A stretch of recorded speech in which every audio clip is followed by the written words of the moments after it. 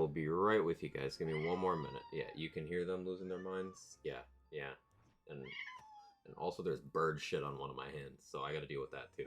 But yeah, be right back.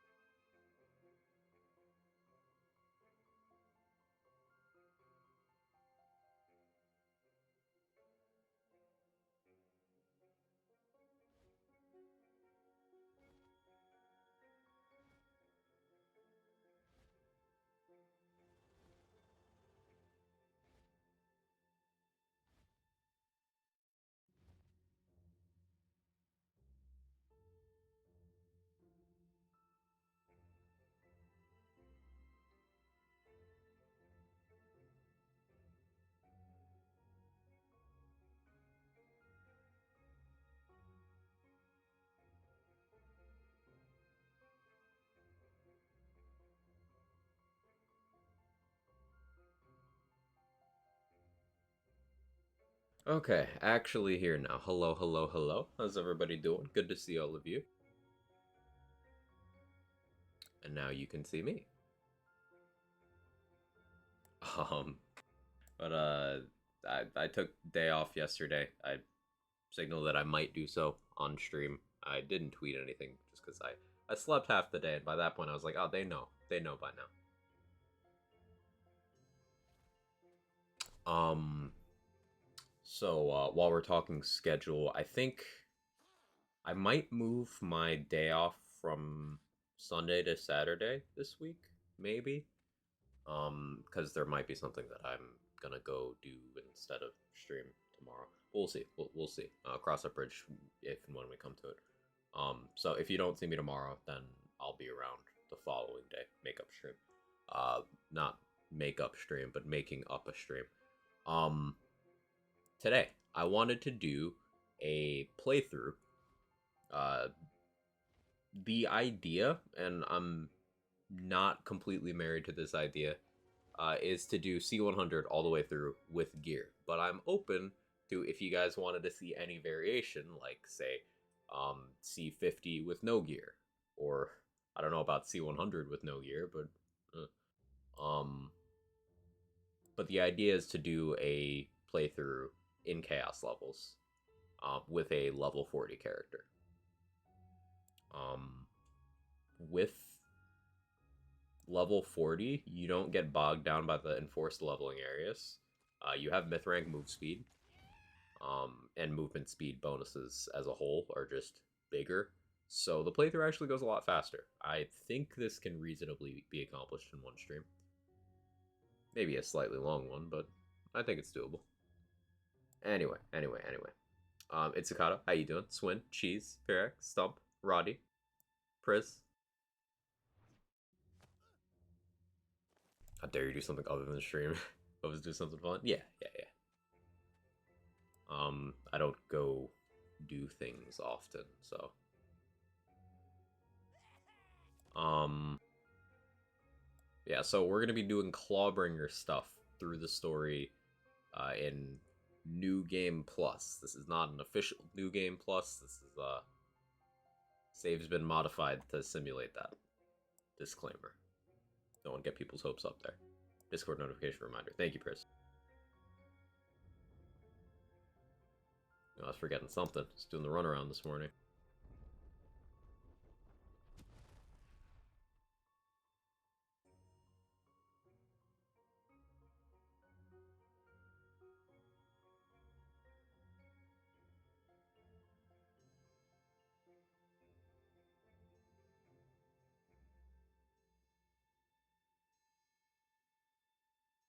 Okay, there we go.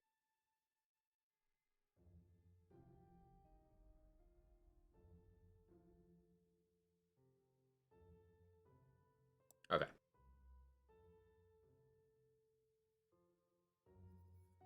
So, let's just start at C100 and we'll change things up if it's not interesting enough.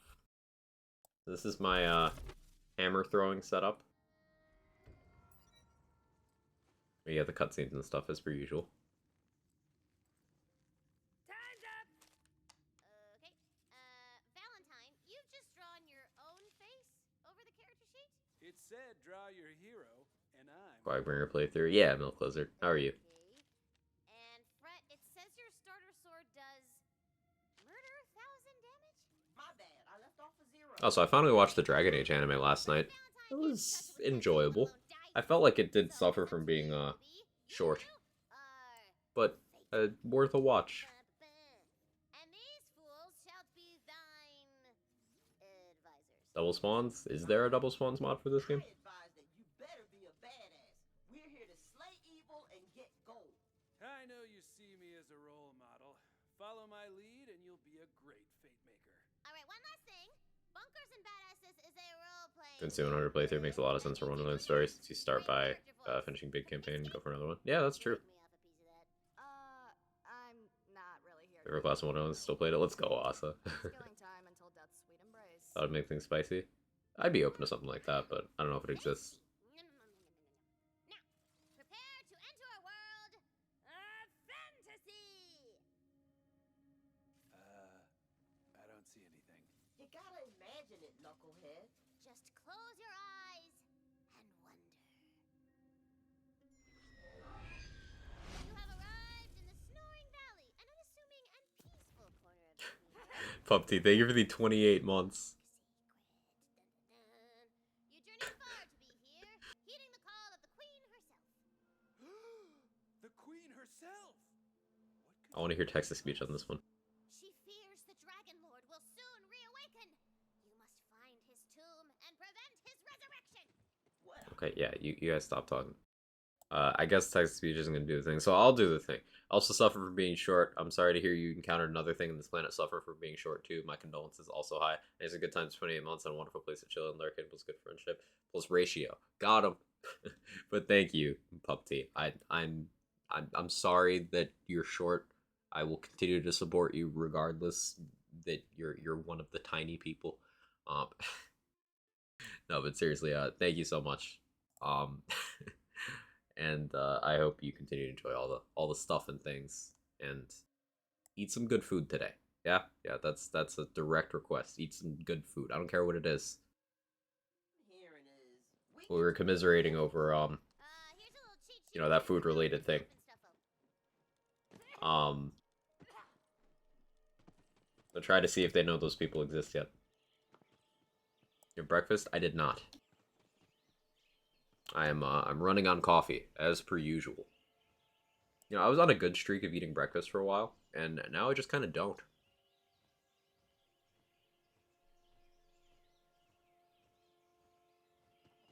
Excuse me, Sir TBJ. I was informed Clawbringer sucks a few months back. Why are you playing what is clearly the worst class in the game? I'm glad you asked, Chatter. That is because I am a contrarian. One of the Queen's waystones. It seems to call to you. The Queen's magic enters you through the stone. Listen to myself? I never do. What you gonna do about it, huh? Brecky's a necessity? Listen, Paradox. It's optional. It's a species called Jumpus tutorialis, and weirdly, it only grows in this one valley. Ahead, the glint of That's no sight. But I can totally see myself reaping souls with this. Love a good axe. Great for cleaving, hacking, even a good old-fashioned chop-chop. Though the magical hoofprints continue through the cave, the rocky ceiling dips low to the ground. I didn't just hit control to crouch like I was playing a different game. Knows when to stand tall and when to Breakfast is crouch. RNG. Breakfast is optional like the Chaos And if Chamber. you get a running start and crouch, you'll slide around like a cool action. That's a way of putting it. Another waystone guides your path, but reaching it will mean going through a pack of nasty, pinchy crabs. Yeah, combat, kill 'em all.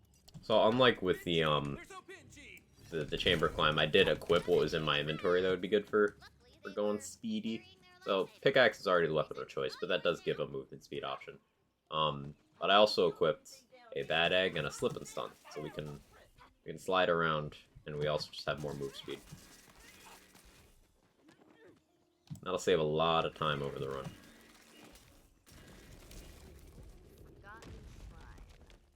Those are the best ones. You just eat a singular strawberry. Ruled the Wonderland since I was but a humble player, like you, Bing Bongs. She has foreseen your arrival and left a powerful weapon for you. The weapon of a fate maker. It's a gun! This thing has seen a lot of death. It's just like me. For real, for real. Guns and fantasy? You're in Tina's fantasy, Baby! Shrine floor rises beneath you. From here, you can spy a quaint little village nestled in the bodacious bosom of the valley. Like, I realize that one of the main criticisms of this game's playthrough is that you, spend so long waiting for dialogue. But, like, you do that more in BL3, still. And, like, we don't have to talk to Lilith in this game.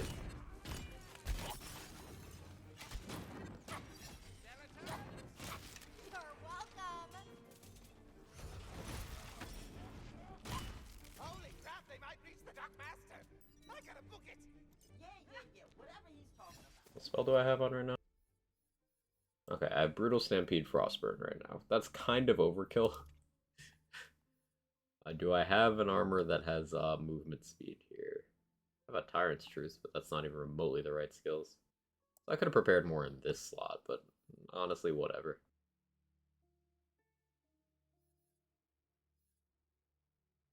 This is fine. Chest up on that tower. Get them loose. I am Ribula, faithful servant of the Dragon Lord. You just need prompt dialogue and go to your stuff. Some games require you to stand there next to NPCs. Yeah. Ooh, you found a ward. That's like a magical shield above your health. Pretty sweet.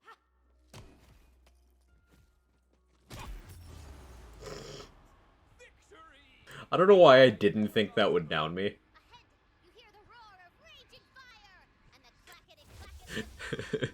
I just wanted to see what would happen. And yeah. Rip one life. Doesn't count. Why is Brutal Stampede so good if you only have one companion? I only have one right now. I have a Frostburn spell, which is 3 per cast, and I have 2 charges. So if I so choose, I could have 7 companions. I just don't need to. The respawn was right here too. That's so tragic. The village is already ransacked, crawling with skill.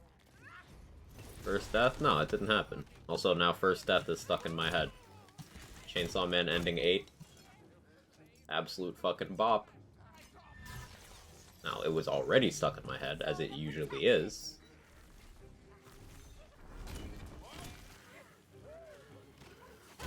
That is neither here nor there.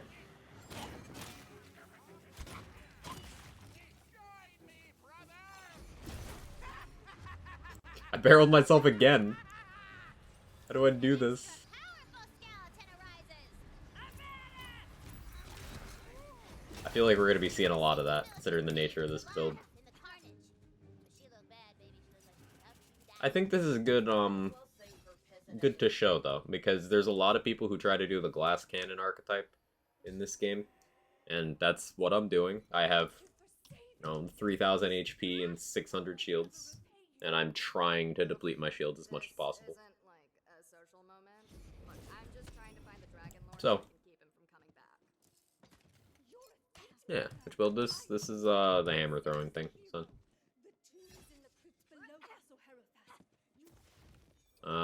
Currently with the shell casing Demon Blight, I should deplete my mag a little bit.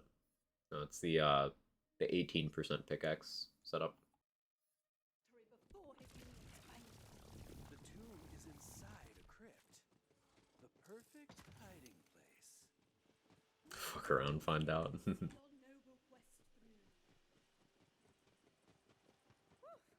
BO2's dialogue sections are just masked by driving sections. Yeah, if we're gonna have driving sections, I think that's the way to do it. Like, I can think of a few offhand. Which is fantasy for saying. Over there. There's one where Lilith and Scooter tell you to go to Ellie, and you're already in a car, and you're also, like, you don't actually have to wait there, so that one's tolerable. There's Jack talking to you as you drive through the Iridium Blight. There's Mordecai talking to you as you drive through the area with the pipeline. Like, they did that a lot, covering up dialogue with driving. If you're gonna have vehicle sections, which I don't think you should do, then at least do it the way BL2 did. I love my job. Fly a kite.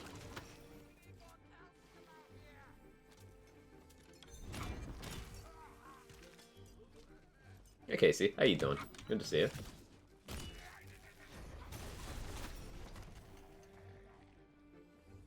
Castle Harrowfast is a carumbly, tumbly. Oh, the spoon, you're a total bitch. Yeah, that one too. No one living. So, skeletons. Yes, girl. You're picking it up. When you got more than one gun, you can switch between them. Keeps combat spicy, like jambalaya. So, Look, an ascended nightshade. this quest, I could be It's the green, but like, I've been working on a campaign. nice. It's got orcs and kissing.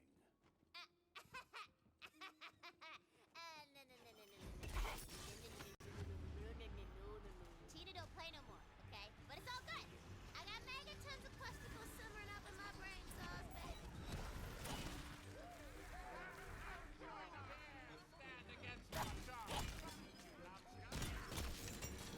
Finally, you saw it. Try this hair, you.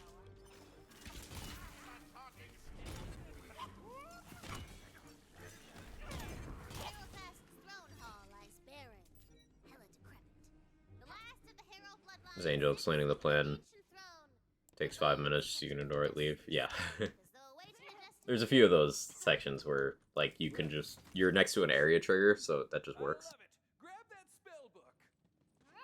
I gotta say, that recent playthrough of BL2 did give me a little more appreciation. Oh, I need to actually make room to pick that up. Did give me a little more appreciation for,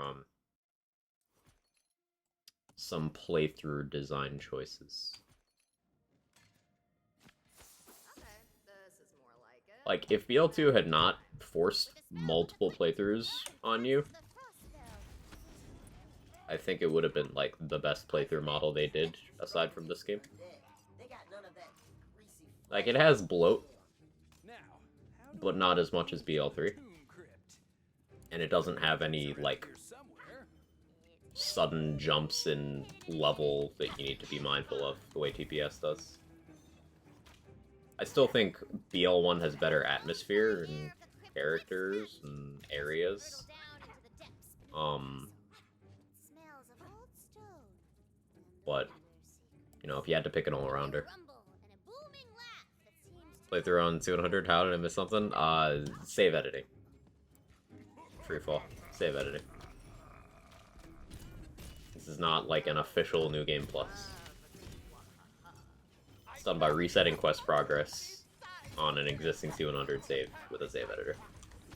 I am coming, my dark master.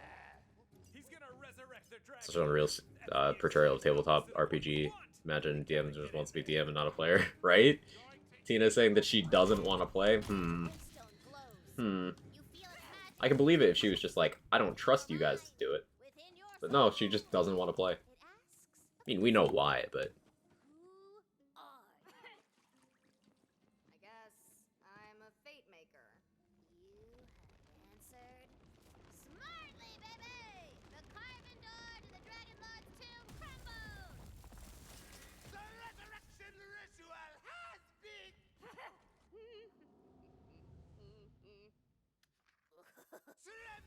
before it. Hit me. I'm not. Thank you. That's gonna be all the bosses in this run. Just me waiting for them to hit me. That Dragon Lord. Imagine getting a blank slate from, like, Ribula on a non-New Game Plus run right now. That'd be so crazy. because the passes for Blank Slate, they don't change with level. So if you get like an all damage ability level plus 2/1, then you're so set. But also 10% XP gain for a playthrough is really nice.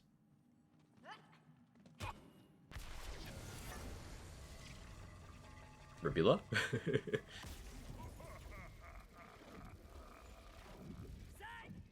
Lord is free, suckers! Let's settle who's evilest. Let me turn up my volume on just a little bit. Dragon Lord. That's good. Yeah, not happening. Come on, the Fate Maker never beats the villain in the first quest. Still, you're stronger than the one. Save editing modding fuckery? Yes, it is save editing fuckery. I wonder.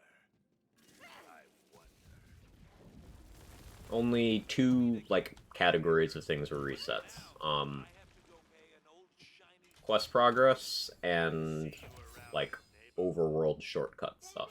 Wow, that's a ruby spite. We gotta track him down. I want that Like bottle caps, kind of loot. those things are reset. As so many do, with a heart full of fire and dreams of dragons and magic. It will end only one way, with the ultimate defeat of all. Despite your heroic efforts, the Dragon Lord has escaped! Wait a minute. Did you hear what he said?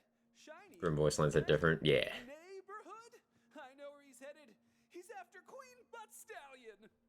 To warn Queen Buttstaff.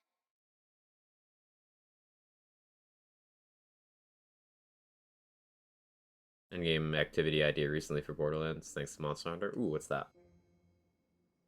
Not what's Monster Hunter. What's your idea? Hey Dex, how you doing? Welcome to the overworld. Okay. Uh-oh, the road to Brighthoof is blocked. Guess you'll have to... A battle jumps out at you! Random encounter! Ha! And I don't have the punch yet.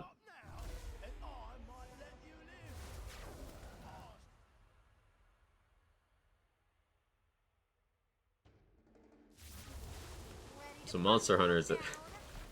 Hey Jules, morning. Focus for a second.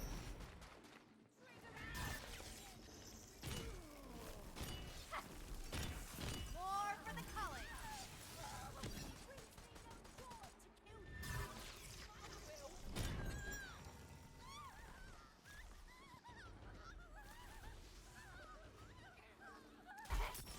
I would have liked to seen this map in the Chaos Chamber. Sad.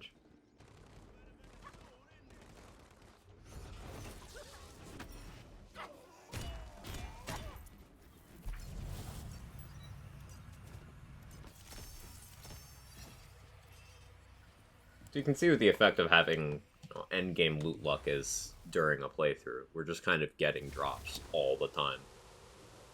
I put shortcuts around the overworld to help you get around. All you gotta do is punch 'em. Shortcut unlocked. There's all sorts of goodies and... Oh yeah, I reset my shrines, didn't it? Yeah, things you I can guess I should do shrines. Oh, man. This is the best. I am so glad you guys are here to play games and be friends. It's just been me in this cave with the bunbos and, like, a mountain of marshmallow cereal for, like, ever. So we could have even more loot luck.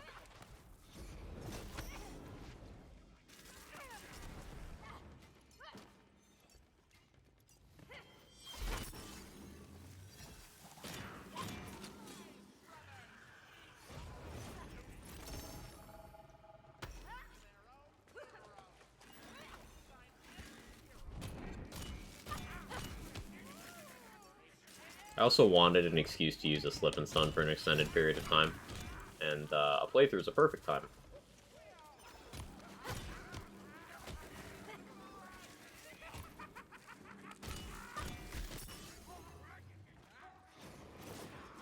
I guess this also qualifies as a non-gun playthrough, because we're not really going to be shooting anything.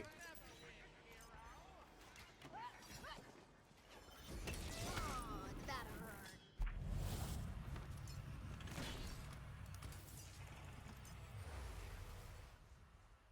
Cam apps would be nice to have in Chaos Chamber. Yeah, Tyrex, I agree.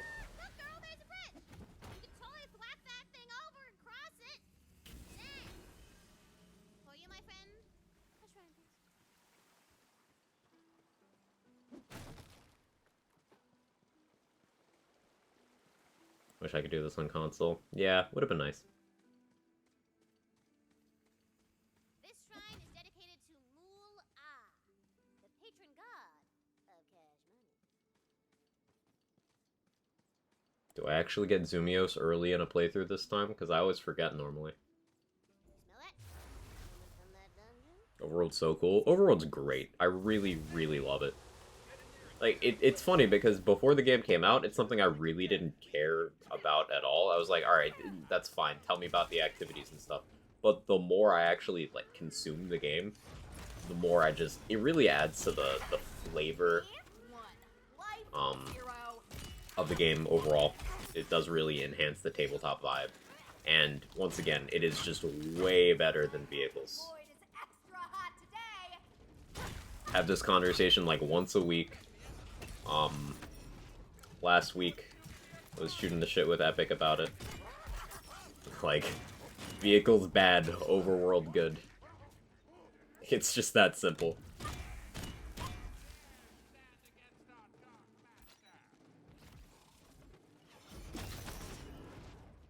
Fingers of death.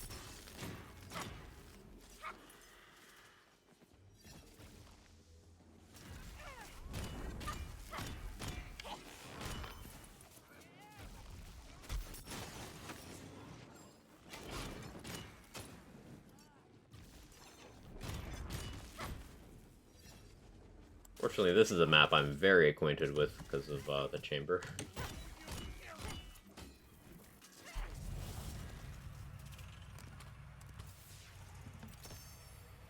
Even care about the tabletop side of things, it's just a genuinely good feature by itself. That too.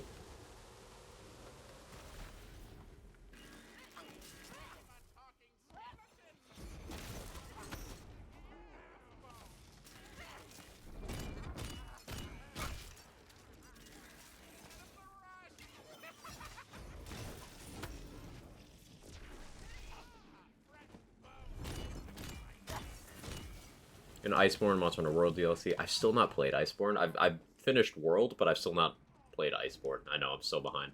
I was gonna play Rise, too, and I just didn't get around to it. There's basically a giant map mixing all biomes where all monsters can spawn. We have to level up the zones. You start with a little less powerful species. Each time strong ones will appear. Same style map where strong badass creatures spawn. You start the activity as time goes on. You get super badass ultimate raid boss versions. That does sound cool. That sounds really cool, actually. I'd be a huge fan of that.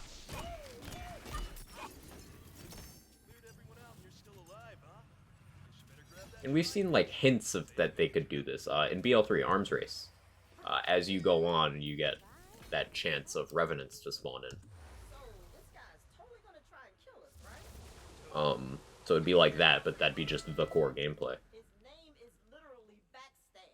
That's probably just a... Seen a tabletop, you heard that whole crap with D&D and open license. Yeah, that's... Ugh. Amon Hasbro L. Didn't see that coming. Maybe he stabbed himself? Mysteries like these course in rivers throughout the universe. Anyhoozle, once the shrine is complete,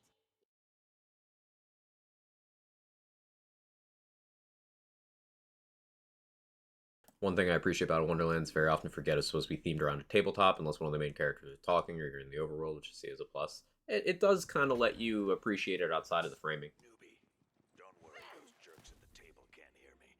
It's just us down here. Hey, I know I'm the villain. How many wildlife species we got in the franchise? You have such a diversity of encounters this type of activity. Yeah, that sounds really good. Luck, right? You're the fate maker. a massive skeleton army is sieging the city! Catapults! Skellymans! Jelly ships! There's bombs raining down! Door.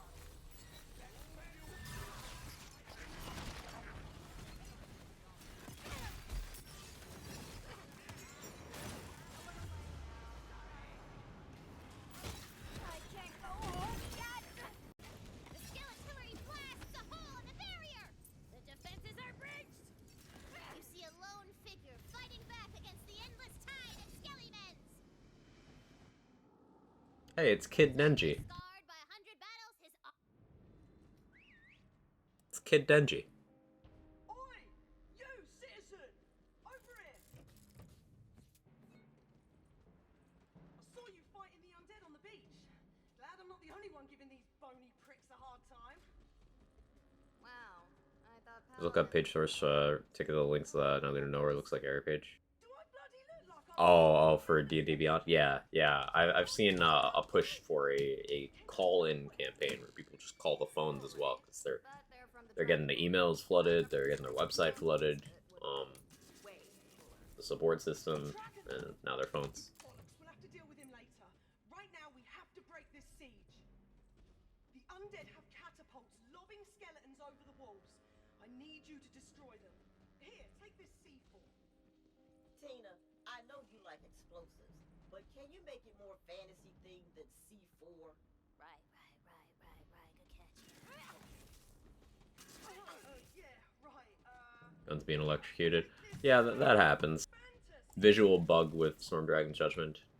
Sometimes it'll just give you a permanent electrical effect on your hands until you save quit. blow the catapults to kingdom bloody come!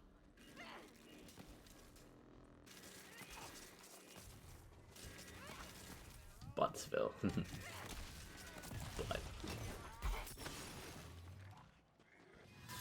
Catapults straight ahead. Good luck, citizen. I really miss this part. Been too long since I conquered anything. After a few centuries, you get that conquering itch. Dots do be hurting. Now to return the favor. Another soul come.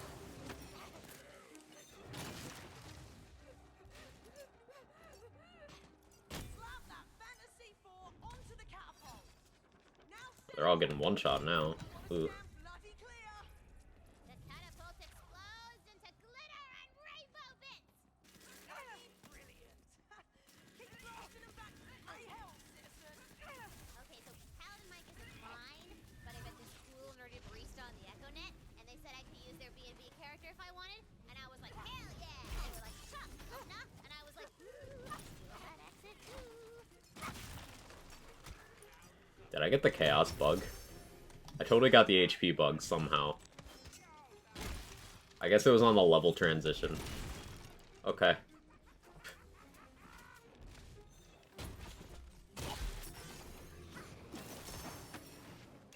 I mean, it doesn't matter because I'd be hitting them 2 times instead of 1 time, but like...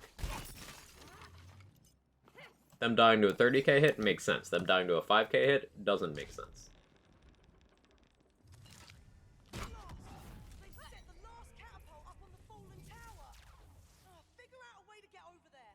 That's way too big of a jump. I mean, What if we it's not too big of a jump though. destroyed that last catapult and threw ourselves I have slide speed, I can totally make that. No touching the miniatures! But launching yourself with a catapult sounds cool, so I'm gonna let it go this once!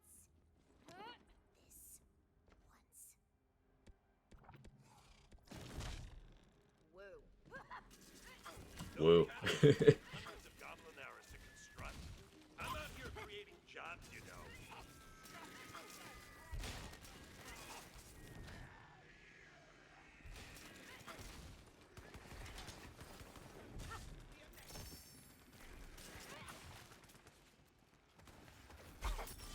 Lighting eruptions are fun.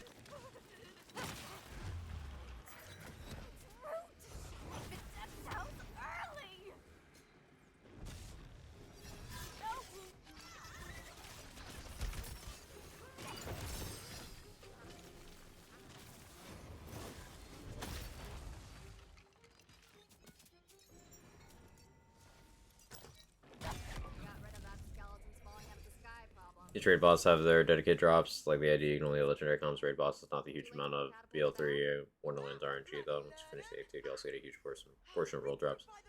Maybe by machine like the Lost one. Oh, good for you. See, while you're having your little heroic tantrum, While that sounds all fine and dandy to me, the city Freefall, the thing with that is every time you bring up dedicated drops and a boss, there will always be people complaining that you have to do gameplay to get the drop. So, like, if you put a dedicated drop behind just a raid boss, they'll be like, well, I want a way to just fight the boss and nothing else. And if you don't do that, then they'll say, well, I want gear that only drops from the boss and nowhere else. So, like, it is an unwinnable situation. Hey, you showed those boneheads what for? I'm actually gonna save quit here. Hopefully turn off Chaos Bug. Describing also kind of sounds like Lightbringer and Godfall. It does sound like Lightbringer a bit. Lightbringer's a good mode. You basically have 3 major objectives in a map. And you can, like, the more you do, the more difficulty gets introduced, and you can choose modifiers to make it even more difficult. And you only technically need to do one of them before it lets you, you know, early exit. Doing so well. Too bad I don't have anything up my sleeve for this.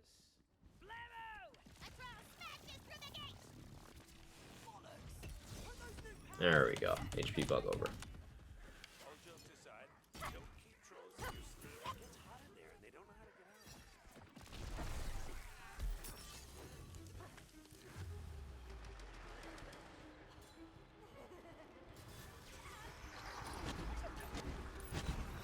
Thanks for the hug, Doug. Let's do it again soon. Can't be seen accidentally bashing on Godfall. Never. Never. Godfall's a goat. Seriously, that game does so much right in the looter area.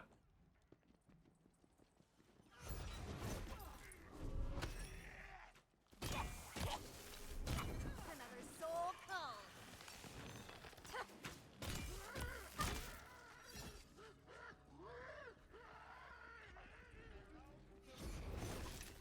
Like a popular Borderlands player saying Craw is better than Secret Boss in Wonderlands because you don't have to do Chaos Chamber. Like, how can BO4 have ambition and invasions with players like that? It can't. That's the thing. Substitute better for familiar, because that's what it's always about. And for some reason, and this can be translated as Borderlands players don't want to play Borderlands. The focus of a certain subset of the player base is always on doing as little content as possible. So sometimes it's a good thing. Like, I don't think that doing multiple playthroughs before being allowed to do endgame content, I don't think that's necessary. So, like, that's a manifestation of that being, you know, a productive thing. But sometimes it's an unproductive thing, like wanting every single loot farm to just be as little gameplay as possible. So, like, you load in, you kill one random badass HP level enemy, you check for the drop, and you save quit and continue. And they'll apply that to bosses, they'll apply that to XP farms, they'll apply that to resource farms, it'll just be everything. And, like, I don't think everything should be like that. I think some bosses should require you to have to do some actual mobbing to get into them. Because if we look at the core gameplay of the Lands games, what's the thing you do most? It's mobbing. Like, that's just what you do. It's mobbing. So if you cut out the mobbing, that's a huge percentage of the gameplay that's just gone. Bloody gates are closed. Give me a moment, I'll get us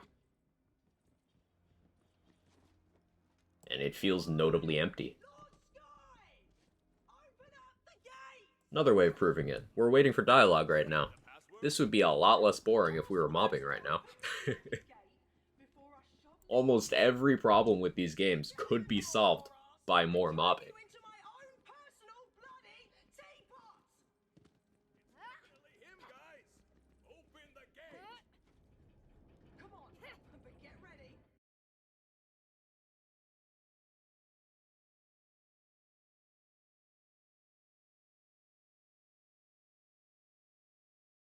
Hey Foster, how you doing? Good to see you. You've been Pokemoning any lately? I'm hoping I can find the time to grind out some Cinderace stuff this weekend. Also, rumor mill says that the next 7-star might be Greninja, which would be a big pog. Hey Don, good to see you. Hope you're well. How are things? Come on, we have to clear the city. We'll make our Mobbing's a massive aspect of any ARPG, and other good ARPGs have mobbing as a main core endgame loop when it was a bit late compared to the rest. Once I take this city, Well, Wonderlands has a heavy mobbing focus in the Chaos Chamber. Like, think about it. To fight obelisk bosses, you're mobbing. Normal rooms in the Chaos Chamber, you're mobbing. An absolute rage smoldering within, hollowing you out like a house fire. Just let me know if there's anything else I can do. Any more figures I can kill. I'm all ears. Yeah, to finish the endgame idea could be reworked for slaughters, man. At least with BL3 drop rates, there's utility to slaughters. Yeah, also BL3 having repeatable slaughters went a long way, because, like, even if you wanted to do certain slaughters from, say, BL2, you just couldn't do them again without save shenanigans. Thanks, Mike. But Slaughter Shaft is just a very good item farm. Slaughter Shaft and Cistern are both good Iridium farms. I think Slaughter Star is just fun and cool map layout. But there is notably less reason to do that one because it doesn't do those other things very well.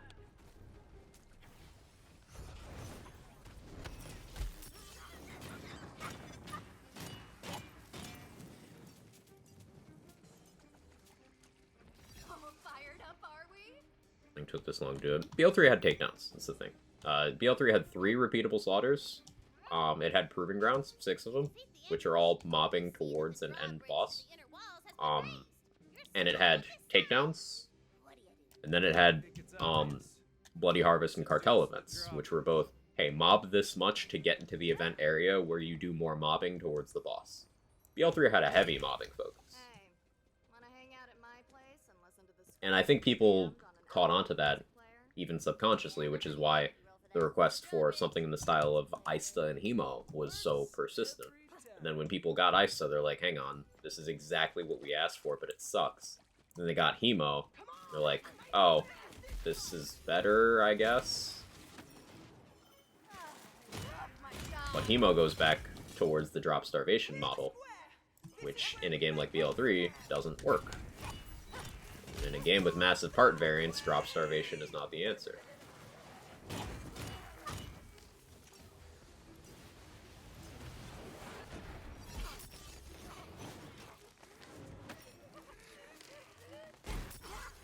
So then we ended up getting this game, which is more part variance than BL3 and more drop starvation than BL3. Like, oh, okay.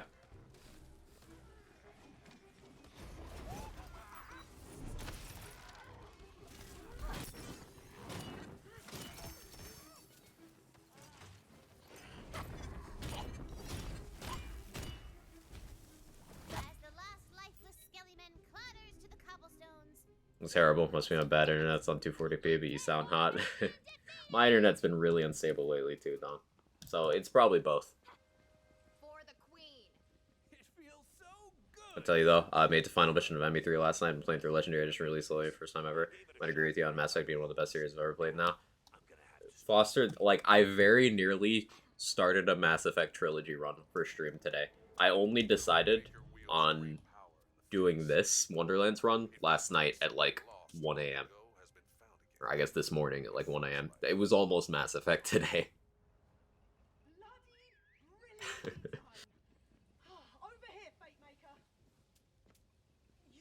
Here, I should just get Ice the Hard. I mean, I see no problem with this.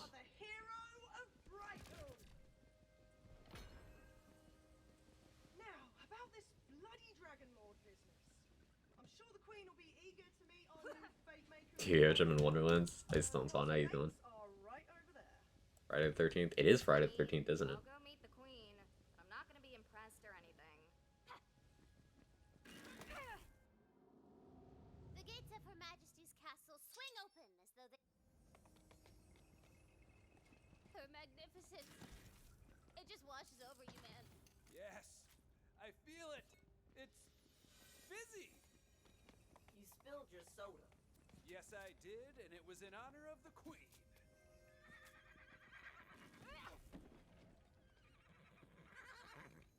Cut off the cutscenes. Take that cutscene. Playing full evil infiltrator. You want to beat me to start a Paragon playthrough. Honestly, I'm more interested in Vanguard or Sentinel with Love Insight. Vanguard is extremely dynamic. Like, if you want to be forced into a playstyle of you have to play aggressively to survive, then that's Vanguard in the second and third game. In the first game, it's just kind of like a tankier adept that can use shotguns instead of having singularity. My favorite way to play the first game is actually just Vanguard with bonus power singularity, so you just are a better adept. But yeah, Vanguard in the second and third game is like super fast pace. Because the Vanguard signature ability, Biotic Charge, it teleports you to the enemy you target, does AoE damage, and you can upgrade it for like a time slow and stuff, and for damage buffs for you. But it also refills your barriers.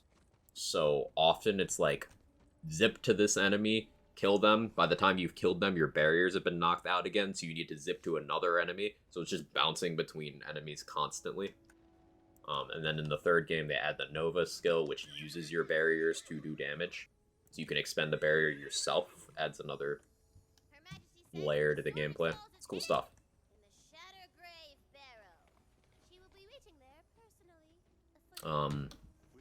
Sentinel's a little more boring. It's just, hey, you're tanky and just have a lot of different tools. Like, you've got tech powers and biotic powers. But the gameplay's a little more flat.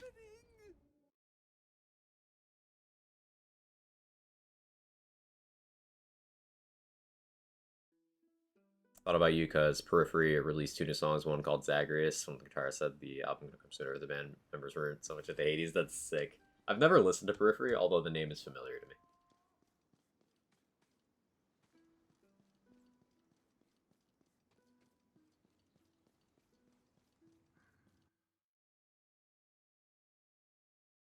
Infinitely scaling activity in a landscape would just be good. Ways of starting at already higher level than what it normally starts at. Thing is, with that, we got the closest we've ever gotten with chaos levels in this game, also. And people were like, there's too many. It takes too long to get to the highest number. Even though, like, the point is that it's long-term progression. Like, do you think the Lands fan base could handle something like Greater Rifts in Diablo 3, where it took people 7 or 8 years to hit the actual cap on those?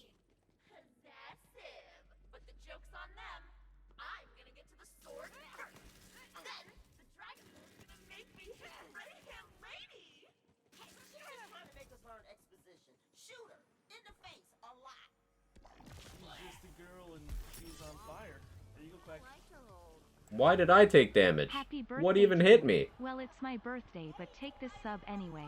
Quag Chad. Okay, that's fine. Thank you for the 9 months in the Prime, Roddy. I appreciate it. It's your birthday? Happy birthday. Happy birthday. I don't think that's how birthdays work, but I'll take it. Thank you. Probably heard from me, a big Periphery fan. I think it was from you, yeah.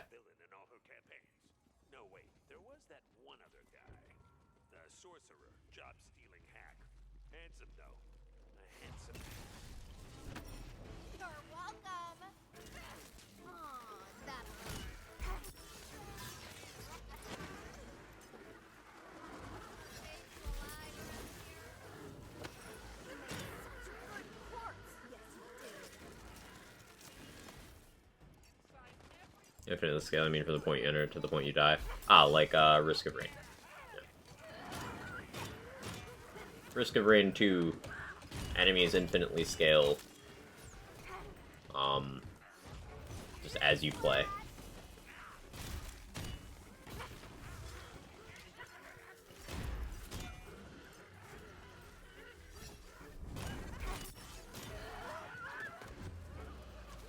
So it's a constant management of resources versus risk.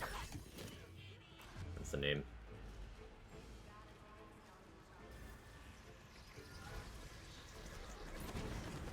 Oh no, I knocked the enemy out of reach. Too many physics effects. Pokemon for Cinderace, if you want to make one for you. Oh yeah, I'm all set. I already solo farm it. I just use Slowbro.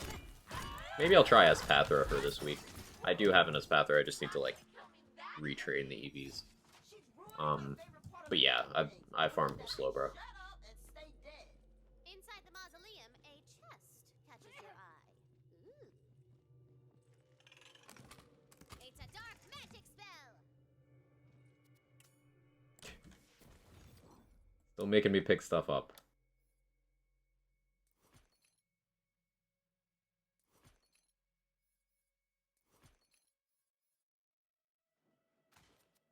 Ooh, dark magic gives you health-stealing powers. Sounds evil, but let's call it morally gray. Doing a little grave robbing, huh? I knew you weren't completely boring. I'm still gonna beat you to the score. Let's go get to know each other. I have to save money. It's such a craving for KFC today. It's unreal. I know if I order, I'll regret it. You're brave. And remember the double down?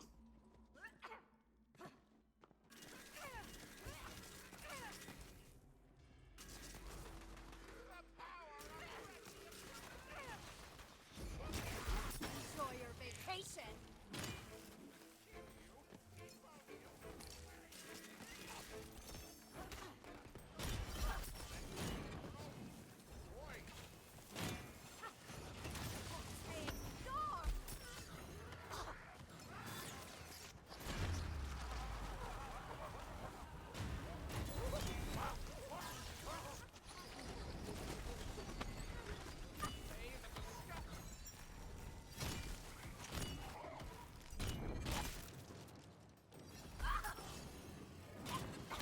Evil soul takes off for the large ruins up the hill.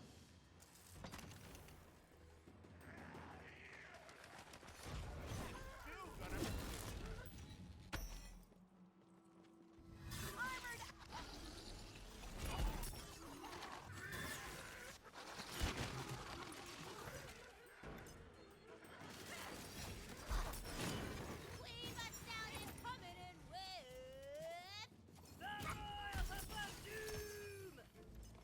We get it. Powers of good have cool magic.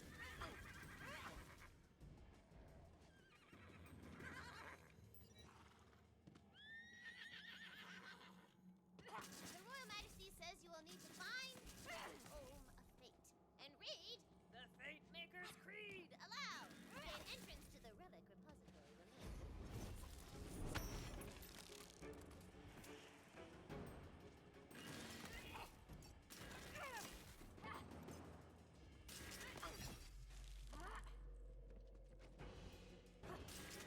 Hey, who is that? I'm the scary one here. Your voice echoes through the ghastly ruins, but there is no answer. What is that? Burn it! Stab it! Kill it! We're freaking out. As the mimic dies, it belches out the. You're gonna have to read it aloud on the altar outside. My old nemesis. Reading? Out loud.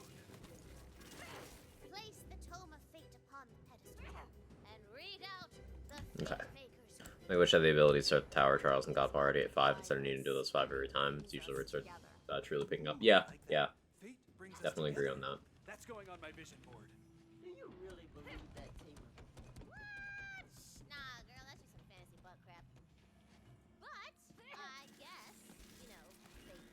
Oh, you idiot. You caught up. Not gonna do you much good, though. The molten barrel was filled with decay. They gross stuff. It's full of nasty smells. Oh, so gross. You're what? What a shame you and your stupid queen are gonna excuse me while I slip into something more catastrophic.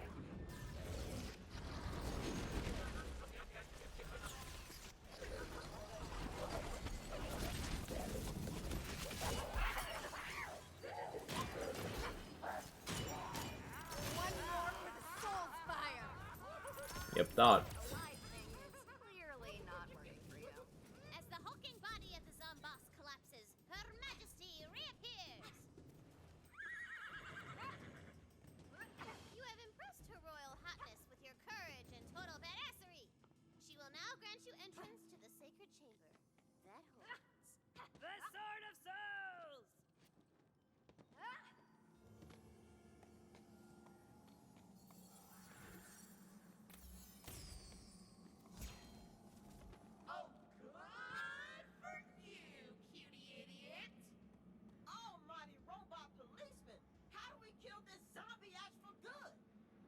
me that sword. You can't even use it right. It needs to be charged with soul energy.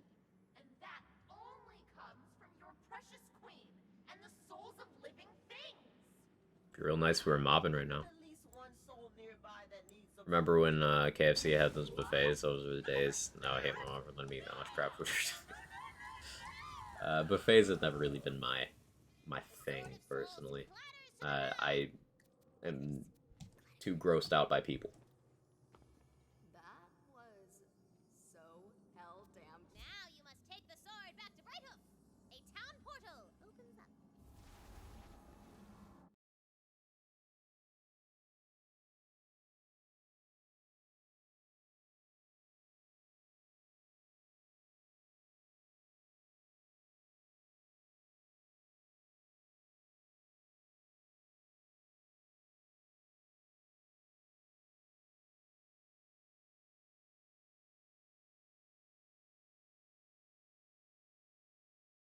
She says you'll need to bring the sword to the fountain. There we go. The main.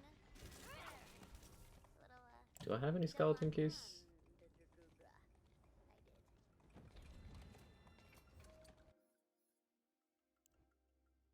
I do.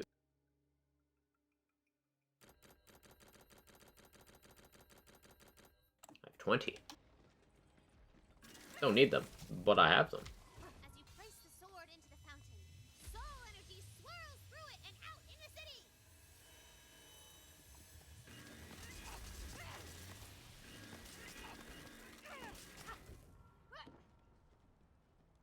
All the fires are extinguished. The houses get put back together.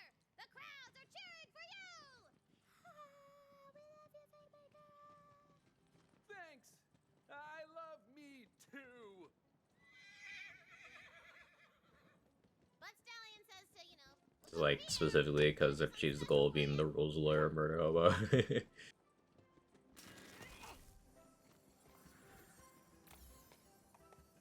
That is good writing, then. Character intended to be disliked, you know, success. I'm not thrilled about being perceived by the public in bright daylight, but thanks, I guess. Brilliant work, Fate Maker. The city is safe, prosperous, and skeleton-free. Now that the siege is completed, you'll want to avail yourself of our amenities. Start by visiting the blacksmiths.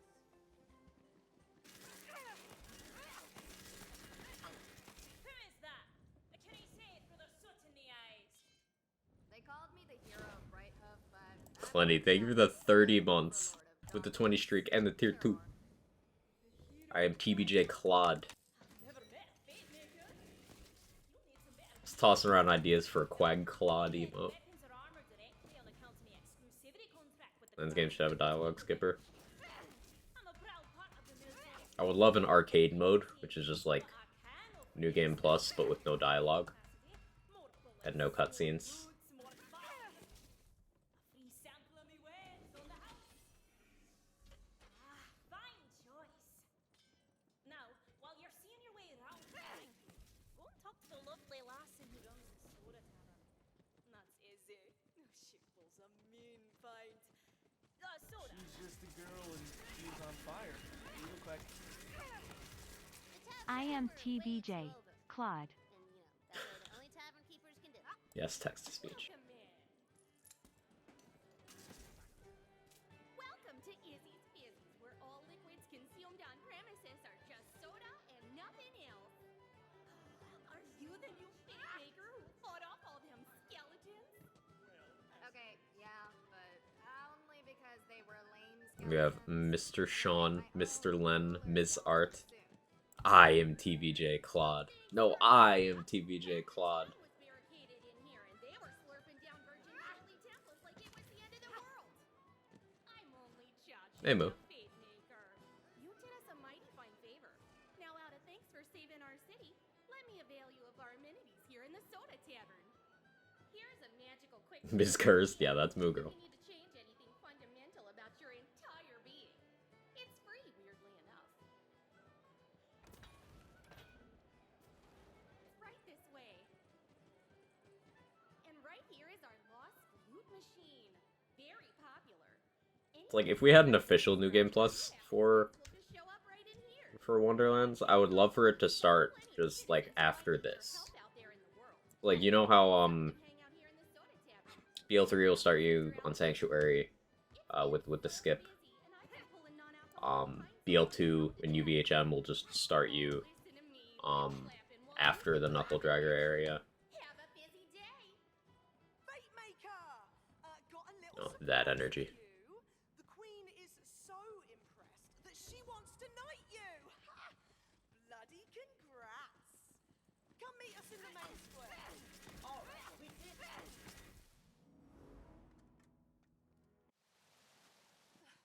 I can't believe it. You remember when they made that unskippable? Queen is So people kept accidentally skipping it.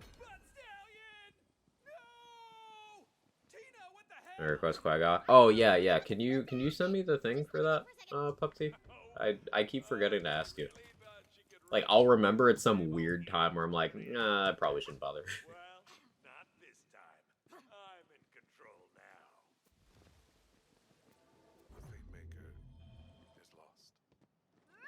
What once felt so sure is now fragile and broken.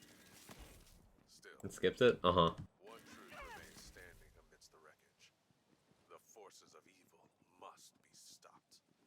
I absolutely love this game because every time you play this game, the itch to put this disc in my PS5 gets really scratchy. Some games are like that. Yeah. There's some games I see someone play, I'm like, alright, I'll do that. Some games I hear the soundtrack of, I'm like, alright, I'll play that. Come on, Fate Maker. I fear your work is not done yet. She left me with all her glittering. I miss her so much. No. The pyramid has awoken. Oh, cool. Let's finish ME3 after work. That place, great vibes. Wait, no, I'm thinking of the Obsidian Hate Cathedral. What's the pyramid? The Dragon Lord's dark citadel across the ocean. Obsidian Hate Cathedral was my nickname in high school. Be able to take the soul energy of every living thing in the Wonderlands. Without the queen, our fates are sealed. Hey, ask him if we're still getting knighted.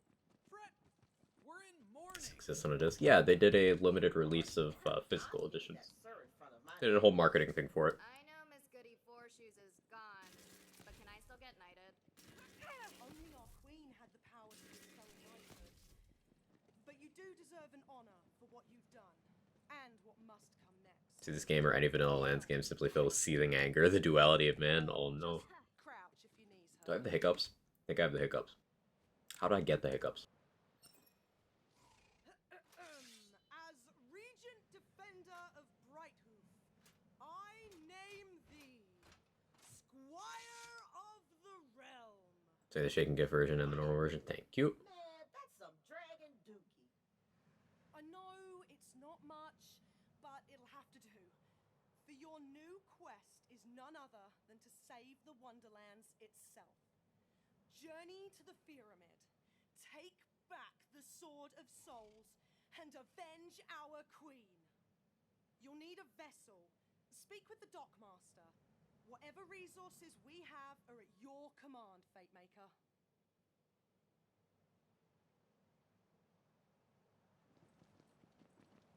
Ha! Ahoy to you, Squire of the Realm! You have any ships? Ideally painted black and with black sails, and the figurehead is an even blacker black called Hell Black. Let us begin construction. Hell Black was also my nickname on high school. Your new vessel here at the dock.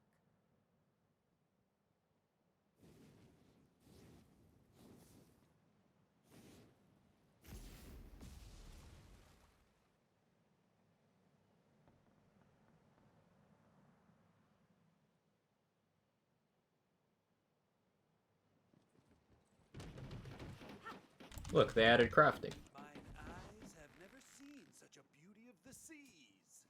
She's Oh, a last was mine. Nonsense! I dub her the good ship Balsania. Wait! Before you cast off, you must get the ship blessed by a bard, or you'll be pulled down to Okay, so I just uploaded the emote. It should be there in follower slot if you guys refresh. What? But we're so close. You want to taking Quag Ah. off. I don't think I'll be able to see it, because because I'd have to restart OBS, How but it works, man. Gotta follow the should rules work and on encourage the them. stream manager side. Unfortunately, our resident bard disappeared in the invasion. I love when musicians die. It actually gives their songs meaning. What? No, he fell in love with a skeleton and they eloped. There is one other man who can bless your ship, though he is only a half-bard. There it is, I can't see Still, it. he may now be your only hope for crossing the ocean. Thank you again for the email, Pup T. Looks great. I had an open follower slot because when they made them site-wide, I pulled Quag Gun for reasons. Ooh, the Weep Wild. Sounds dangerous. In a good way. His imagination. I can see it, I can see it. North of Brighthoof. Sorry. Did you say Sorth? Yeah, you know, fantasy directions. Nerp, Sorth, Imps, and Wibbles. Did you read any of the badass talk? The good ship Balzania fears no curse. Cast off! Okay, but we're gonna get cursed around.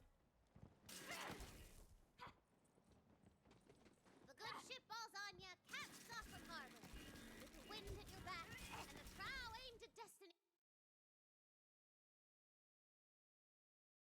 Swagasm? No, I look more scared than that when that happens.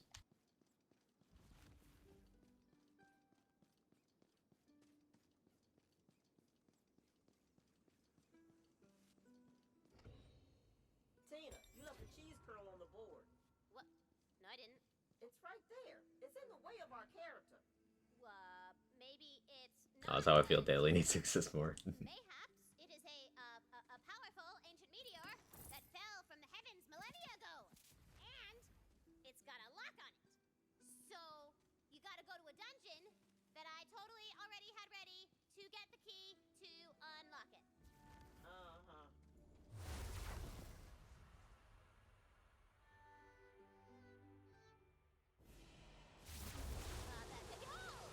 A carefully designed dungeon.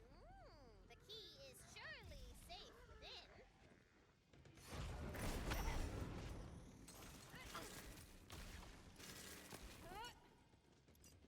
As in Reagan, Mugro?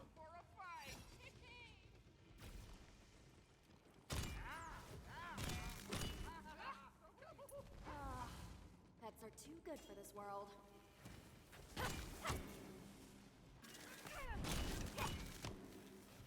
Who else? I'm just checking. This do-gooder's a goner! Phone's gonna connect with your ass phone! Join our ranks soon enough! You're already dead!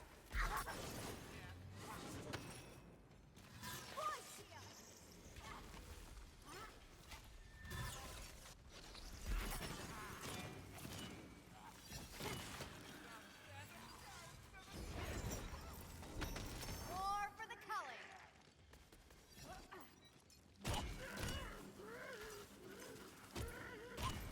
It's such a generous mantle hitbox.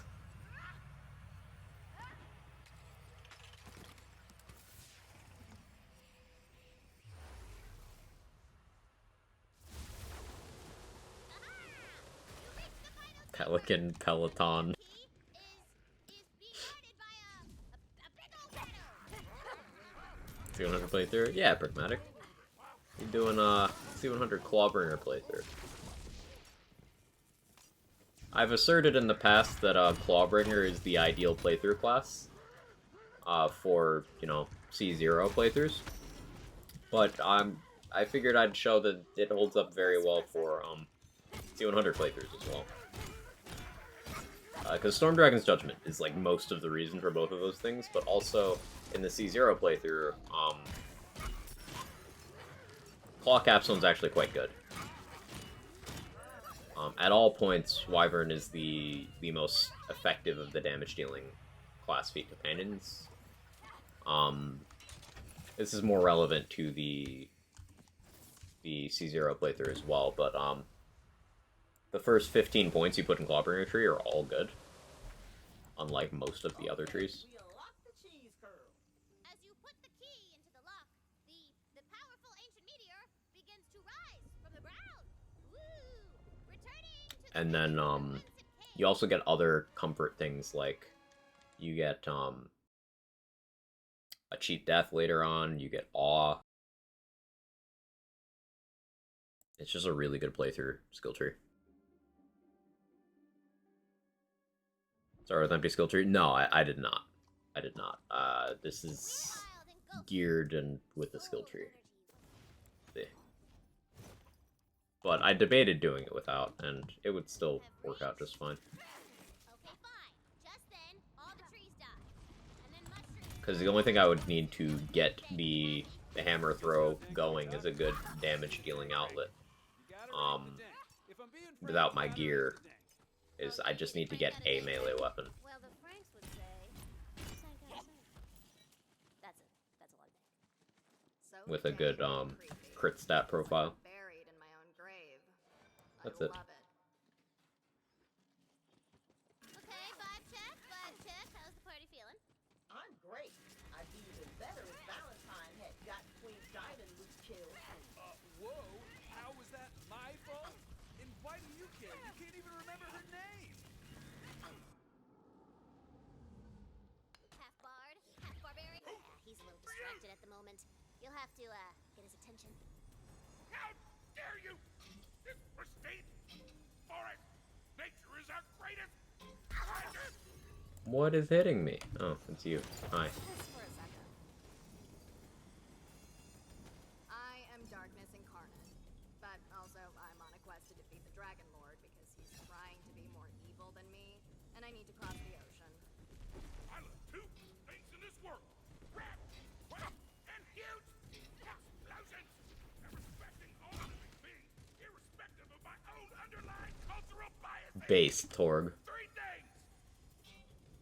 I can't do anything right since my magic loot stopped working! How does a loot not work? I don't know. It's made of wood from the forest, which should make it magicous. Especially unless it's cleared first time in forever. Does that mean I can play games now? Yeah, now you can finally play the game.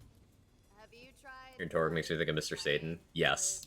Not to get in the way Yep. of your plan to keep hitting stuff with it. With the mustache, you can kind of see it too. What a rat idea! You get Torg with an afro. You're the hero! Refuse to believe it's not him. Damn it, Swin. It's been so long. These crystal pieces of me are more evil than I thought. They're draining the forest's soul energy. Say yes. Sending it back to me. Say yes. You do want Ultimate Editions. Suddenly, a barrage of You don't need free time. the unsuspecting idiots. You're a gamer. They came out of that crystal.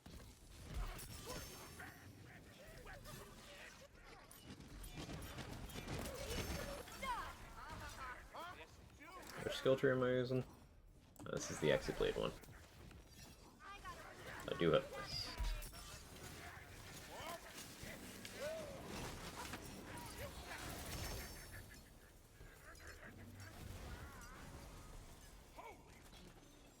The opposite of respecting nature. Compost these phony bags.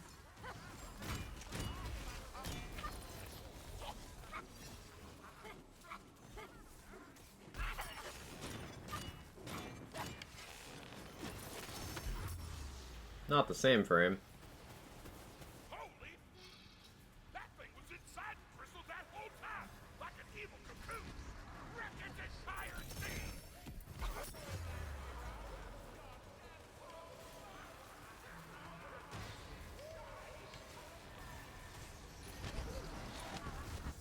Unlucky. So I'm about 70 minutes of sleep. That's fair. Wait, it is the same guy! It is the same guy! Ha! That's great.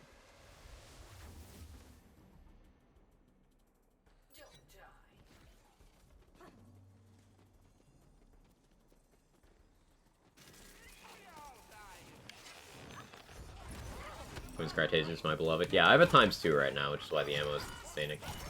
×2 is better for a couple things, consistency-wise, for like boss speed kills, which is why I have it right now. I don't know if I have a ×1. I do have a ×1. Never mind.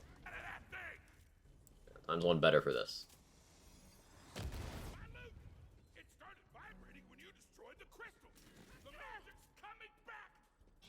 I can feel another thorn up ahead.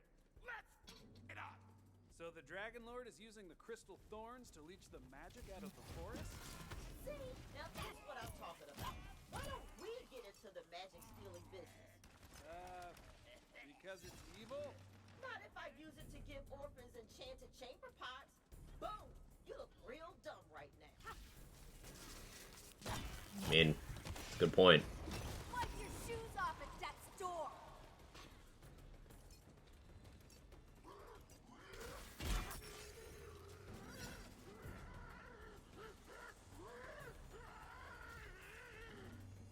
Magical loot solo.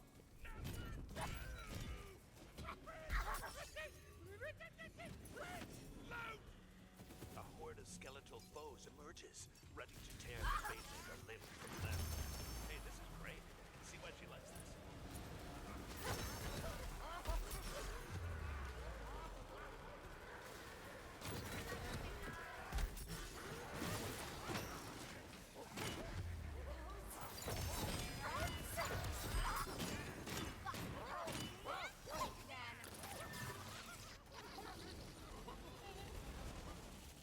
More nasty? We're here. Showed up to their own funeral.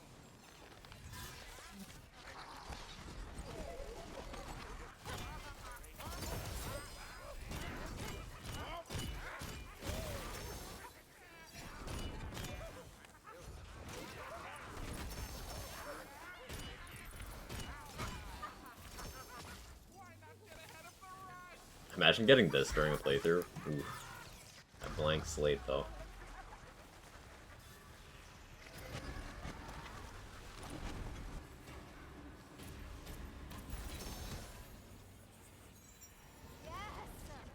Never watched DBZ without hearing Torg and vice versa. I'm not going to be able to now. The hell?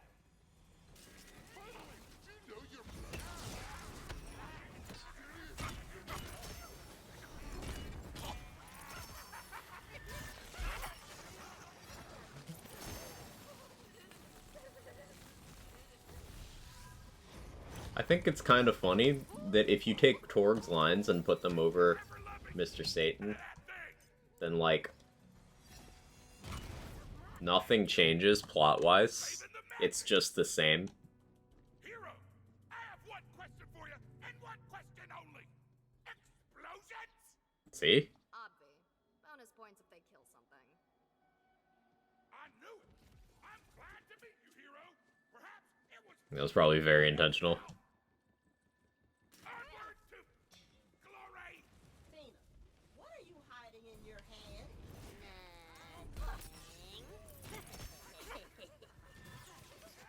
I know that. She's cooking something.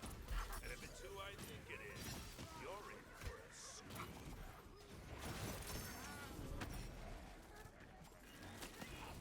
I've got a bone to pick.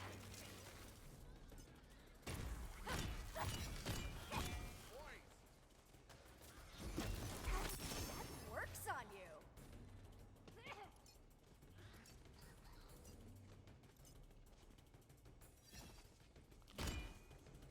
Behold!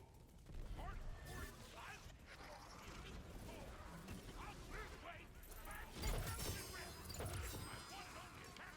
And only do it once a day.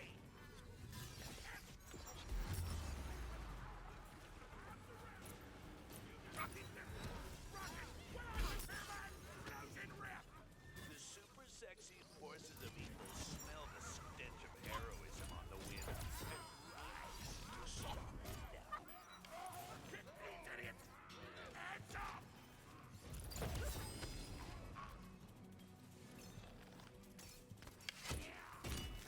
what's wrong? We're gonna connect with your ass bone.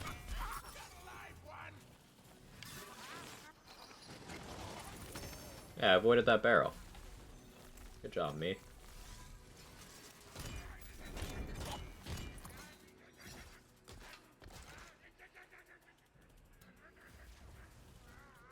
Mother love explosions! Onward to glory! My suit is so full of magic, it feels like I'm actually hugging a jellyfish! Come on, we gotta go into... Who needs to take Torg's character model and put it in the DBZ fighting games? Mr. Satan's voice lines? Yes. Whoa, the Banshee. This early? Watch out, Playmaker. She's going for a total party wipe.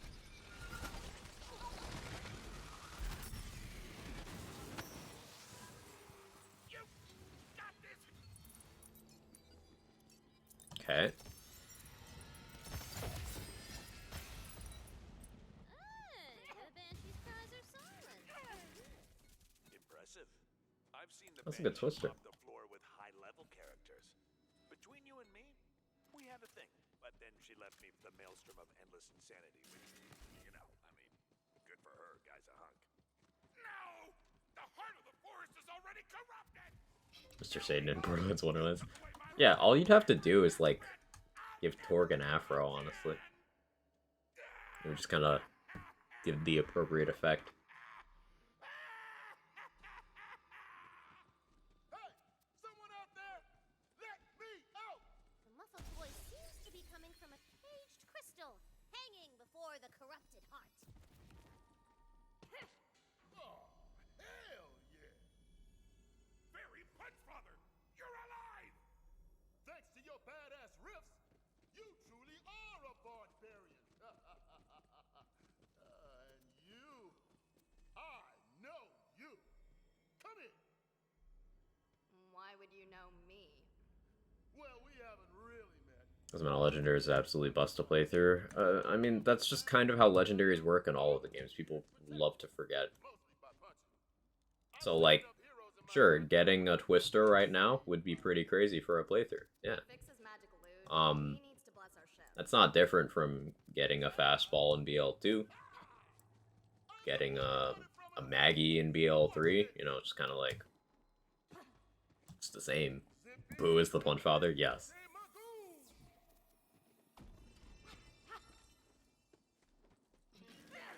Is my loot at full power now? Damn straight. Give it a pluck. Able to catch Marcus and Major playing together? I have not. I do follow Major, though. I ripped so hard I teleported away! Thanks, Fairy Punchfather!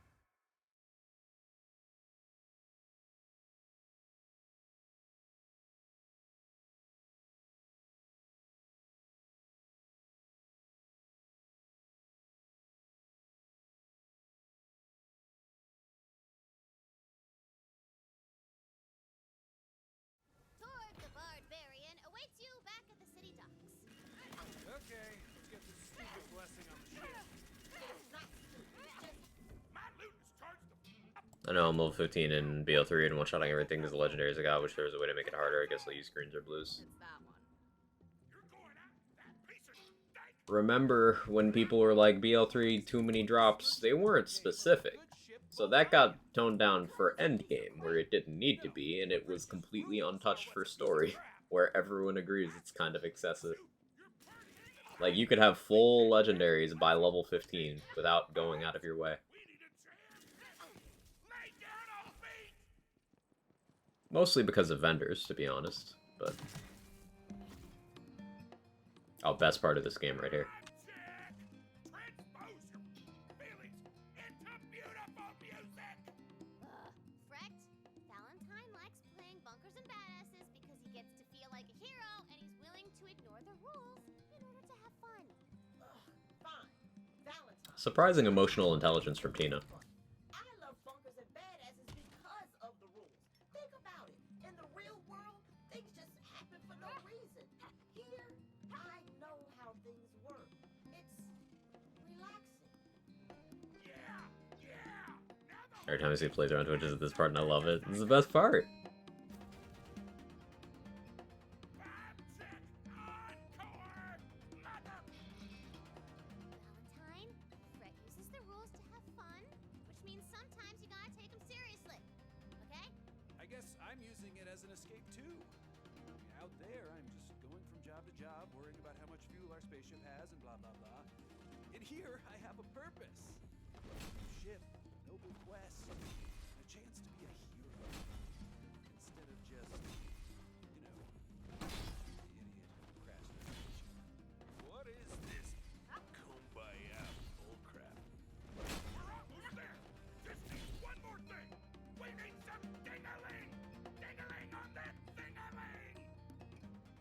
I got you, Tort. You can have dingling anytime you want, brother.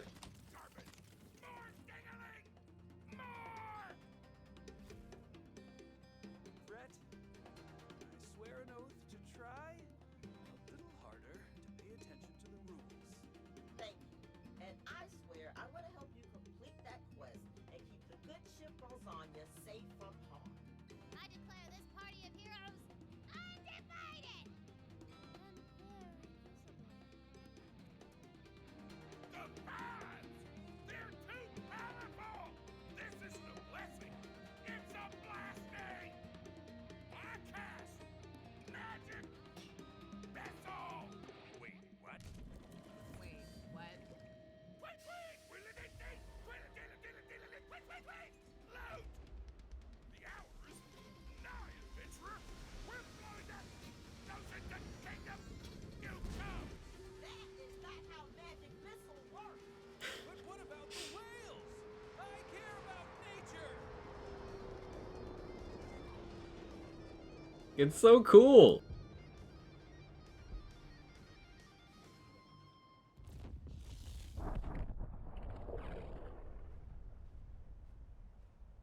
It's so beautiful! New ocean! I'll see you in hell!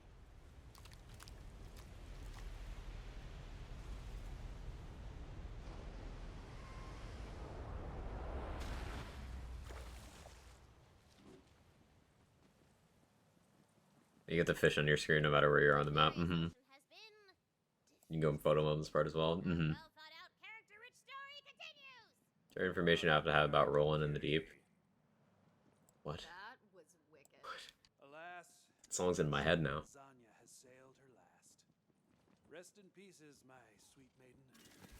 Rest in pieces. So, if the entire ocean's gone, can we just walk to the Dragon Lord's pyramid? Oh yeah, totes my goats. But, though there is no water, many slightly damp dangers remain. Can't believe I happen to join in the most beautiful part. It just be like that sometimes. Secondary class unlocked. Pog. Anger stops at nothing.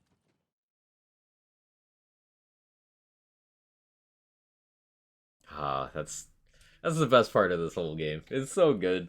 Brings a tear to the eye every time. I thought I'd seen the worst from her, but a whole ocean destroyed just to get her story back on track. And you strummed along, happy to play your little game. Oop, poisonous seaweed blocks your path. Your quest is waylaid until you can find a way past it. Help me advance science. I see your path is blocked by poisonous seaweed. Usually not a problem if you can just swim over it. Good thing I am the greatest. Selling elder pink sauce at wizard Walmart? alive. No, stop. The greatest in my family. The solution is my sea kelp solution. It will melt them away.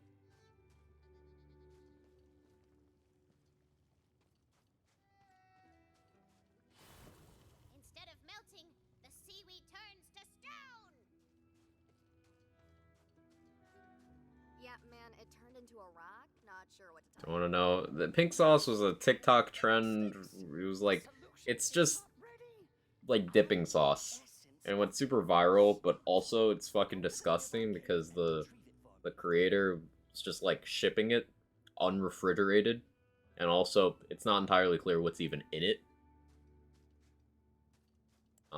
So she's basically just shipping poison out to people. You see before you an upturned bridge. What's it doing like that? Could be useful if you thwack it over.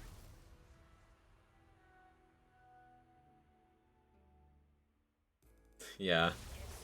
Deep within that cave, you'll find the essence of your Yeah, par for the course for a TikTok trend. They're usually just hazardous. Spark fly.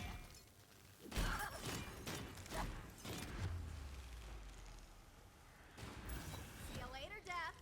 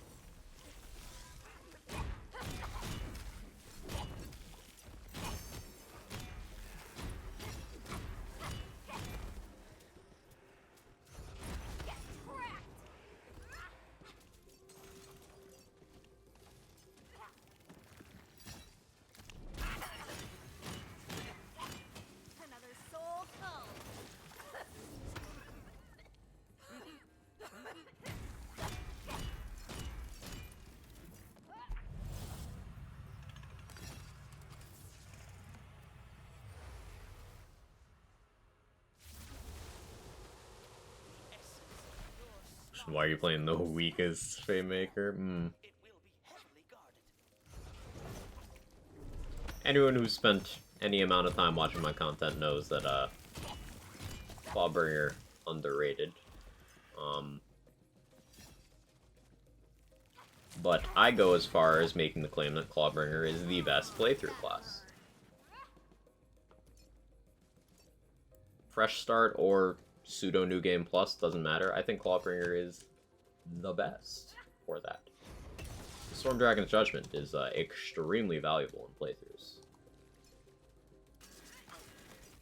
Being a big part of it.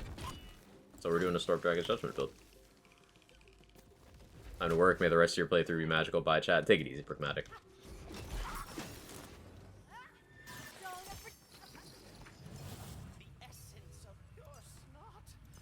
Oh, I hate it. Hammer feels so good.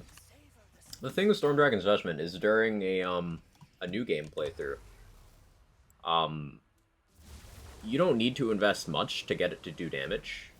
It's on a short cooldown, AoE, and the skill tree to support it is just good. Like, you get Dragon Aura, you get Oath of Thunder very early on. And you can get Claw Capstone with it and have it be extremely spammable, and during a normal mode, like, you know, not pseudo TBHM playthrough, Storm Smite does enough damage to be desirable, while also giving you access to Awe.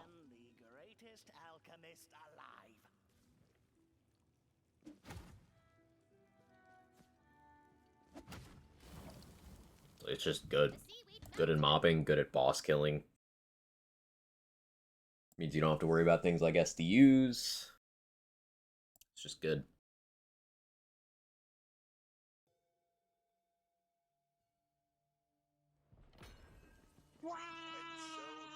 Hey, David.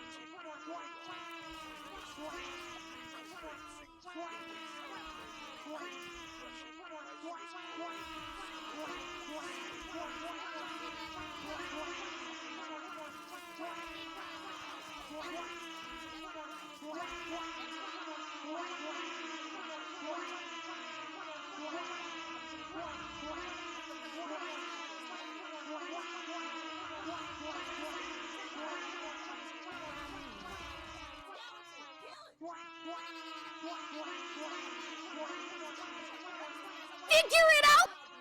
I was ready for it. I was staring. I was so ready.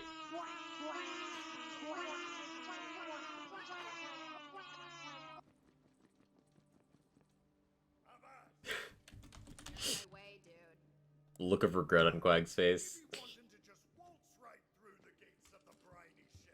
Hey Ron, how you doing? Or Pride? Bit of both. The dead are so much more accommodating than the living. Morning, Urban Mech. Hey, Ara. Fucking got you. Nice.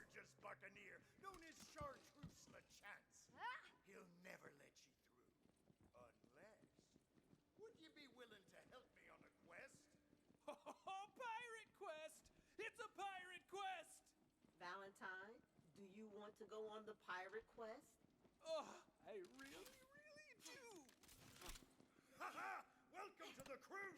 But there'll be no pirate quest without Polly, me faithful Bertmunculus. Worst class you're playing? Clawbringer. AKA the best playthrough class.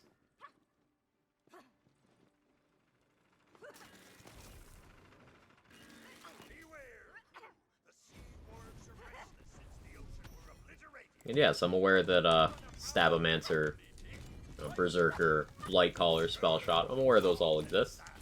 I'm gonna put Clawbringer over them for playthrough.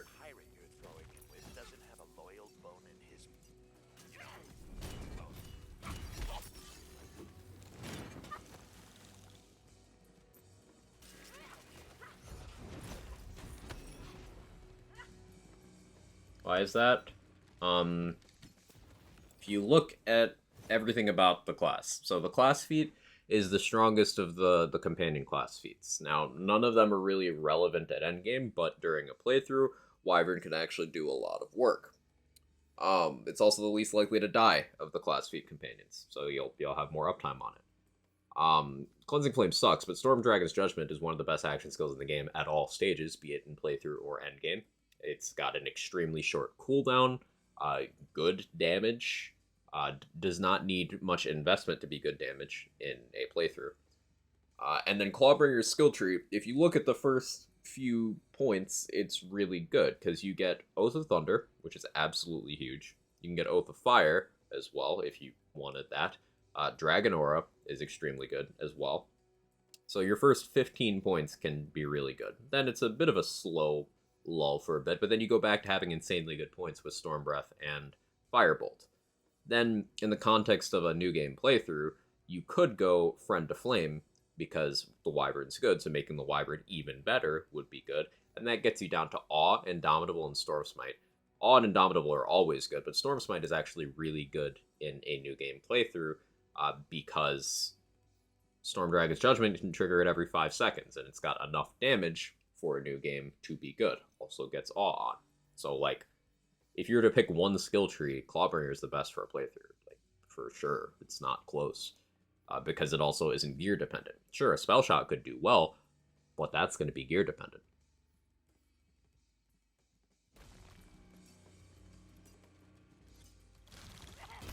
And even for a pseudo New Game Plus playthrough like this, Storm Dragon's Judgment build is just very, very good and dependable.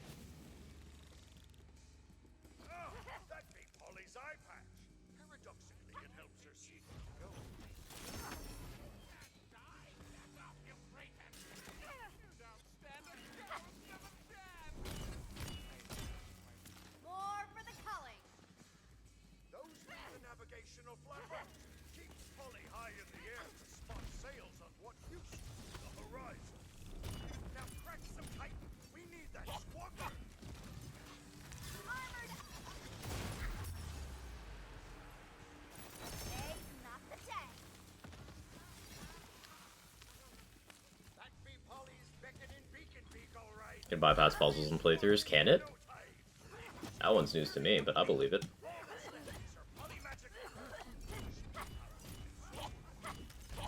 I know you can use it to get dice that are normally out of your reach. Hey Sora, how you doing? Nunu, good to see you. That's wrong, you should be a Spore Warden. The Spore Warden is actually the worst class in this game, but...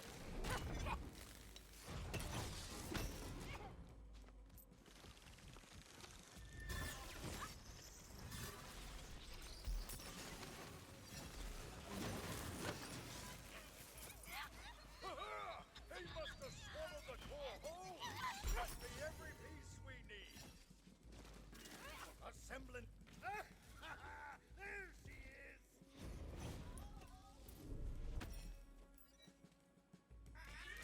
Awaiting additional components.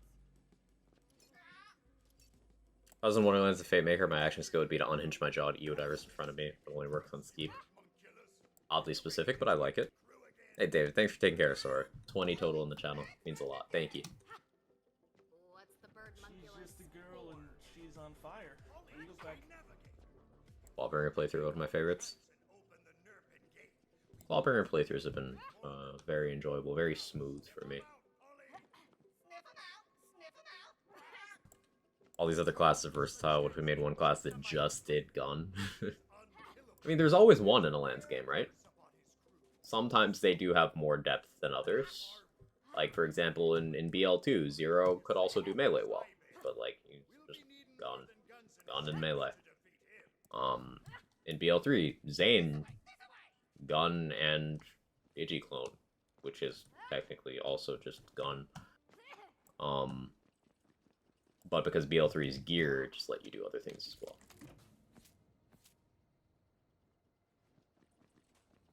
It's gun, but twice.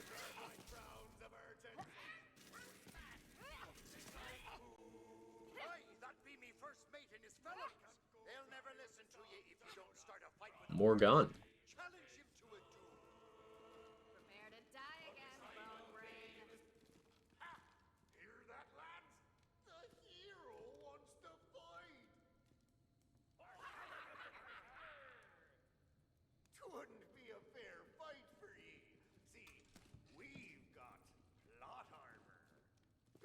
grog mug's still full of strictly non-alcoholic brew. Amscray. Okay, so how do we get this guy to fight? Was that an actual COV weapon? More guns. That's fantastic. Elfroth must be avenged. Break his mug.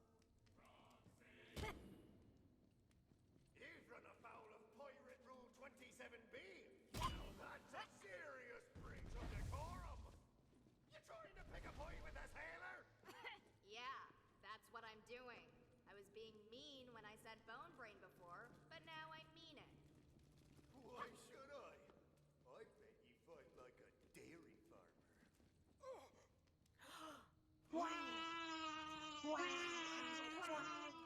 You've just been challenged to a duel of disses. It's the pirate way. Now we gotta hit him with the cuttingest, meanest, wake up in a cold sweat 20 years later his comeback, or we lose the duel. We're gonna need options.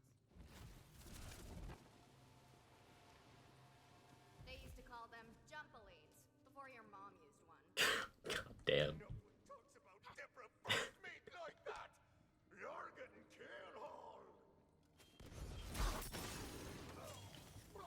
Right, all right, ow! Just one hammer throw. Fool! You said the plot armor would protect us! Oh, Danny, first mate. Just 'cause it doesn't kill you don't mean it don't hurt. Now, rejoin me crew and help us take down Chartreuse LeChance. Huzzah! Only a few crew left to find, and I'm just where they'll be. Holly, chart a course for Plunder Port. Plunder Port! Plunder Port!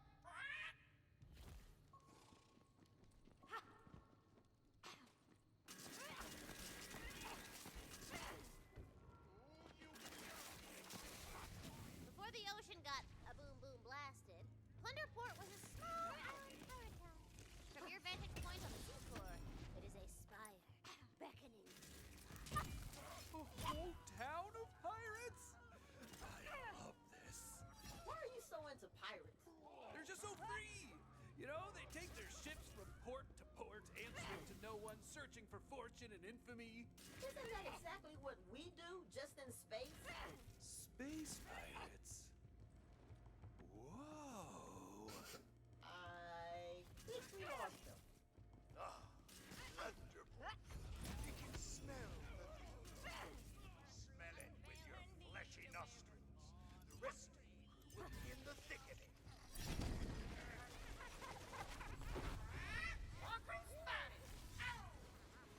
Holly, she's alive!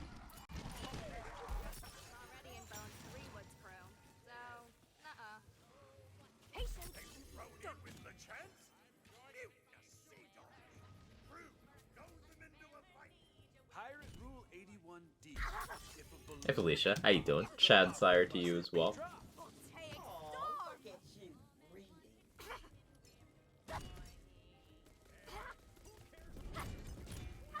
this is more than you deserve. What we do with this funky whaler? What should we do for a crew? Unveil her need you we're reforming. We say Down to the dry depths with ye. they blew up LeChance's ship! Wipest creatures were on there.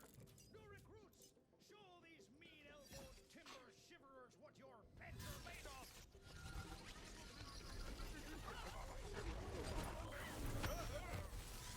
Look how many of them that one hammer throw just took out.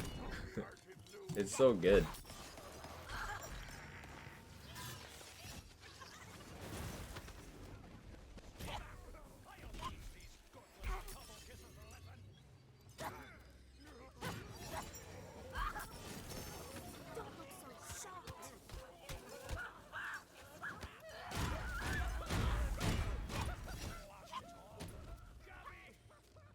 That's it! I'm coming in!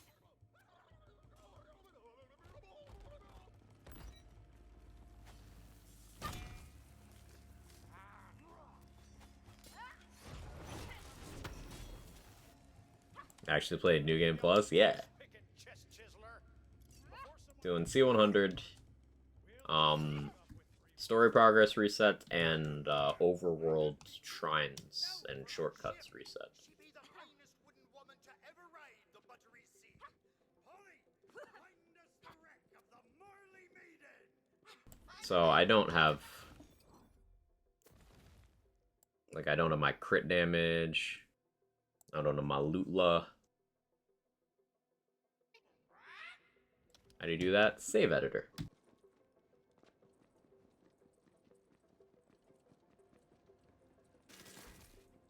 We've gotten to know each other pretty well in the last few minutes. So here be the tale of woe that brought me down to the depths of what used to be the ocean. Hell yes. Pirate backstory. Great, I'm just gonna tune out for a bit. I was the fiercest pirate captain on the buttery seas. I had a fine ship, a loyal crew, and true love. But I lost it all. Wait, that's it? You didn't even explain the curse. Oh, so me pirate backstory be insufficient for ye. Never mind then, ye scurvy cur. Ha! See? She's got nothing. She always forgets to drop character voice when she's scrambling for a decent motivation. Our way is blocked. Holly, time to unleash your breaking beacon beak.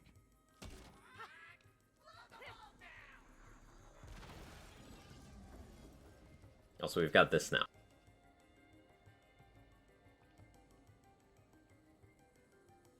Yeah. Oh, no, it doesn't come up in the emote picker for me. Someone do Quagga.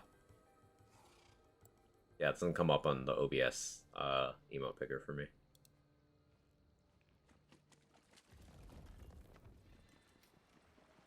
Thank you, Nunu.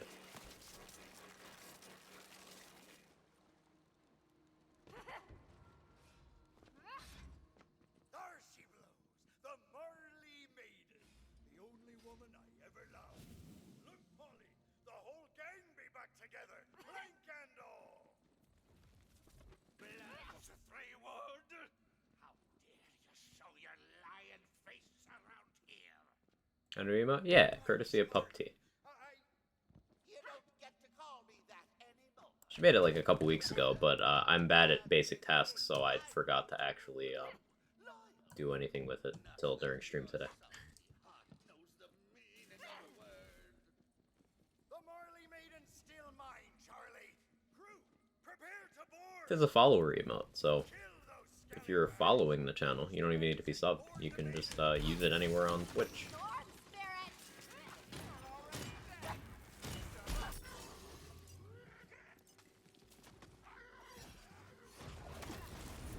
Enjoy your vacation. I'll probably upload the animated version to Discord.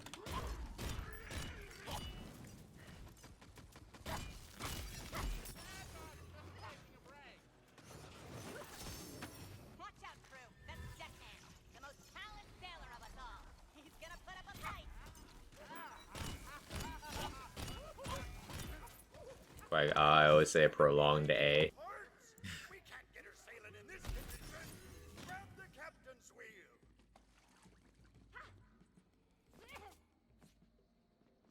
Now screw her in tight. It's Higginsworth the We gotta screw her in tight. Like an outlet.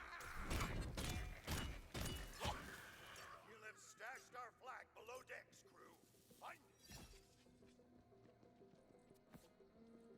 Good. You're under it, crew. See her dance in the wind. Grab a second mate. Second mate. Give Marley fearsome sword snout. Place it front and center on the bow. She be looking as fine as a Quag lady. total roadside coverage. Here, we'll raise the Marley Maiden back to fighting ship. A ship's got a soul as much as any man, and I've been practicing my decromancy. Time to get these wooden bones dancing again. Crew, a tune, if ye will. Raise the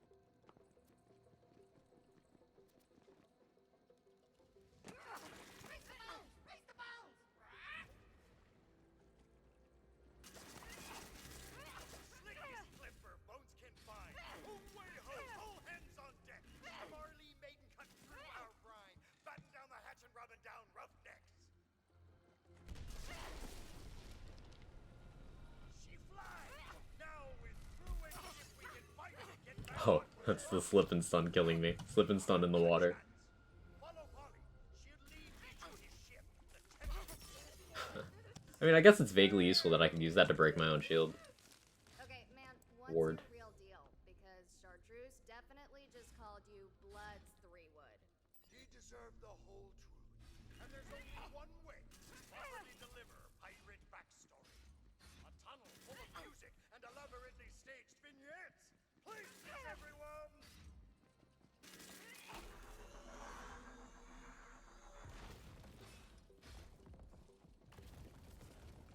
There once was a love that put to sea, and the name of the man is known to me. Curse took hold, my bow said no. Blow me, bony boys, blow. He drew the skeleton man, his song of woe heard from the sands. One day when our penance is done, we'll take our chance and go.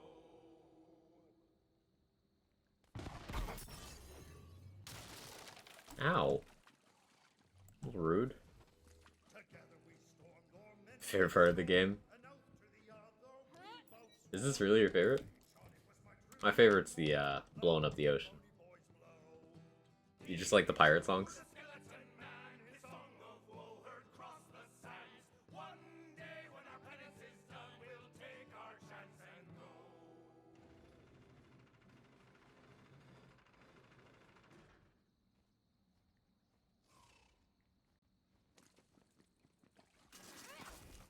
But in my fears of losing him, One thing missing is a card to actually sit on. sin, we gained our years but lost our skin.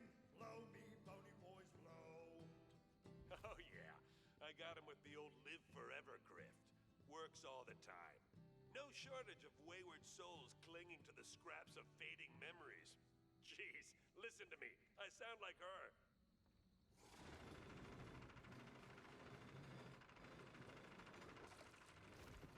Charlie couldn't Brothers, be born unto battle. Whoa. Oh, that hurt.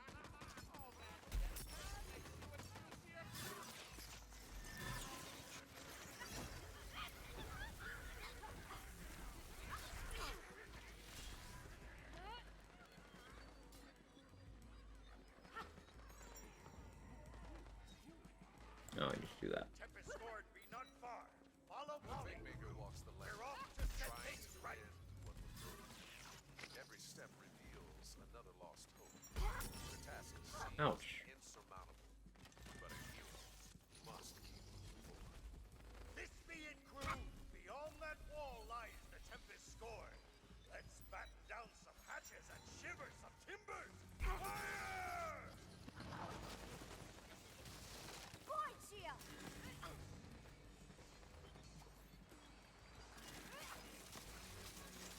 Yes! Meeting was so awful! That be LeChance's ship. Beware, he'll be expecting us now. I might long lost years he really has been recruited. Crew, prepare to blast those boats to the 17 seas!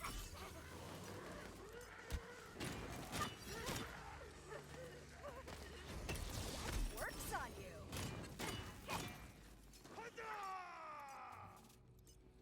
It'd be pretty funny if they make you queue outside for 5 minutes for starting to, and pay money for fast pass.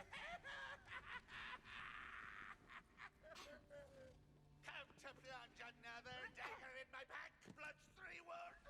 Blood's 3-wood is dead, LeChance, stripped to the bone. I'm Boone's 3-wood now, you treacherous, villainous hunk of a man. I'll never forgive you for turning us into skeletons. You played with me, broke my heart. Oh. That's not how barrels are supposed to work. That is not how barrels are supposed to work. But okay.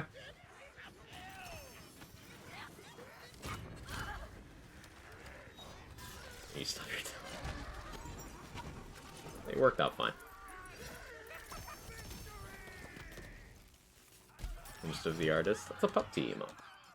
I gotta add the attribution. You guys quit it with the drama and just talk like normal undead. You're a stubborn sea dog, and I'd love that hear me out. Chartreuse Lachance, I be sorry. There we go. I should have asked you before I cursed the Noodle Lands games. No, like, it's supposed to go flying when you punch it, but it just didn't. It's finally here. I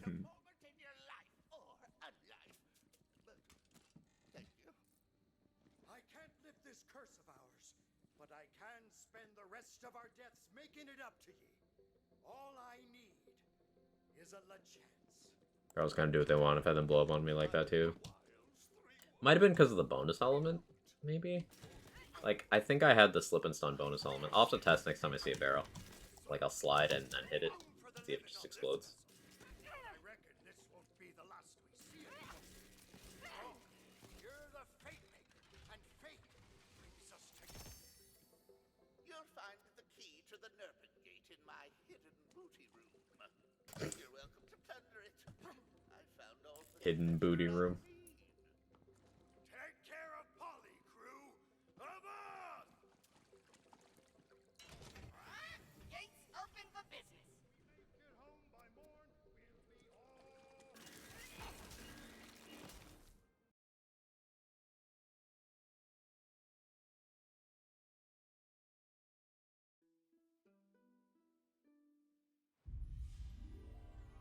Ooh, you have traveled far, earning yourself a shortcut back to the previous.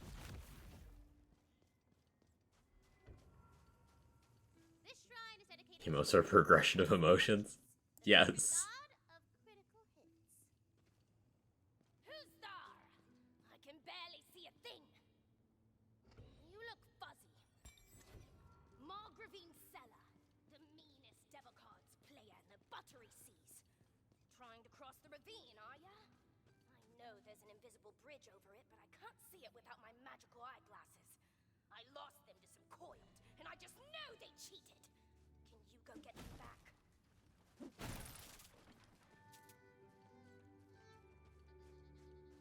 I should be assembling my shrines and stuff, but I'm gonna choose not to have the crit damage boost. Or, I don't know, difficulty or whatever.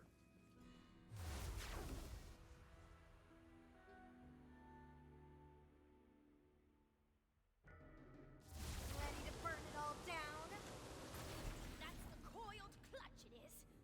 Fight your way in and teach those cheaters a lesson. You just made by someone else too, that's great. It is, yeah. It takes an entire team to convey the emotions there.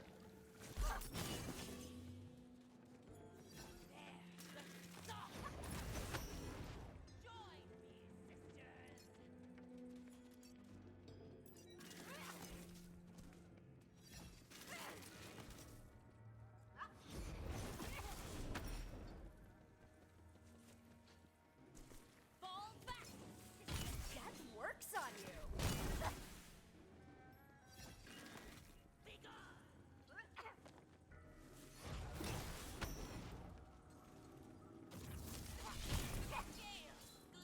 Are we back in Chaos HP bug? We might be.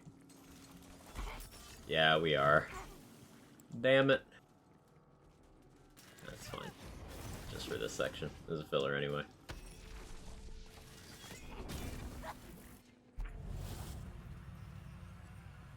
I'll save quit when we get into the Drowned Abyss.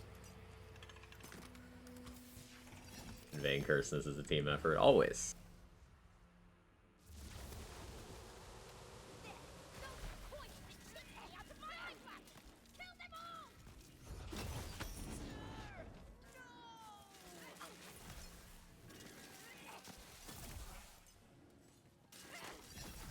Yeah, they die from the slip and stun puddle. That's how you know it's Chaos Bug.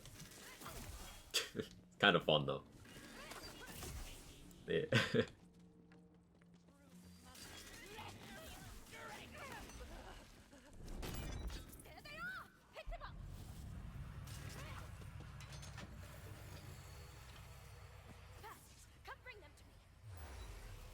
Kind of makes me want to try, so like you can, even against enemies that don't have like the HP bug, you can kill them with amnesia puddles.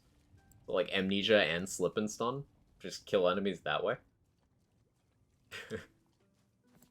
Slip and stun slide speed bonus doesn't increase what you get from amnesia because it's not movement speed, it's slide speed. But it'd still be kind of fun to just meme and use those together. I can see again! Of course, I only need the one lens to read the other player's cards. I'll craft the other into a monocular telescope for you. There, that will let you see the coil's invisible bridges, built for things all over the place.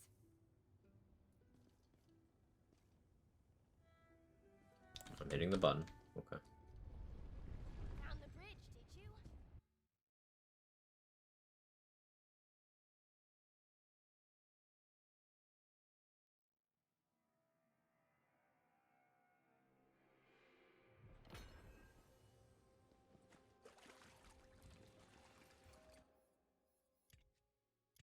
Now we save quit.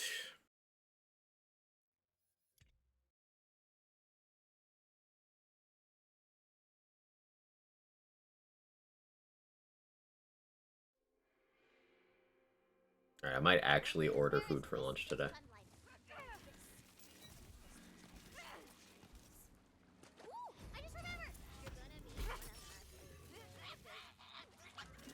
to the family! A coiled priestess named Kisara stands before you. Hey, Denalia. I just made it in here. Just doing a playthrough with a Chaos 100 geared character. Showcasing how good Clawbringer is for just story. I've done a C0 Clawbringer playthrough, and I've asserted that it's my favorite playthrough class, but that just holds up for all playthroughs. Clawbringer is just the GOAT playthrough class. Sometimes skin's too dry, sometimes skin's too wet. Ugh, no thanks. Yeah, you wouldn't get it. It's a skin thing. Okay, the next person to say skin is Nice, T-Dog. She said it first! You know what? You're here sulking alone in the depths of darkness and honestly mood. So this one is on me for intruding. I am sorry. It has been a very long time. You say your story and character do this or something? Yes, the save editor. You seek passage. I can aid you. Here, take this cipher. Now, gaze upon the shrine and let the words flow through you. Only if there's a way to legitimately do it. Yeah, that would be nice. Is this abyssal? I've always wanted to do an immersion course on that. Only the coils may be granted passage through the drowned abyss. This cipher grants you our speech. There are 3 more drums. Ouchies. You must intone their words aloud before the doors to the temple of sacrifice will open. This was once a sacred place. Hey, Jaybridge. Optional resettable TVHM just like in BL3. Yeah, that'd be cool. The stuff she's making us read sounds super evil. What? You don't know? It could be like a recipe, something. Yeah, a recipe for people. Ixnay on cannibalism, okay? We're keeping it rated T for Tina here.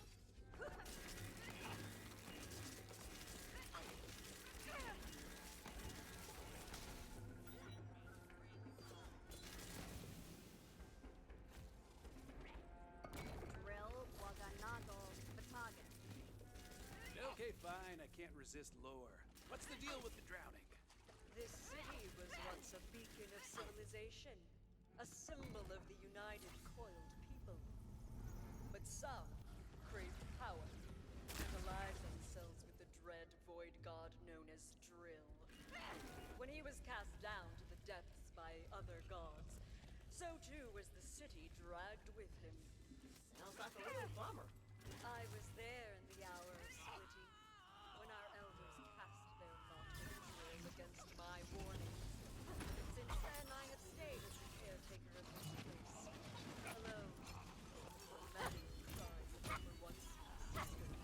It was the bumps that loved me. Love my son.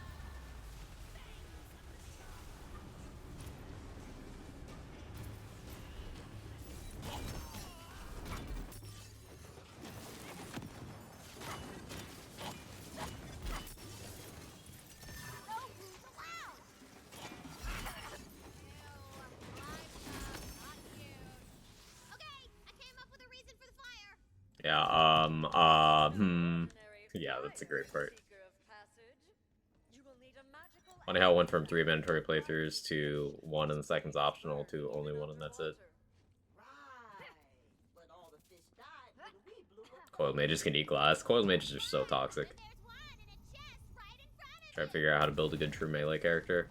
If your focus is on just the bonking enemies in the face bit, then burst Stabbo, you get yourself a assault and battery, and you meme the entire game.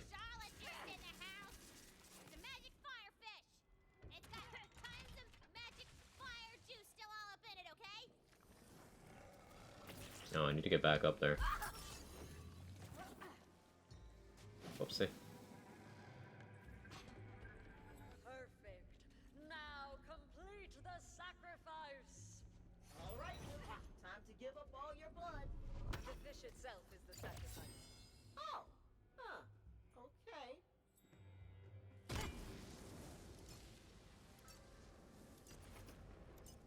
The temple has accepted your sacrifice. Follow that light.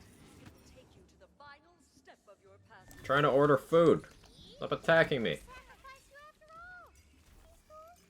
don't know. Something about her just makes my skin I'm sorry, what was that? cold. It makes my skull crawl. Ooh, are you sure? C100? Yes. This is C100. These geared reset playthroughs in all the classes, just one out here to showcase Claw. I hadn't planned on doing it in all classes, but you know, we'll see.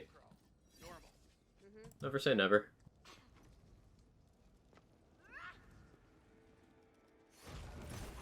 Wipe your shoes off at death's door.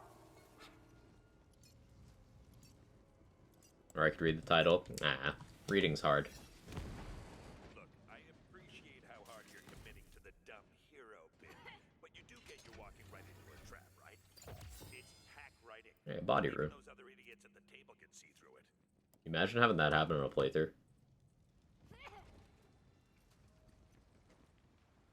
Body room in playthrough is probably so gross.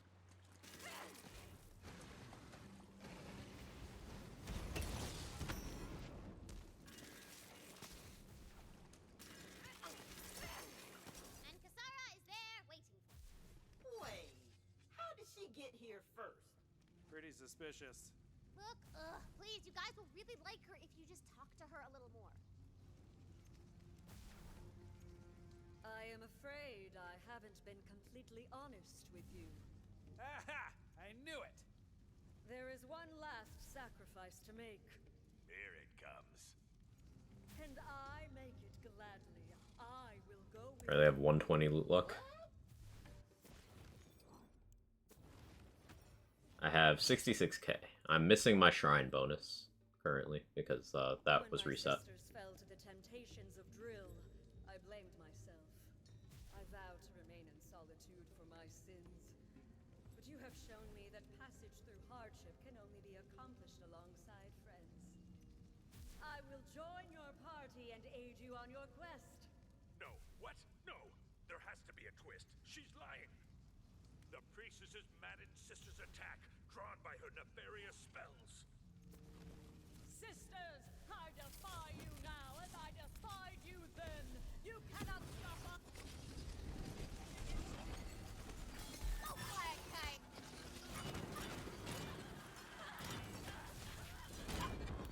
Done. Magic, death, go.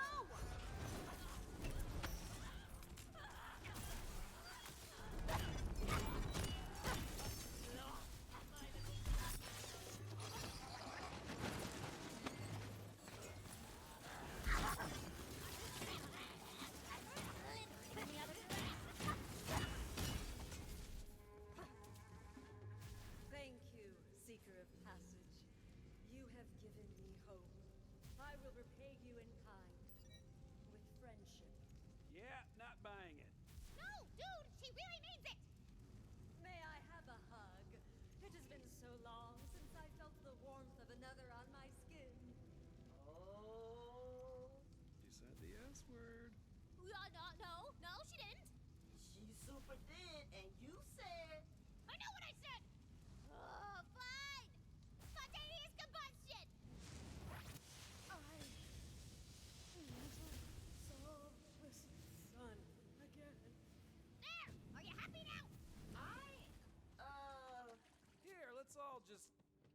talk to the evil guy. This is so sad. Yeah, yeah, that's fine. It's fine. She died horribly and for no reason. But it's fine though.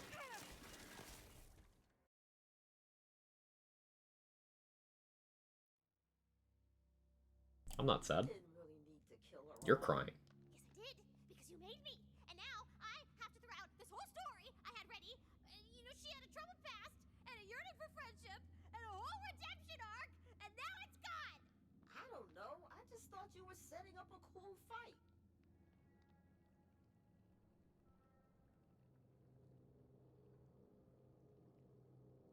All fired up, are we?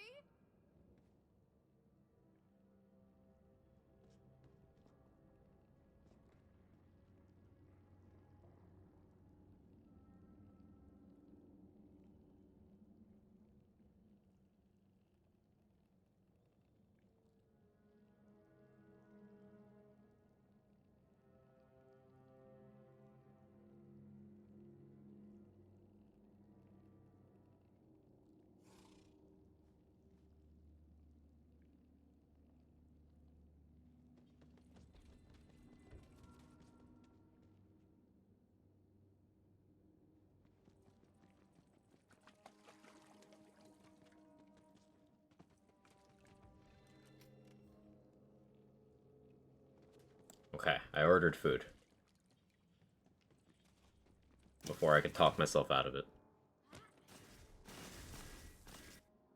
Fine, you know what? You wanted a fight? I'll give you a fight. You didn't have skin? You don't know that. Wait, no, I'm chaos bugged again. No, no, no. It's like, why is my Tootherator murdering Drill like that?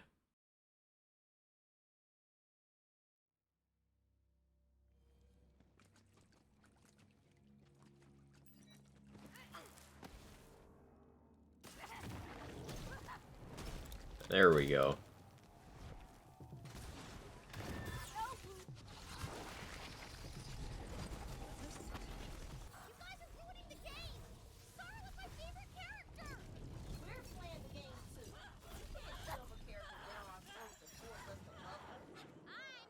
Hot Pills is cracked.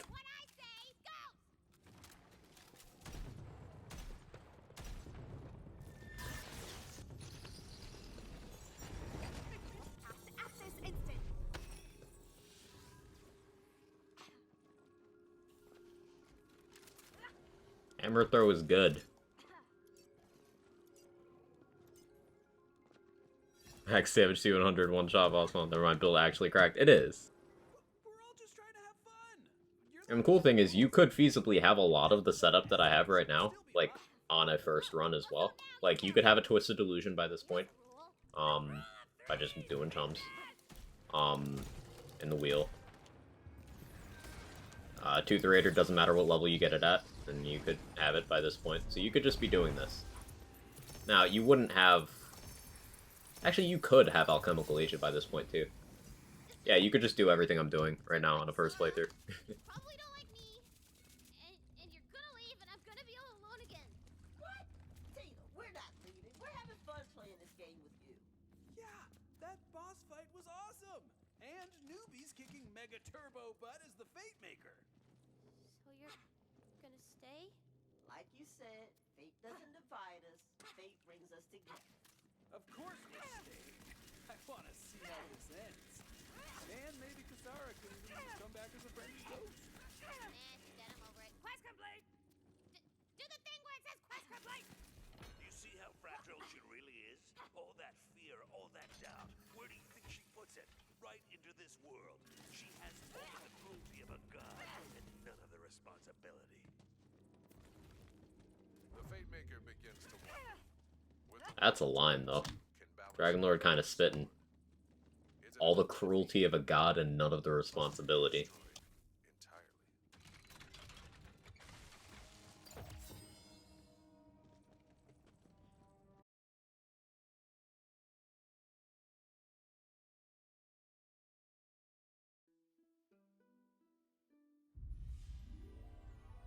You have emerged from the dead. Sounds like humans. Permanently unlock does. A little spicy back there.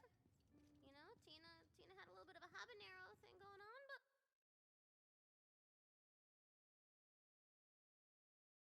It's cool. We don't need to level before Karnok's Wall. We won't need to level before Osagol. We can just kind of beeline. That's part of what makes this this playthrough so much faster. It's Set Someone on Fire Day! Couldn't let you miss that, right? So you're sticking with her in this pathetic quest, are you? Fine.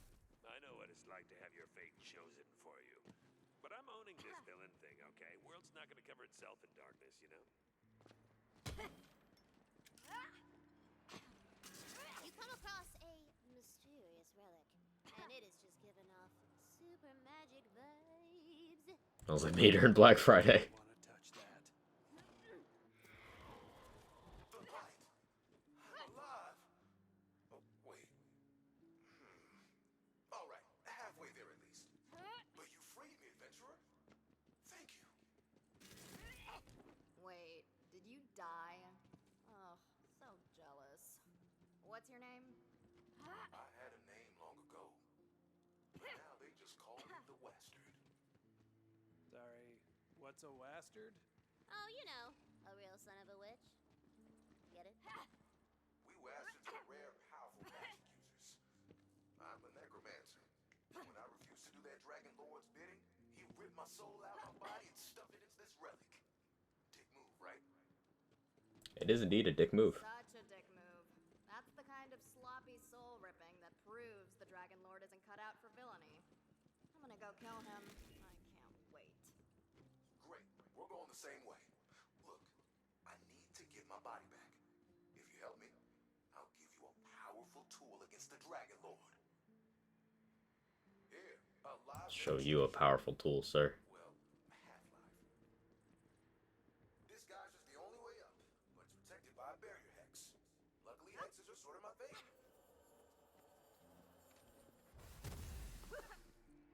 See? Not a problem. Okay, I want that. Teach me. I can show you how to dispel hexes once I have my body back.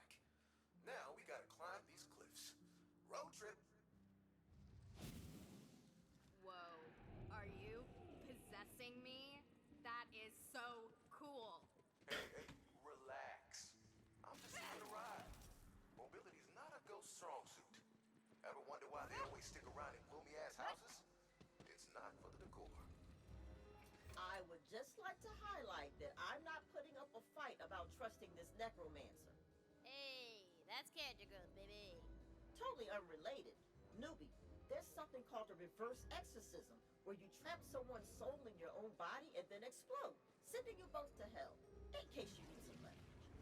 Oh yeah, that's real. Messy stuff. Happened to my buddy Connor at a birthday party.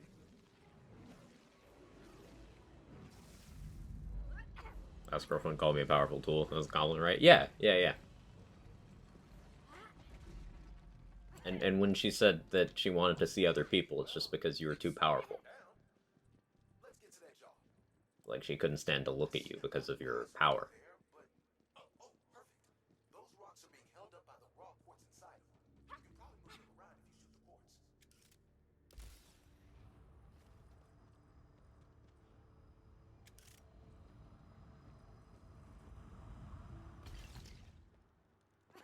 How'd you know? Have I said this story before?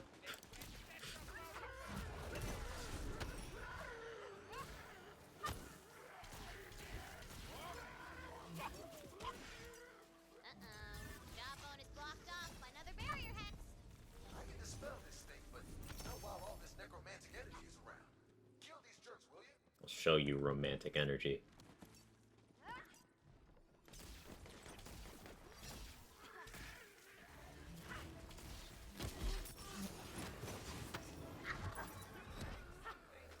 We need more Digby vermouth in this game.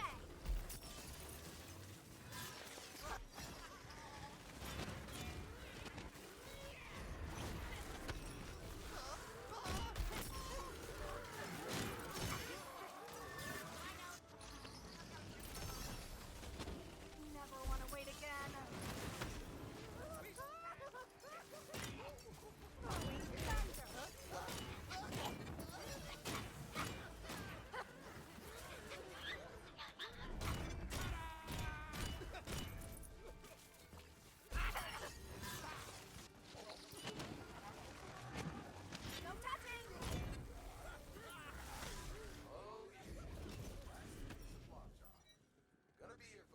Hey, Rune. Keep my friends busy. Just to be clear, they're not my friends. I was just trying to sound cool.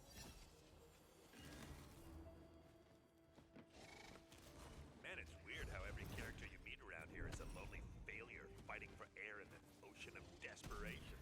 Like Flotsam. Or Jetsam. Or whichever. Maybe it's something about you that attracts losers. Or maybe it's the only type she knows how to write.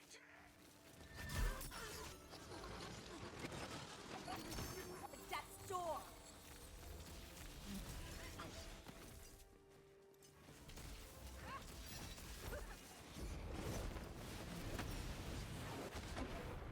Rune, if that even is your name. I feel like that's subjective.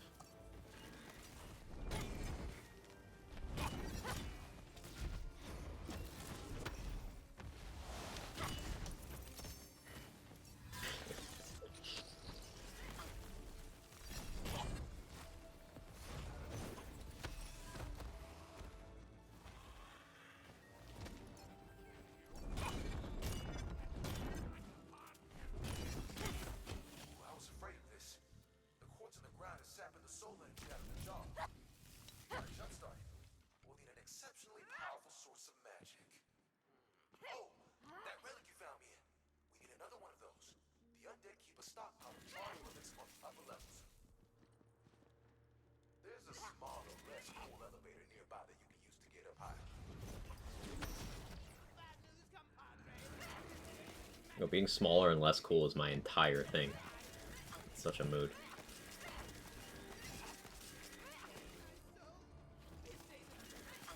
Ready to burn it all down? Dragonlord been throwing bars this whole campaign. Really has been.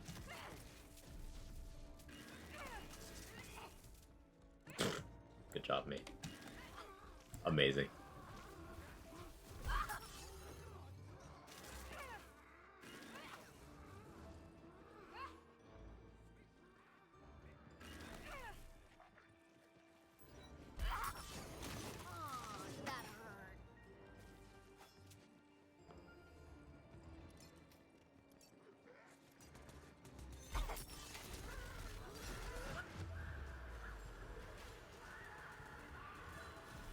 Well, got him. Listen. Sometimes you don't know what to do around holes.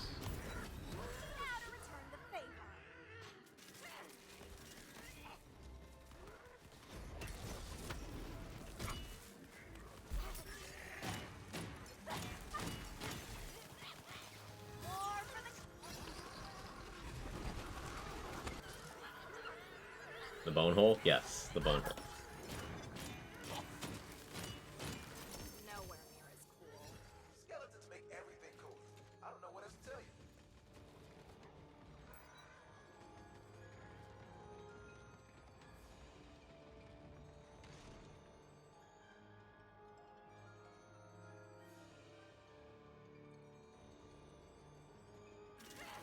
Food should be here in 5 minutes. What is the Dragon Lord doing here?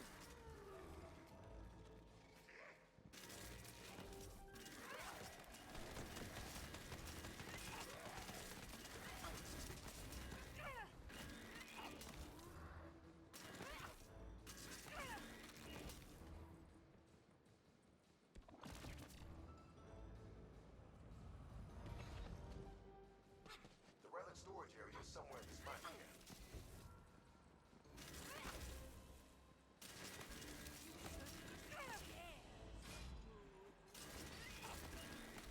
What's got the coils all wound up? I haven't seen them up here in eons. Look, I don't want to get into the whole who killed whose dark god thing, but yeah, I did. You know, I've heard a lot of talk about heroes, and to be fair, most of it's coming from other necromancers. But I'm starting to see why you guys have the reputation. Order enough for chat? For you, yes. Chat, I'm sorry, you guys are on your own. I give preferential treatment. I was gonna say it's nothing personal, but it's entirely personal.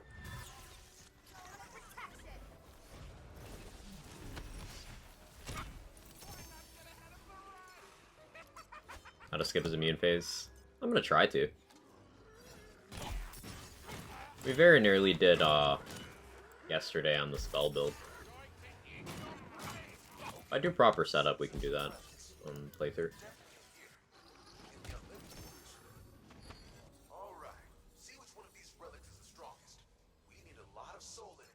I'm not hungry anyway.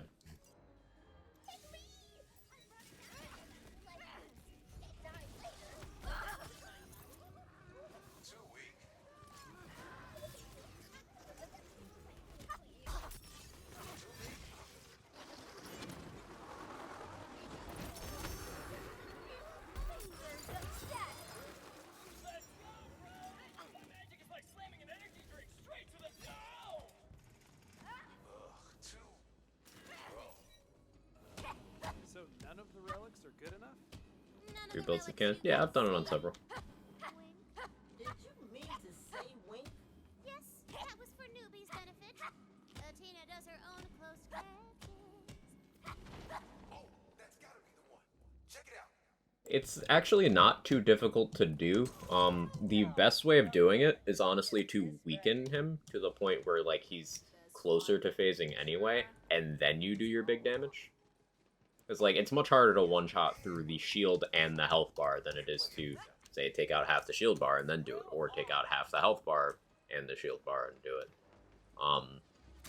But, like, you can also just do it through all of that with enough damage.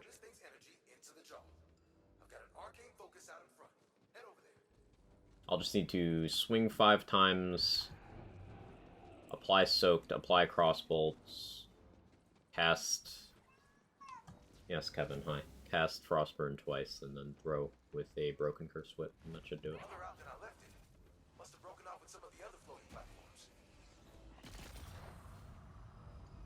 Bilbo Dyer one-shot him? Yeah, I've done that.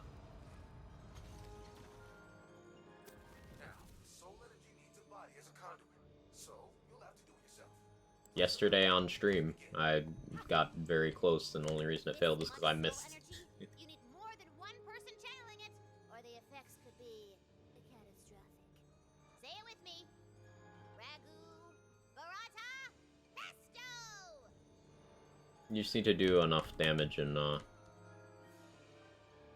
one instance. Like, more than his, bone health bar has. And then you're chilling.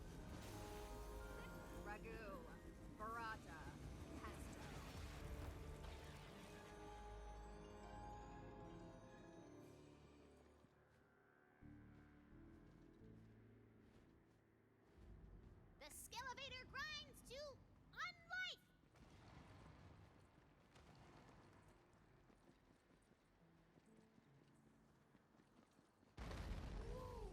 See that? Get enough soul energy coursing through you, anything's possible. Let's go. Hey, who's doing necromancy? Skeleton stuff is my brand.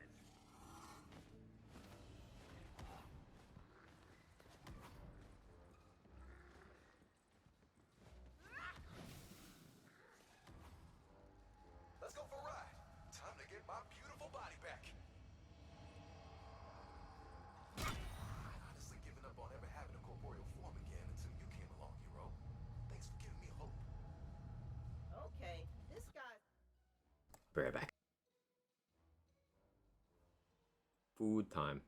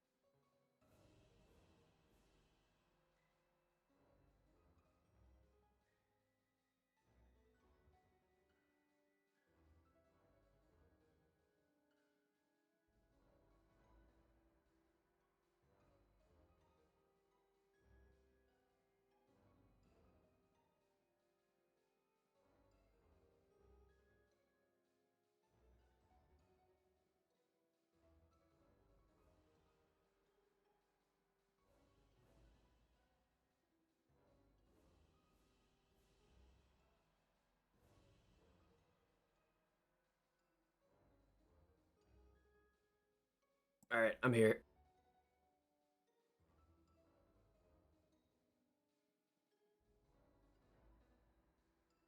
Might be able to one shot with the hammer throw. I've done that, yeah. Chat, remember to eat and hydrate. So true, bestie. Jake, this is not your burrito. This is my burrito. Also, shit's expensive. It's like a $25 fucking burrito.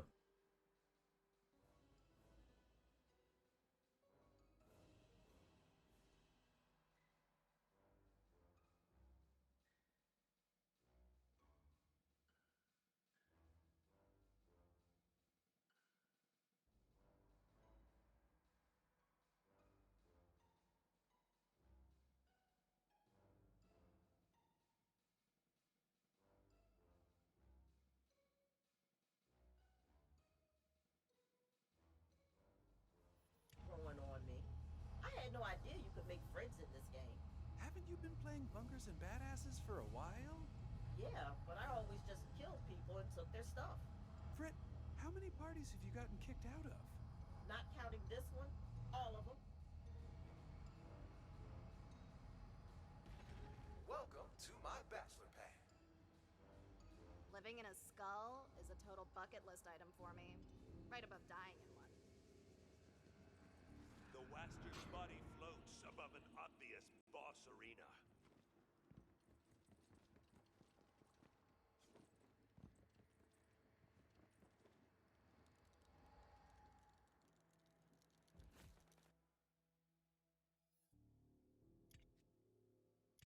I deserve that. Trying to walk around without being able to look.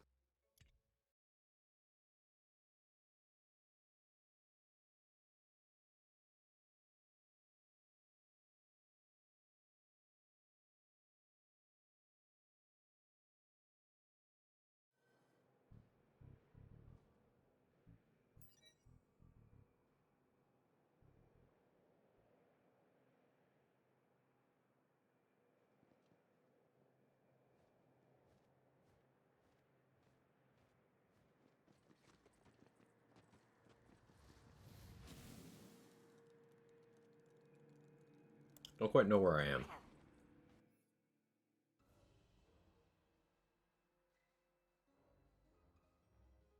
Burrito looks fat AF. It is. It's a huge burrito.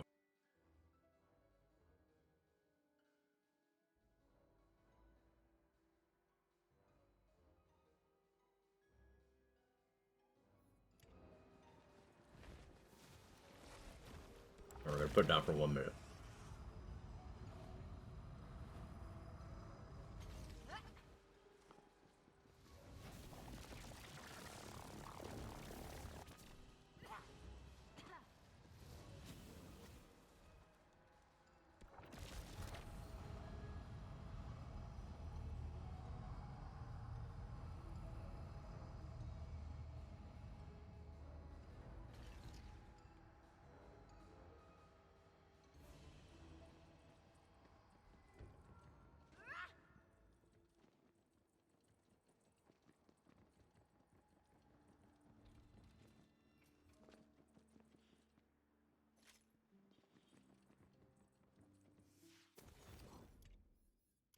So we need that.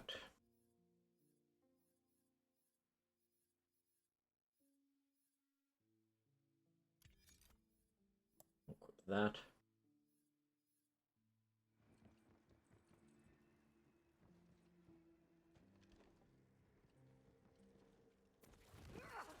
Told you it was beautiful, didn't I? Too late. This body is mine. What in all the hell is he doing? I'm taking control. A beautiful body indeed. And full of power.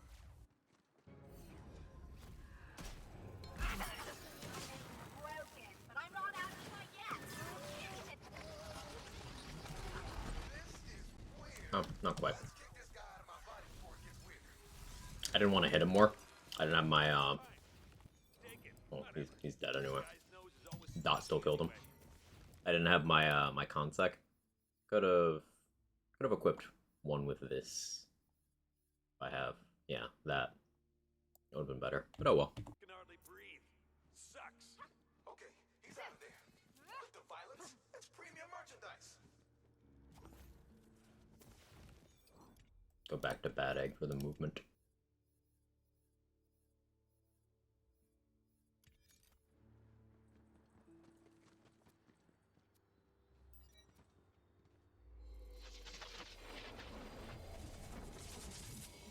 Kicking souls out of bodies has always been my passion, but recently it's become a career. Now, teach me your anti-hex magic.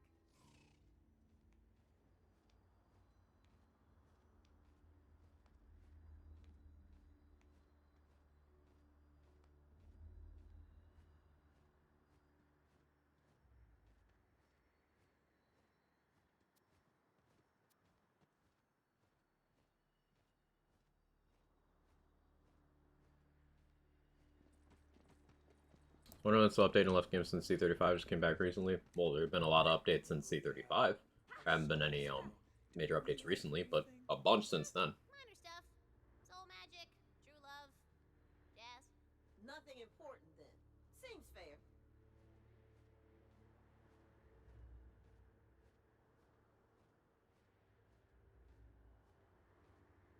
Yes, 1000% mess with my soul, get weird with it, please. So be it.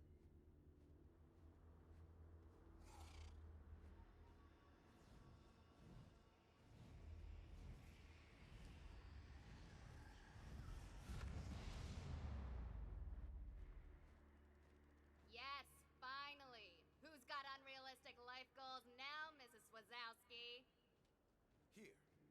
Your powers won't be as potent as mine, so you'll need to use a dispel rune. Like this one over here. The parted ways stretch out before you. Feel the land itself. There's so many boots.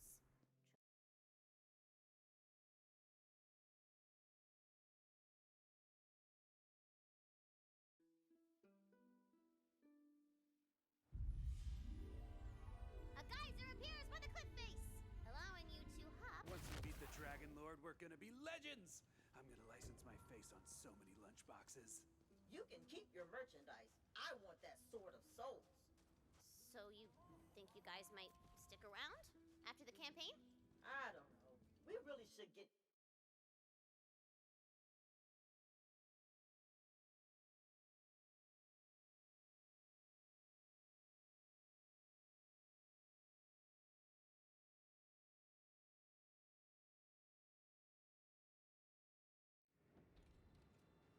Soon the soul energy will all be mine. You understand what it is, right? Soul energy is wonder itself. Every mountain, every ocean, every pissy little goblin. They're held together by the imagination of a tyrannical tweenager.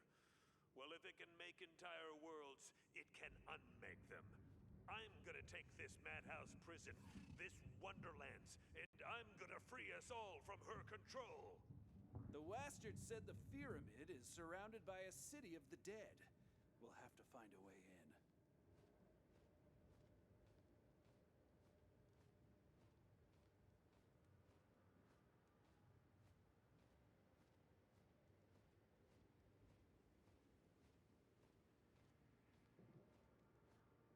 Still got some left, but burrito good. The Fatemaker seeks the power necessary to emerge triumphant. It is close now. It need only be taken up by heroic hands. One of the Dragon Lord's barrier hexes stands in your way. The West has shown us how to deal with that. Just find a dispel room nearby.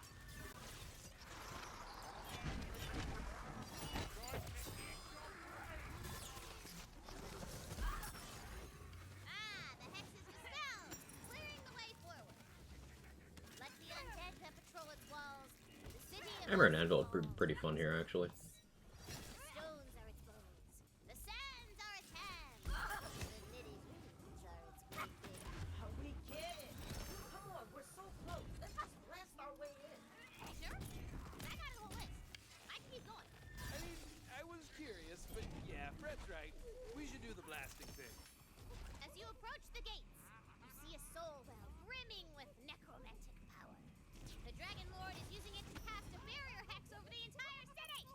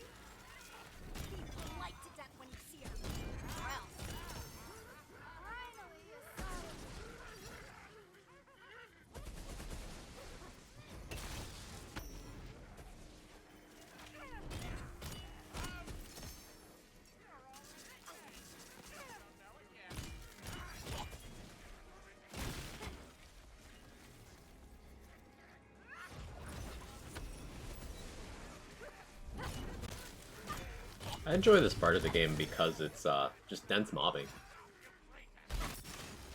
Like cleansing these wells. This is also the part of the game where you're likely to have recently gotten your capstone.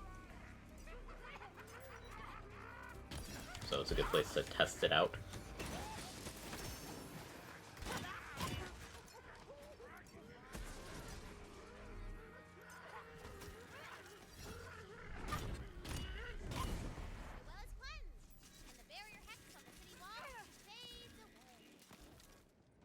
What wonders! The X is lifted!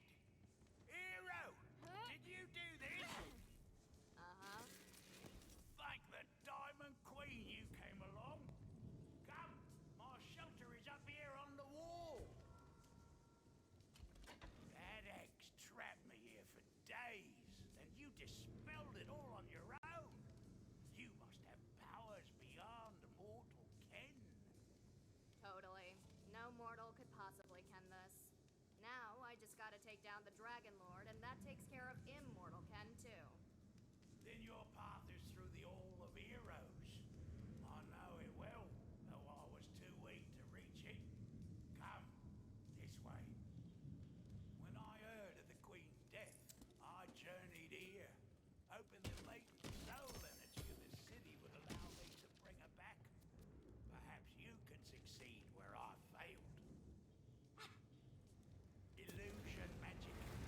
The only reason I wasn't picked off by skeletons. Kevin, are you sulking because the burrito isn't for you? The Hall of Heroes beyond the inner wall. The Dragon Lord is using the wells of Why are you sin to Kevining? keep it blocked off. What are you doing? If you can cleanse the wells, lift the X's. Only by cleansing Cat. the wells of Cat. sin. Ooh. Can you take down the What are you barrier doing? hexes blocking your way? Did you hear what that orc said? We can bring back Butt Stallion. I don't know. She met a pretty grisly fate. Ah, but you forget, dear friend. Fate does not divide us. Fate brings us together. How's it gonna bring her head and her body back together? I haven't thought that through yet. Green Eyed Hi, Sword Cat. roar from the well. Hello.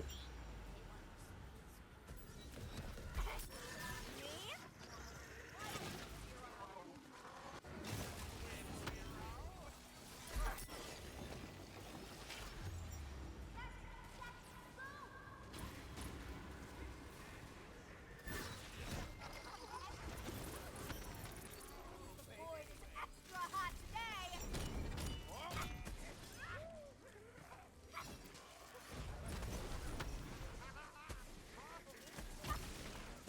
Jupiter's a goner.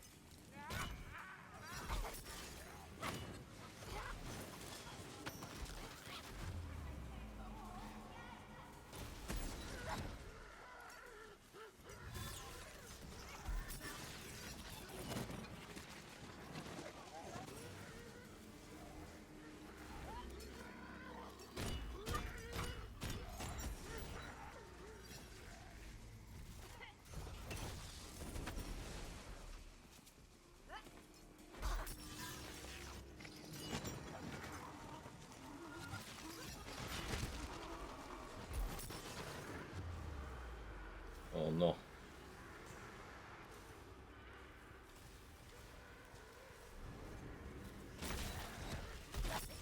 It's okay, there were a couple left. We're good. We're chilling. Except for the coiled mages, they are not allowing us to be the big chillin'.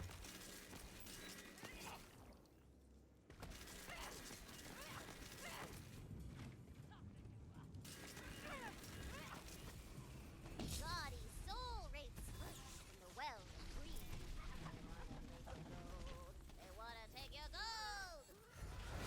What's this for a second?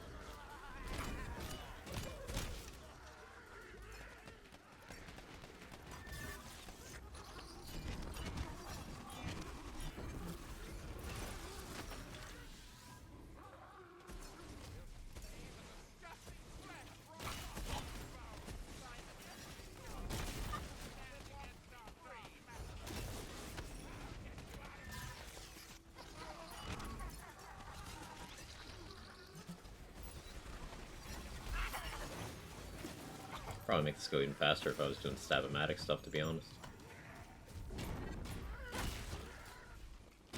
That's too good for you!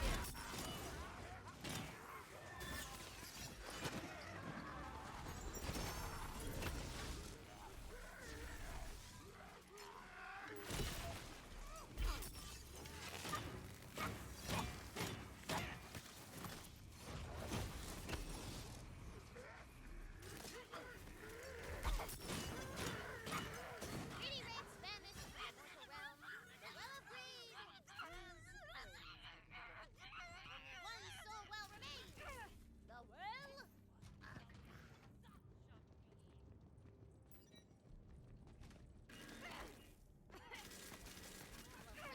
drums with soul energy. Walking your way forward to the fall of you.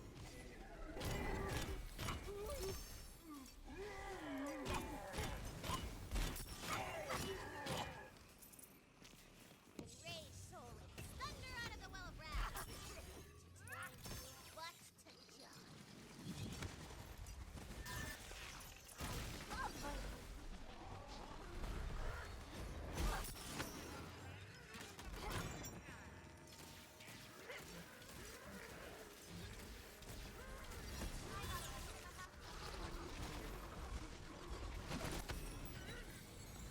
Give me something to cast at this instant!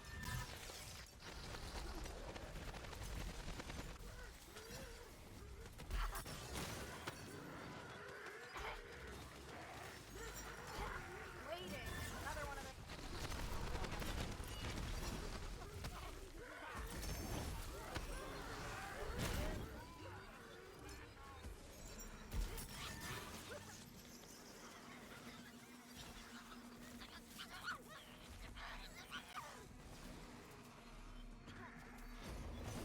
Yeah, I just like this part of the game. It's comfy.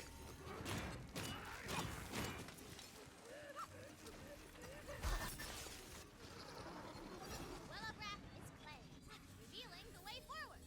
Yeah, I think I'm done with these hexes now. I just want to get to the boss. What? No need to rush. Ouch. You're done! Ouch.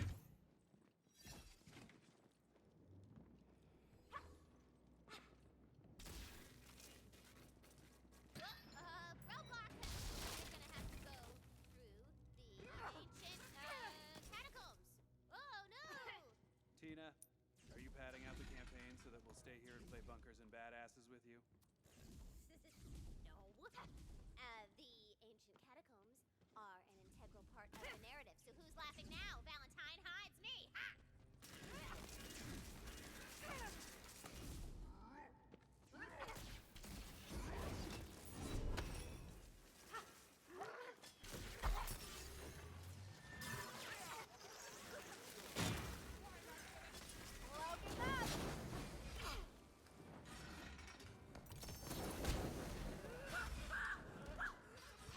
Ouch.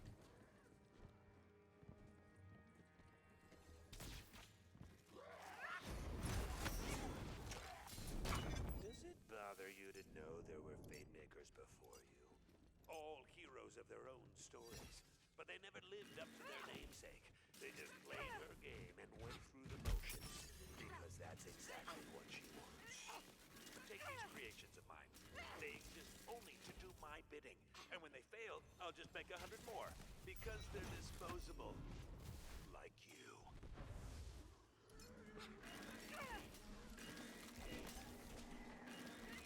We're all disposable though, Draggy. Dragon Lord. Lordy. I don't know how we nicknamed it. Greater purpose is an illusion. It is ultimately completely in your mind.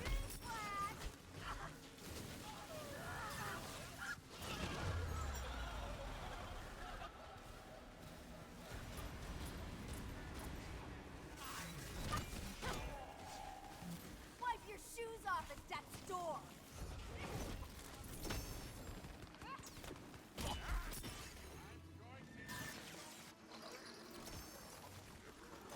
Hey, Jungle Junkie. I'm having a great day. I hope you are too.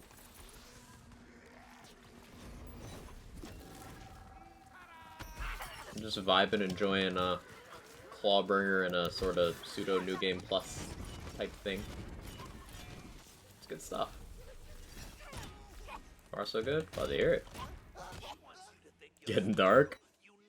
Am I wrong though? Do you even have a name, Fate Maker? Has anyone ever said it? Has she? Yeah. Didn't think so.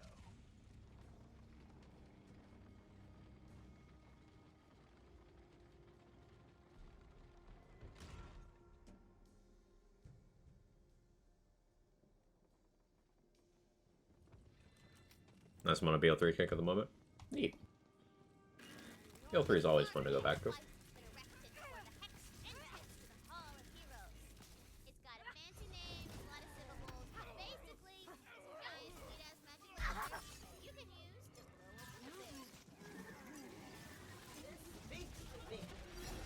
Quag yelling. Yeah, at this rate, that'll be the next one, huh?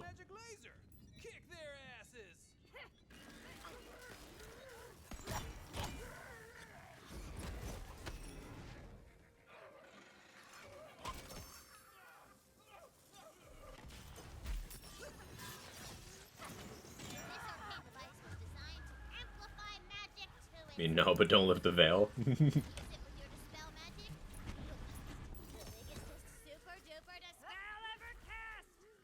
gonna need some super duper dispel runes.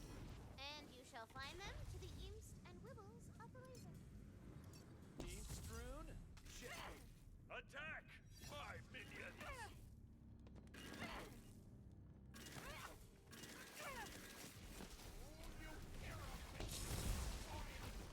Wibbles, room secure.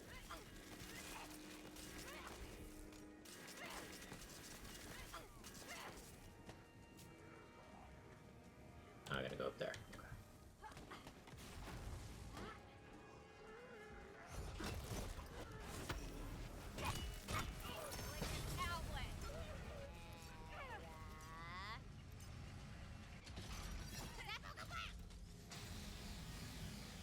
Currently set in a 6-hour meeting. Pain. 6 hours? Ugh. So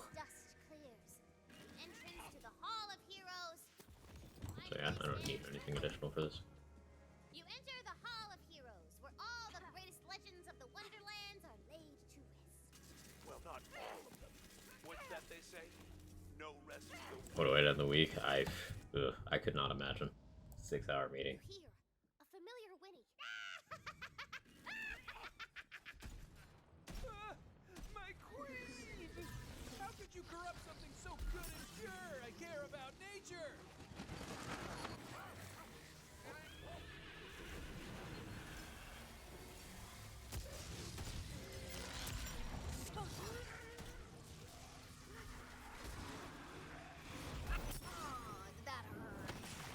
Missed.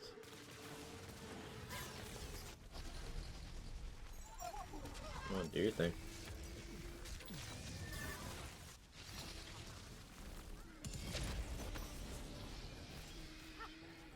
Monstrosity shudders and dies. The gods grant you strength. Better you stay dead, Your Majesty. This is messed up. What? Don't blame me. Blame the Dragon Lord. Oh yeah, I forgot about the Headsman's. Headsman's enchant. I've not done a playthrough with that. That seems like that'd be really fun. I know better. Let me show you. That's another playthrough idea.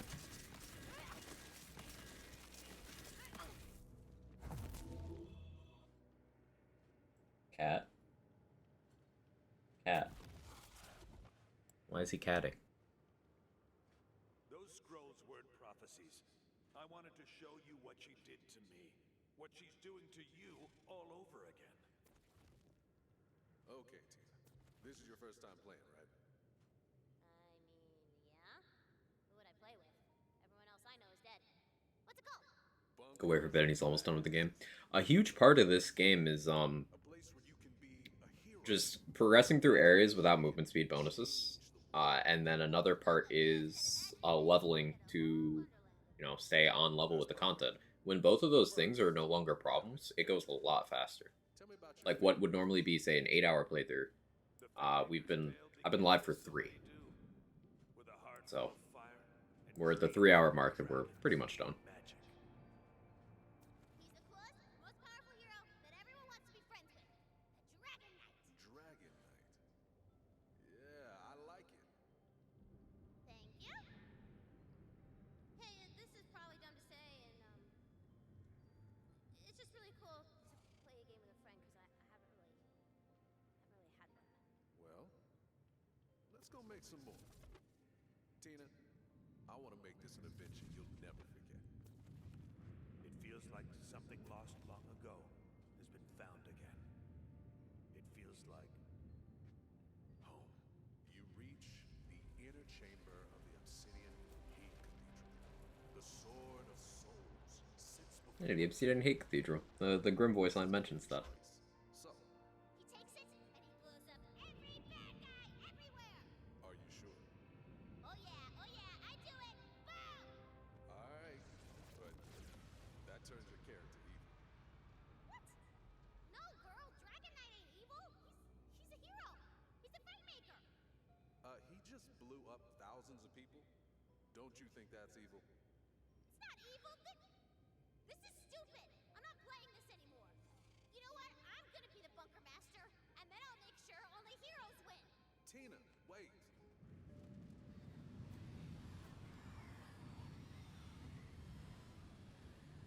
The Fate Maker is alone. Abandoned for a crime he never chose. He's never chosen anything. He begins to think for himself. No more dice or fate. No more masters. I dream of dragons and magic. I awaken, my heart filled with fire and purpose. Resurrection. I am reborn, the Dragon Lord. Do you still believe there's a choice, Fate Maker? Every day I wake up and choose evil. Get on my level. I hoped you could see the This work had been prevented. Roland just said, "You're blowing up the buildings and makes your character evil." Roland was being a bad DM. Could have dropped some hints. He could have been like, "Hey, murder." If you insist on being a hero, there's only one way for this to end. Only one.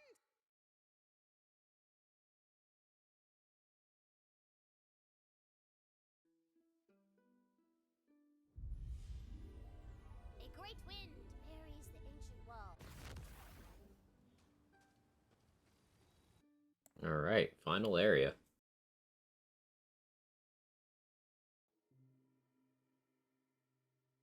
Best class in your opinion? What defines best? Carlos, like how do you quantify that?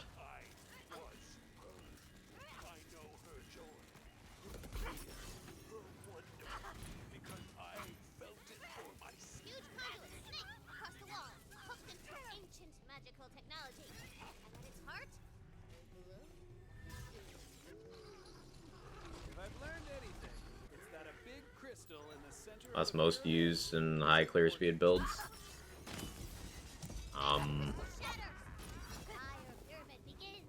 That doesn't match any definition that I'd call best, because like the answer to that is probably Stabomancer, and Stabomancer is one of the weakest classes. It just enables other classes well.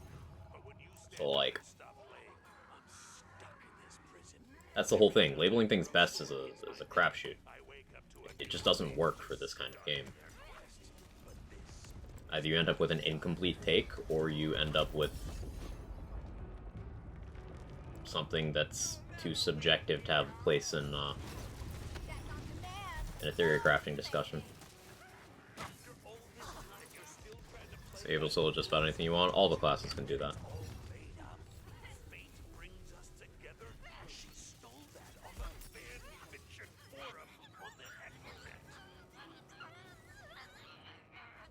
outside, the soul storm around the top of the pyramid is stronger than ever. The undead crawl. Like weird, rolling cockroaches. That was a barrel. Ouchie.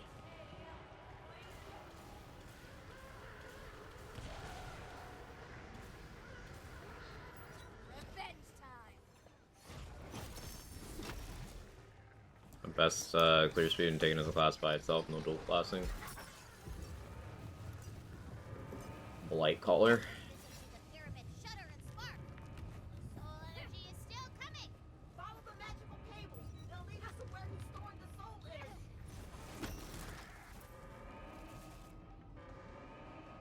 But that does fall apart depending on what you're doing. That device isn't even important. Like, for example, as soon as you get to an enemy you can't dot, that's no longer true. Terrified of you destroying the device. Minions, protect that device at all costs. So, like, why do we have to label anything best? What is the point? What do we gain from doing that? Nice legendary.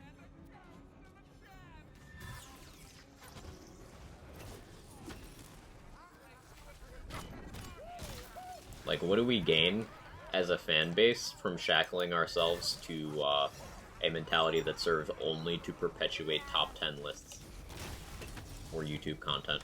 Like, what does it get us? Doesn't give us a greater understanding of the game. If anything, it pushes that back further. It makes some people make up their mind about things they've never tried before they try them.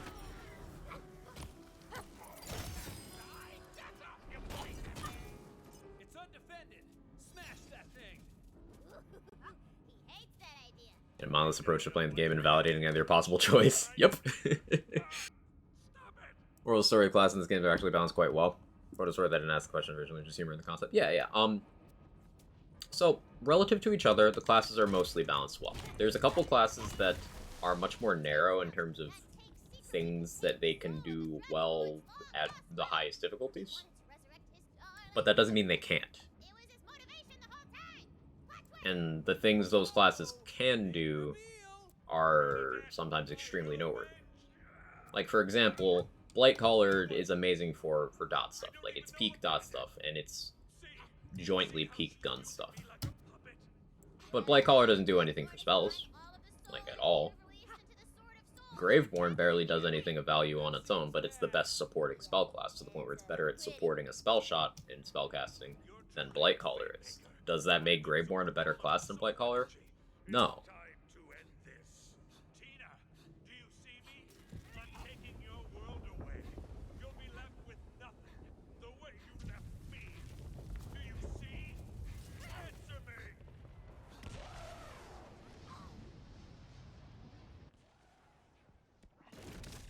Stabomancer has one of the worst skill trees in the game, yet it's got a couple specific skills, interactions, and action skills that are so valuable that Stabomancer sees some of the most usage in build crafting and in speedrunning. But, like, if you look at Stabomancer in a vacuum, it's actually quite shit. How do you rank things like that?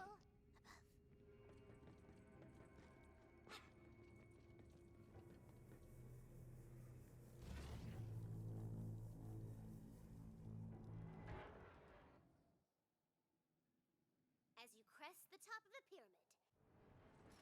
Take him down, newbie! You can do this.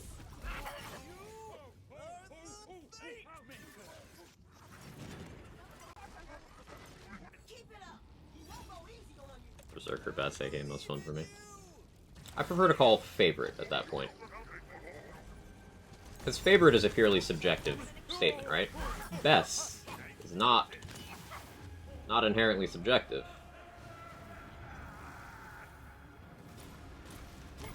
Because a lot of people quantify best as, like, strongest performance, and that is not a subjective thing.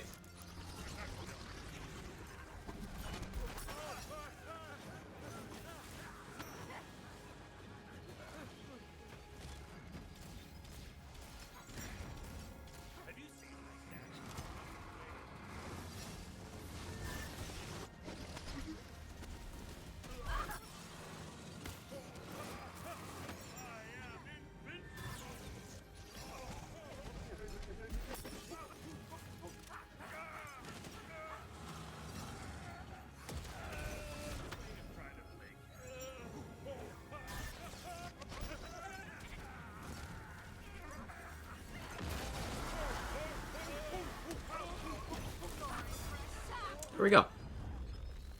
This kind of game in Lance games in general, I think pick your class what the most fun looks like for you. That's how I choose what class I pick. That's how everyone should approach it. So that's it. She gets it. There we go. That's the playthrough. About 3 hours, 10 minutes. Not particularly speedrun oriented. About 3 hours, 10 minutes. Yeah, that's a good enchant to get on that.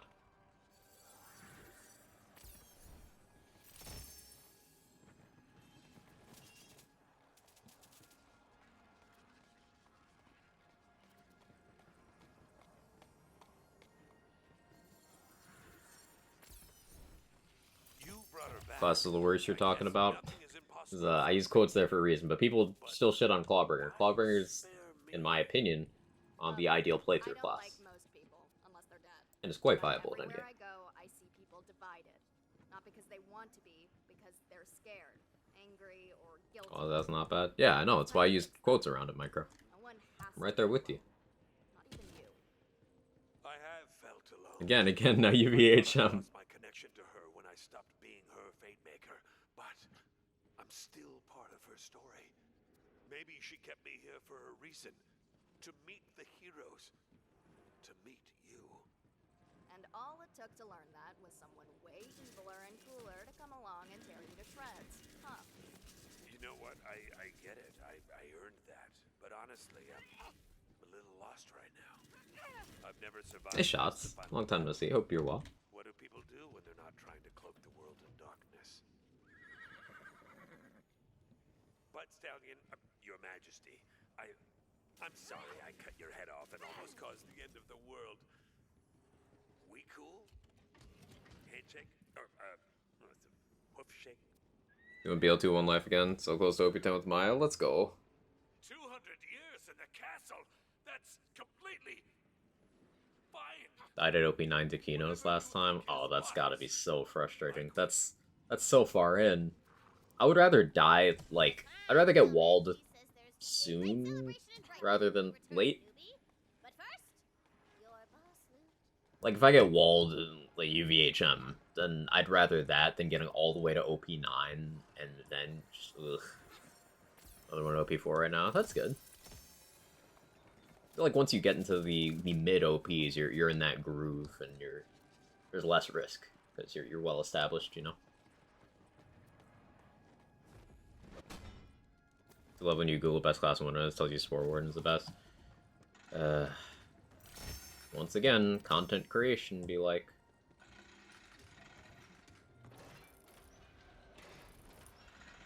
Spore Warden, if you had to, you know, upon threat of violence, force me to rank the classes, Spore Warden is in last place. And this comes from the perspective of an experienced theory crafter.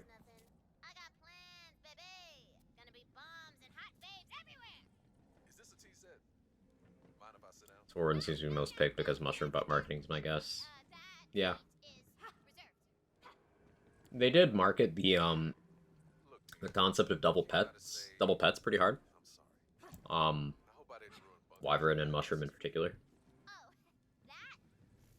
Only reason Spore Warden's quote unquote the best is most people play this game solo, allows you to revive yourself. It's not your reason calling the best, but for solo users in the game. But it's not though, because other classes just simply don't go down in the first place.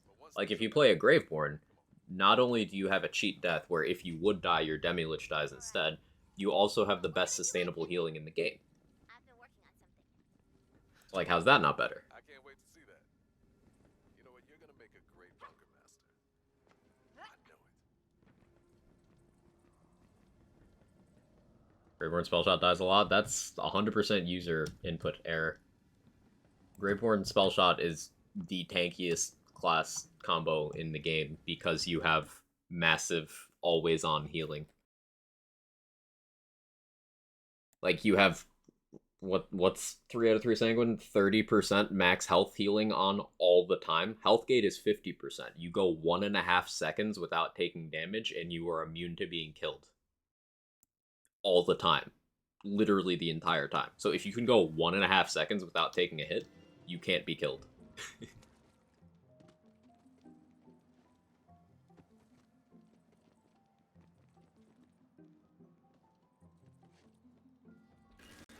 Do you see all this, Fate Maker? Still die? Alright.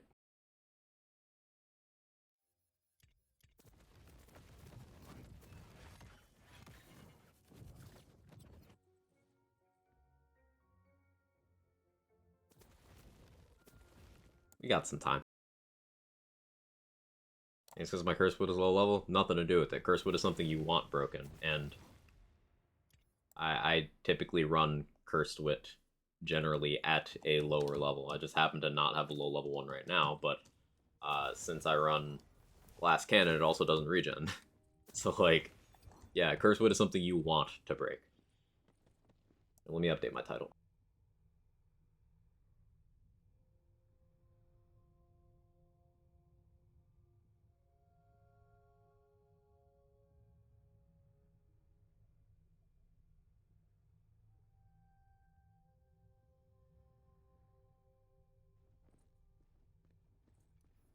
Enter if you dare. But seriously, you should dare. Let's do a boss run.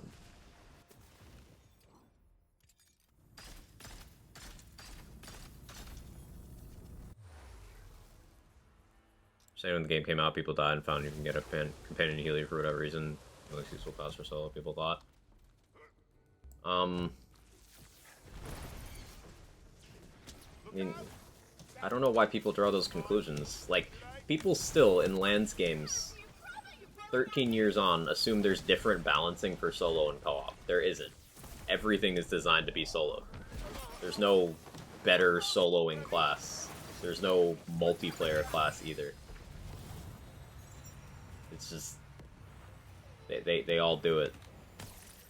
So I'm even going to take Trust and Magic here, which because I run a build that never has wards, it just halved my HP. So I have 2300 health, no shields, and I have no problem living.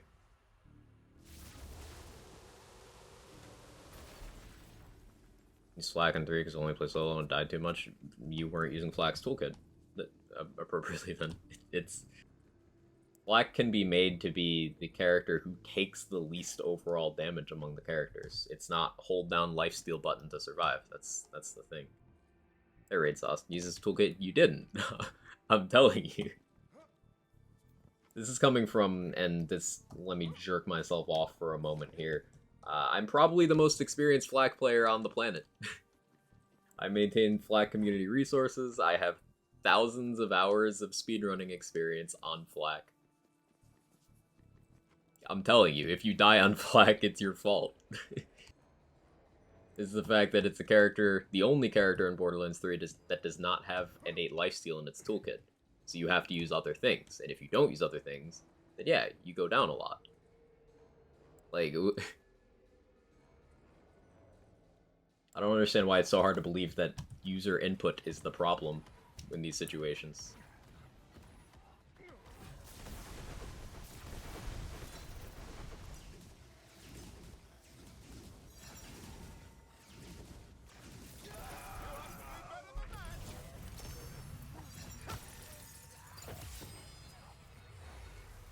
Wouldn't Rally be the closest thing to a co-op character with the right tree? But even then, it's not the entire tree, it's just a few talents. Assuming didn't use the user input, of just telling you that average player and another player apparently has all these hours, whatever the hell you said. Average players die. It's not a matter of average player, though. It's a matter of you didn't use the stuff. You already showed your true colors, I'm out. Pushing back against a stance that's just not rooted in reality, showing my true colors. Yeah, I do that a lot. If that is too much for you, then I apologize. Offense is never my intent, but, you know, if fact checks on game mechanics hurt you, then some introspection is necessary. I'm not being hostile, I'm just telling you how things work.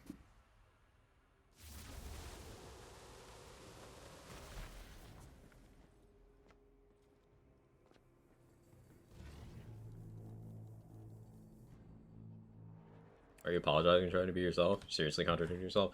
I'm not apologizing for what I did. I'm apologizing that your outlook is the way it is. I'm sorry for you. I don't know why you're being so hostile. You're getting real defensive at the idea that your lack of success with certain game mechanics is due to you not understanding those mechanics. You don't need to get defensive. It's okay to be like, hey, I didn't know that. That's cool. Like, learning things is pretty rad. But that is one of the big issues that build-based looter communities face, where people cannot they absolutely cannot believe the concept of they might not understand how something works. And that's the source of their failure. It's crazy.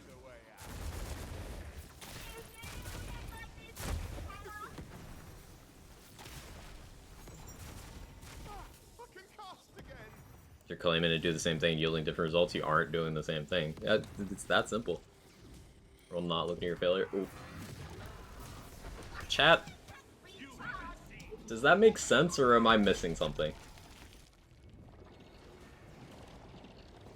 Like, you're getting defensive, my guy. Relax.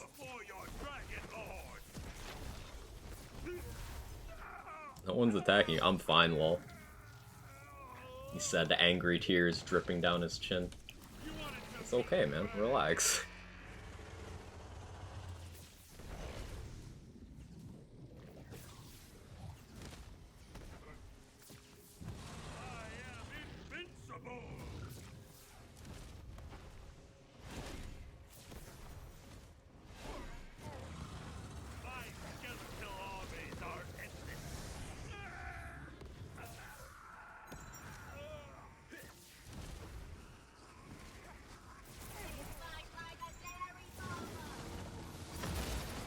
No.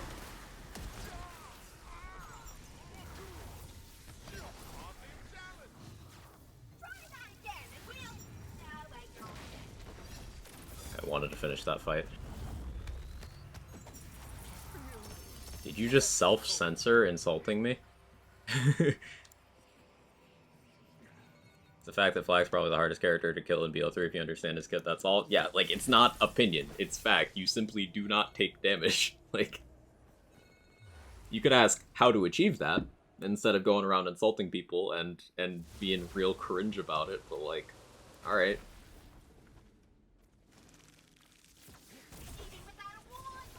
Like, I don't take offense to this kind of stuff. See, I joined at a great time. That's just weird, Raid Sauce. It's like people making a claim and then being fact-checked on that claim and then deciding to throw their entire lunch at the screen. Like, it's just... It's okay to be wrong on the internet. You don't need to be right 100% of the time, because guess what? Nobody's right 100% of the time.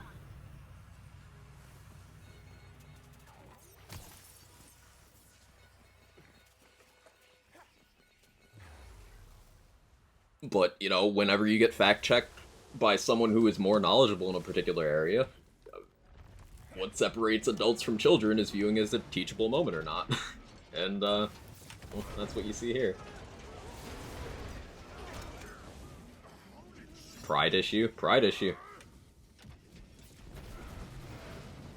This is why we still end up with Flak bad, so BL3 bad in 2023, instead of, hey, maybe I should read the stuff on my screen and figure out how it works.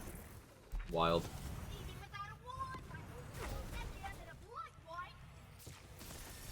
Also, this is while I'm proving that Deadshot does not have survivability issues. Just as discussed last time, yeah. The Flag learned a lot from you and the information you've given. I do my best. Learned it from this guy. Learned it from Rator right there. Can't be a coincidence that I pass by while this is happening. Dude, it's crazy. It's still happening. For anyone who doesn't know, I wear the insult being called Walmart Rator as a badge of honor because the only reason I'm the Flak guy is because Rator retired. That's the only reason. He's the Flak guy. I'm the second Flak guy.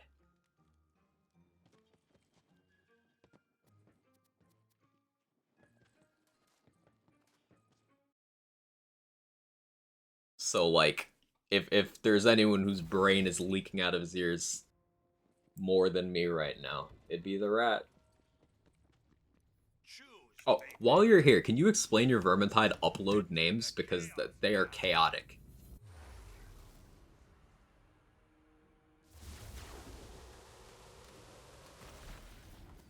Hey, Eric, how you doing?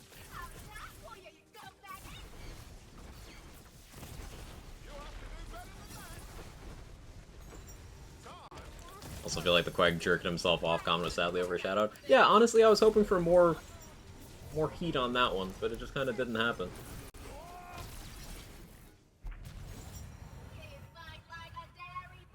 Alternatively, more constructively, I die a lot on flag. How do you suggest I improve my survivability? Very easy to do that, but some people don't want to be corrected.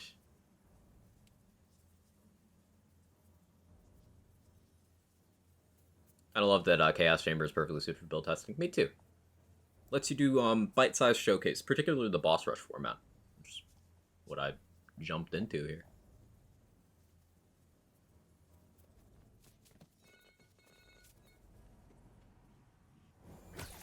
Map name followed by difficulty, which mode, mono modifiers. Okay, there's one map name that was just like really cursed in out of context. Extremely easy to make Flock unkillable. But yeah, it's as simple as, hey, don't stand there and take it. Or, I mean, just kill things while you're doing it.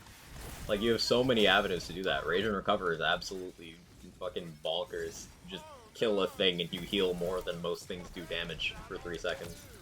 Or you just simply don't take the damage. Or you kill the thing before you take the damage. Or you have it fight something else instead of you. Like, you got choices. Just, it's an attitude thing. That one's name is a community meme. Ah, that's the one, yeah.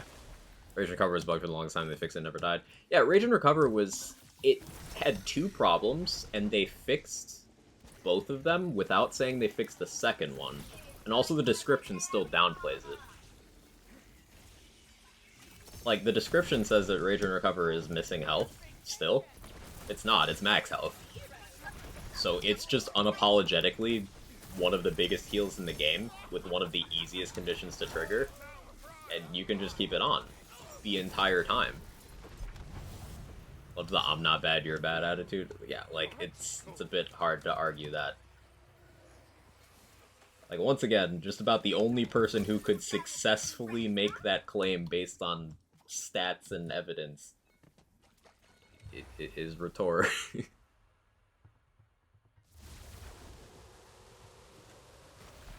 CZ could probably call me shit too, and I'd be like, yeah, you're right. So true, bestie.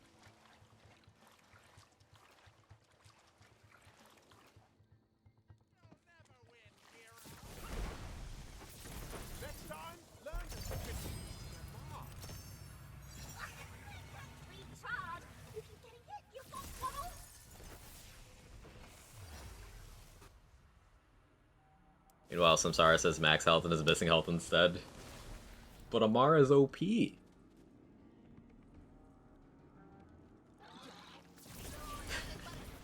Reinstall, play some of the stuff, it'd properly check out, but 138 gigs, it is a big game now. Do be a big chonkers game. You could come back, do time trials, and start sweeping the boards. Start running True Guardian. Come on. Come on, do it.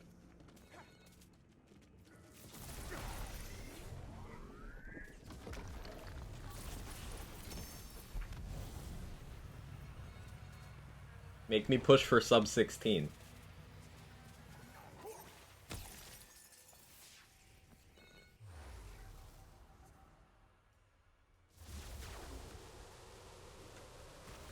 One remaining birthday wish before the end of the stream. I don't know if I have her on this save.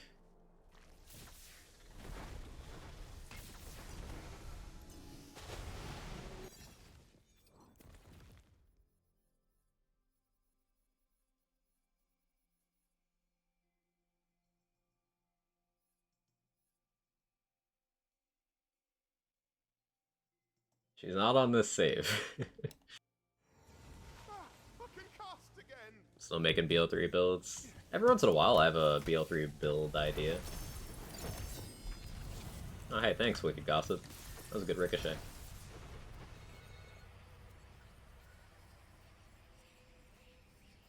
That's the Threads of Fate I've been wanting for so long, but it's primordial.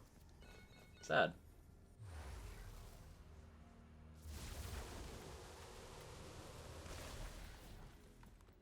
I was also a sub 5 run while just shooting the shit like that.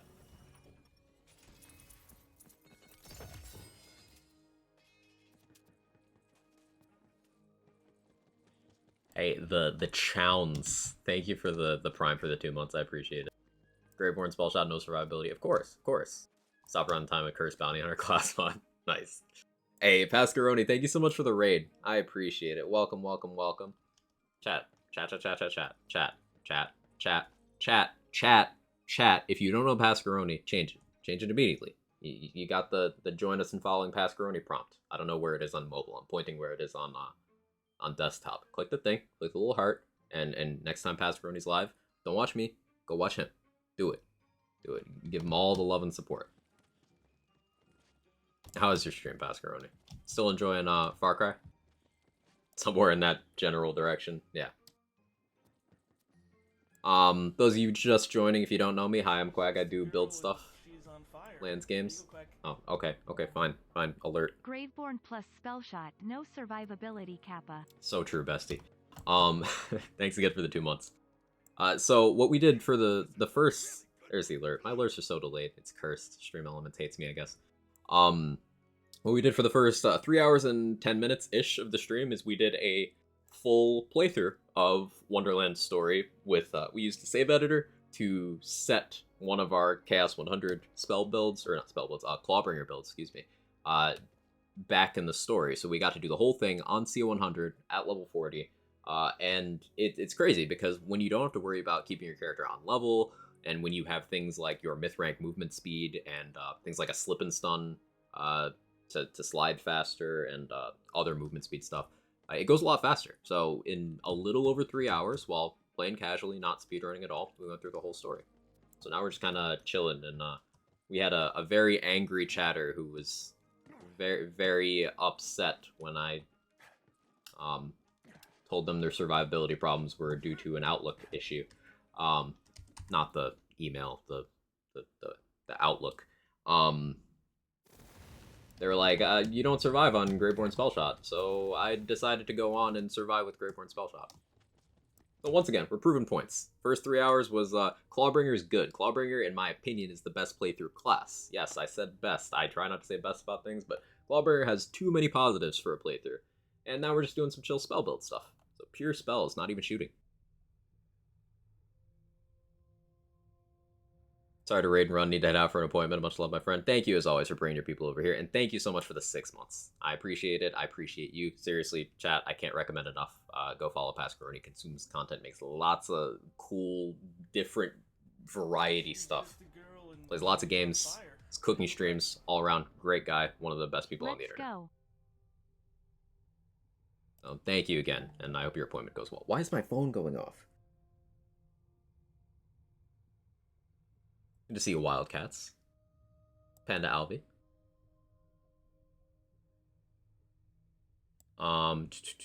So he's a survive with that shot. Well, that's the thing. It is as simple as a player outlook issue. Like, the idea of... Well, let's look at this on paper. On paper, I have 0 shields and 3,000 HP. And enemies do a lot of damage. So, like, on paper, that's a problem. But when you are healing 15% of your max HP per second at all times, well, that's a lot of health. And health gate is at 50%. You can't be one-shot if you have health gate. So not only is that going on, but you've got healing from other sources, a little bit of dark magic incidentally here and there. But also, I've got a Skeep Amulet for massive healing over time, every 30 seconds for the duration of about 10 seconds. So, like 30% uptime on massive heals. I've got things like myth-rank movement speed, so I try to avoid as much damage as I can. That's big. You can't just stand there and take it. And simply killing things is a pretty good source of survivability, and that's without even using my full suite of survivability. You could use a body rune, and then you're getting an additional 15% every kill. So 15% health on a kill, but also 15% passively per second at all times. You are extremely difficult to kill, while putting out some of the craziest damage the game has to offer. Deadshot Caster is insanity when it comes to damage dealing. Like, to the point where I don't even pay attention to what I have on these ice spikes when I go to equip them for this fight. I just kind of equip ice spikes.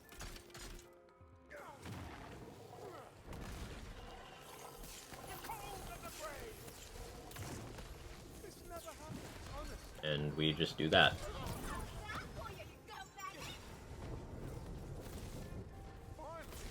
So if I could just make one comment for build crafting in these games, it's just like, if you have a problem, seek out the solution to that problem instead of throwing your hands up and being like, game bad because I can't figure this out. Like, no, I promise you, there's an answer.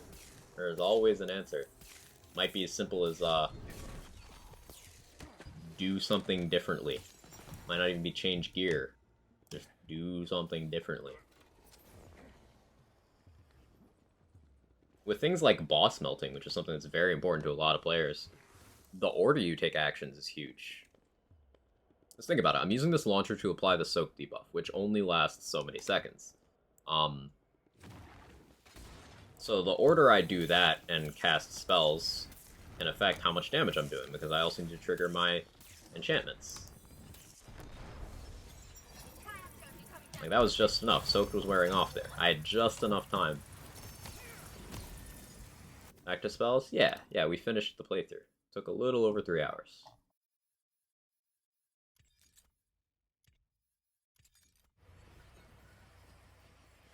It's funny, a full chaos climb from 1 to 100 took 8.5 hours.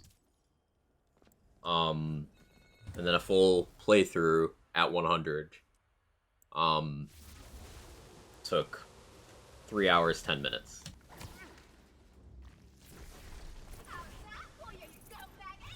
Rolls in your gossips? I'm currently using projectile crit chance. I've got spellcast ability on this one, and spellcast damage dealt on this one.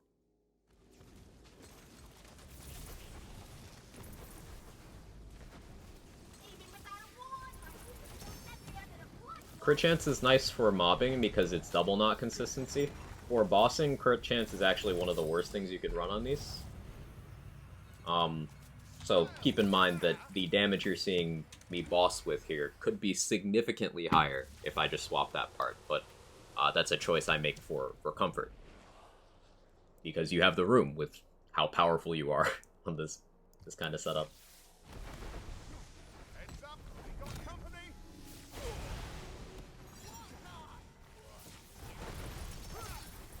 Like, we're still able to skip Solis's second phase pretty easily.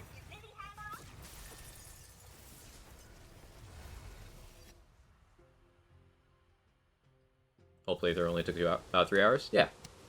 So much time gets cut out by you having your movement speed from, say, myth rank, and if you're a class that has movement speed and skill tree, by having that as well, having things like a slip and stun necklace, and also not having the level before each major area.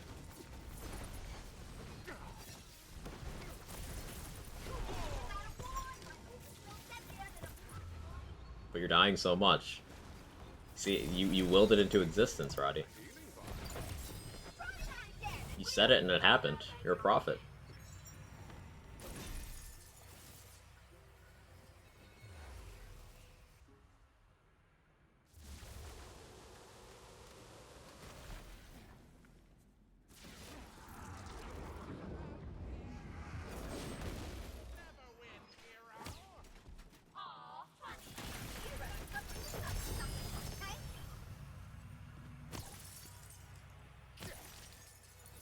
That guy isn't lurking to see that. I mean, I didn't ban them or anything.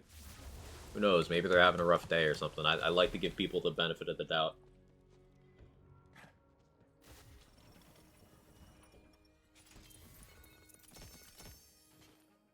Like I said before, it's strictly informative. If I was dunking on someone, they would know it.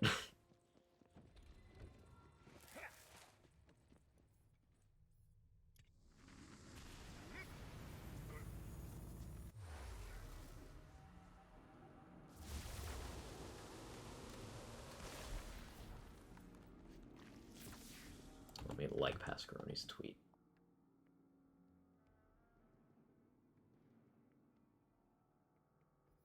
There we go. We're having a grand time, aren't we? Magic time. Yeah, if anyone's ever wondered why some people seem to look at me a certain way, it's usually people who go and have interactions like that going off and spouting shit. They're friends. No skin off my back, but it is ultimately funny to see it play out.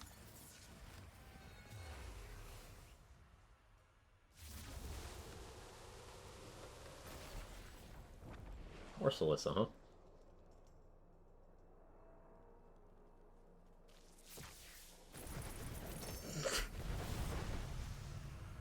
Well, that might be the fastest I've killed Celissa on this build. Cool.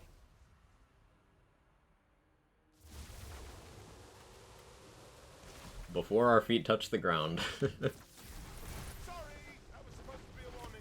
we have health bug right now? It's so hard to tell because shit gets one shot anyway.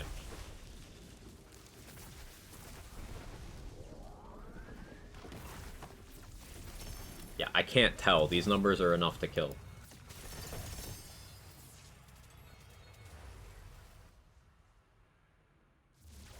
Or people who you've had send their skill tree in chat and help them with, including me. I was working my way there, but like, instead of, okay, so what's the problem, or what can I do to change that? It was, yeah, this has got to be a health bug.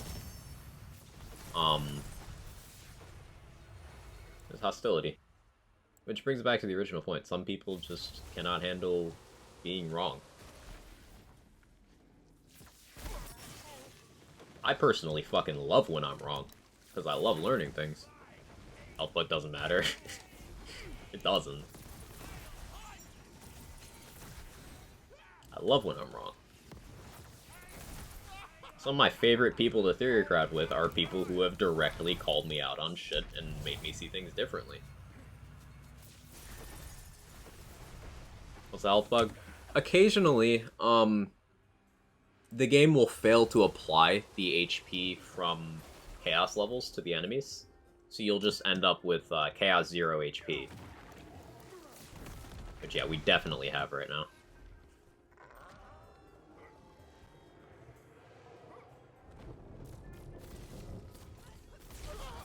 I learn a lot.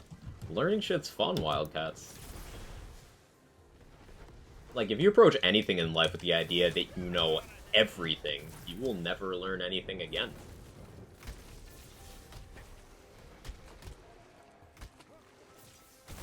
That seems pretty fucking empty.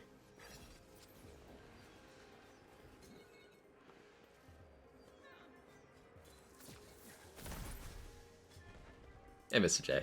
You're willing to take in new information, adjust your perspective. Not everyone does that. Yeah, you kind of hit the nail on the head. That, to me, is the greatest measure of just intelligence in general. Like, not body of knowledge, but attitude towards new knowledge.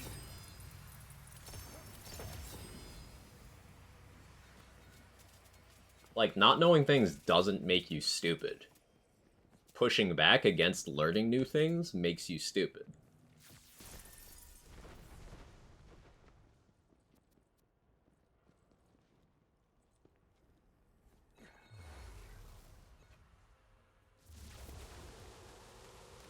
Some would argue that learning shit's the only worthwhile meaning in life. Not a bad stance, honestly.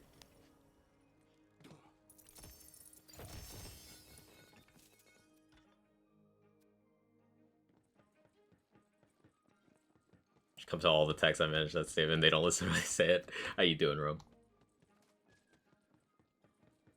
Or stop learning this old dog likes to learn new tricks. There's always something new, and especially with things you're passionate about, right? Like, Stone Swan mentioned earlier that you can like. There's still new builds being made in BL3 by those of us who have thousands of hours in the game, have been playing it since launch. There's still just stuff that's being messed around with, like new core build interactions have been discovered since Wonderlands came out in BL3. New stuff's being found in BL2 as well on the speedrunning scene. I just saw just a couple days ago, Deceptix posted on Twitter about how they found out that a different menu setting on your FPS cap saves you like a lot of time over the course of the run, because it makes any slow-mo section in a cutscene play faster if you run on uncapped FPS, or a capped to a specific thing. I forget what it was exactly, but a certain FPS cap makes cutscenes play faster in that game. So that's just one of those weird random things. And if someone had, and speedrunners are particularly good about this, they never view anything they do as concrete. It's current strats, current route. I could have done this better. I could have done this better. There's still some time save over here. Speedrunners are great at thinking about things that way. So, like, if speedrunners, the entire speedrunning community had been like, nope, there's nothing else to find for this game. Nothing. That wouldn't have gotten found. You know?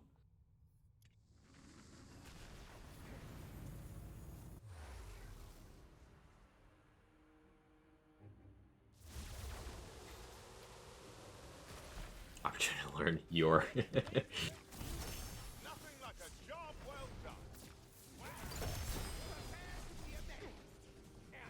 most good speedrunners I know of do that. Raid Sauce. Deceptix does that. Garwood does that. Speedrunners I follow from other, fandoms also do that. Because there is always more to learn, more to improve. And the second you think you know everything about anything, you've closed yourself off to the possibility of more.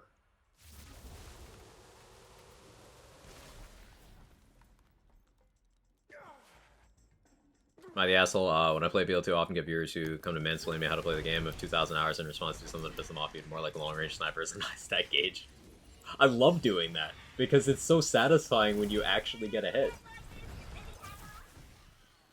Like, nope, nope, nope, nope, nope, nope, yay!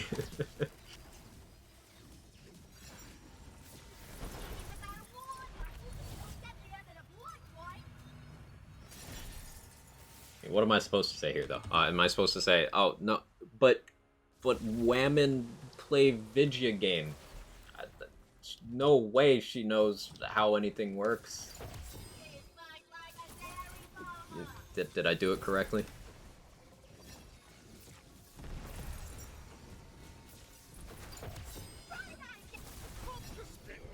Am I a gamer yet?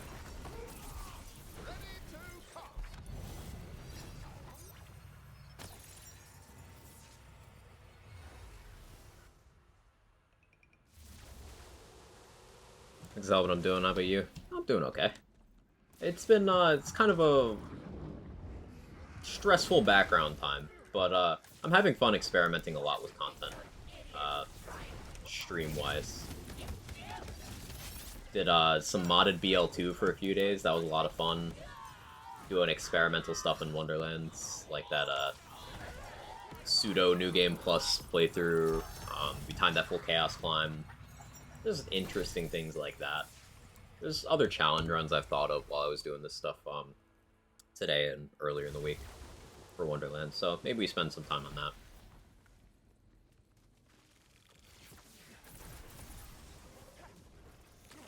Apologies for playing video. Go back to feet ASMR category, then cheers. It's just that easy.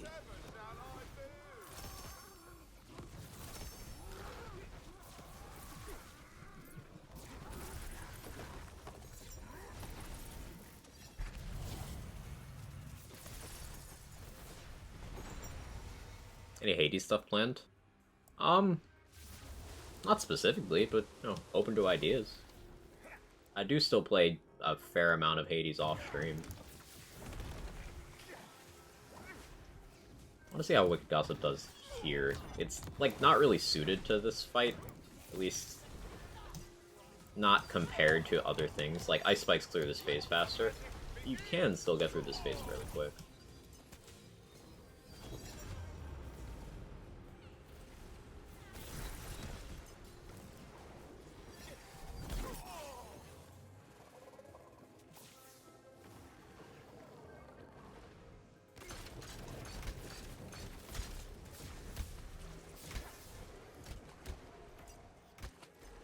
That's a good chunk, honestly.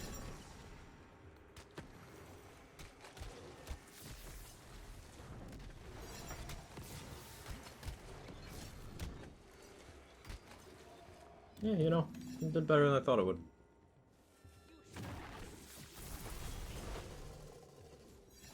So I started playing, I've gone back and watched your old videos. It's always so cool to see people getting into Hades. Really enjoyed K6 spreading all the Hades love recently. It's one of my favorite games ever made. Mr. Palafin. How dare you? How dare? Mr. Glenn, are we farming Cinderace tonight? Back in business. You know, really, I think it's the masterful work weaving done every day by tall, crafted right. I can? Cool.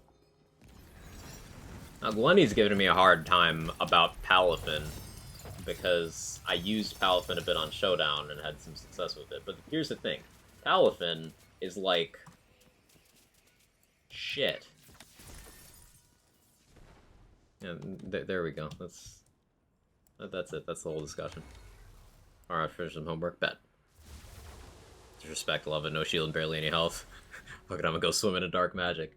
I mean, you can. That's how you kill Drill efficiently. You just use that to your advantage. You either close the gap to where he's not really a threat, because he's doing long-range, slow, easily avoided attacks, so the only incoming damage is the water, so you just mitigate that with your healing. Or you just use the healing to do things like turn on your selective amnesia armor to do more damage. Hopping in the water is usually the answer to killing Drill faster. Hades 2, Hades 2, stop making me think of Hades 2, Hades 2. Alright, think of Remnant 2 instead, Rat. Think of Remnant 2.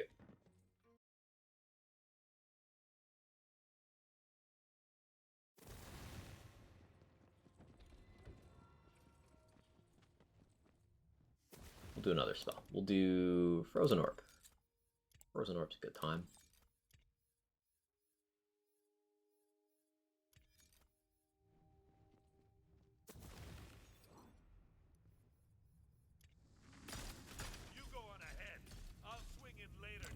Palafin's at first shit and you switch in another time, it's okay. But here's the thing, like, you lose so much momentum doing that, as Glenny said, and if we look at other things that are available right now, do we really think that Palafin is better than Floatzel? Like, really? Because Floatzel with Swift Swim is one of the fastest mons in the format in OU. It doesn't require any setup turns. And a Choice Band Floatzel kills most things neutrally. Like Wave Crash, neutral damage in the rain from a Choice Banded Floatzel. Oko's Tyranitar, Goldango. It's a range for Annihilate. And Oko's Hydreigon through the resist. Like, Floatzel's just a better mon. If you can get the Palafin back in, sure, but like you lose so much momentum to do that. One big thing Palafin can do, I suppose, is Jet Punch is useful. Like, you can run a non-banded Palafin, and then you could Jet Punch and have Haze as an option. So in certain late-game scenarios, Palafin can be good. Like, I won a couple Showdown games last night. I had Palafin set up next to a Salamis, just clicking Draco Meteor. I was just clicking Haze. But, like, Floatzel is just better. And Floatzel's not even the only mon that qualifies as better here. Dreadnought is another water physical attacker with Swift Swim. Shares that with Floatzel, but it's just, like, more practical than Palafin.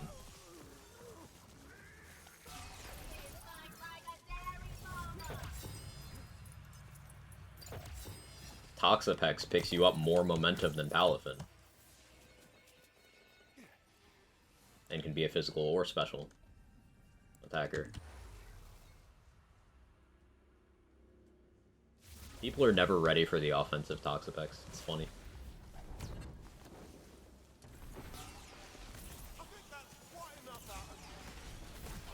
And there's also, with terrestrialization, you can just make other Mons into better water attackers.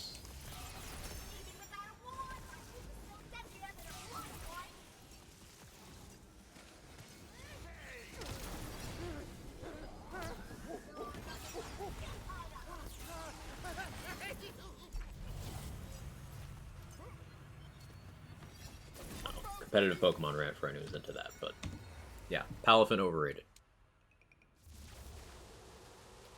And if we look at what people are actually using to succeed in tournaments right now, Palafin is not nearly as prolific as things like Goldango, Meowscarada, Dondozo. Like, Palafin thinks it's that guy, it's just not that guy.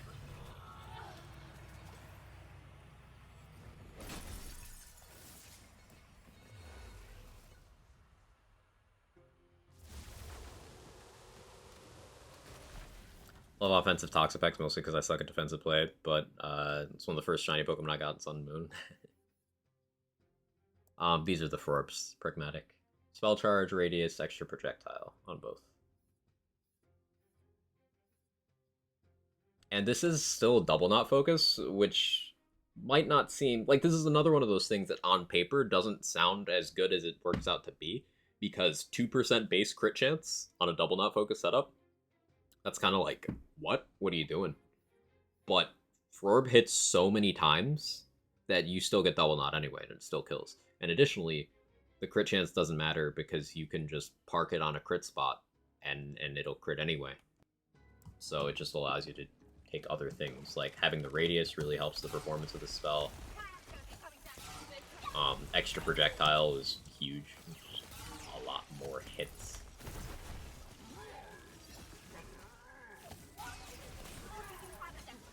I didn't even have the right stat stick in my hand there. If you're really in need of some AoE damage, you can do Barbaload plus Frozen Orb. And it goes unnecessarily hard.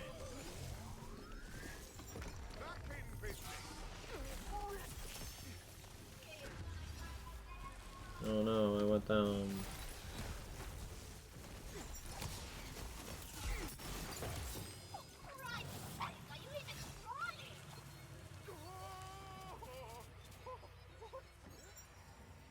Obviously, to facilitate the Barbaload, you need to shoot, but we use Eidolons, so we always have the option to turn on Barbaload if we want it.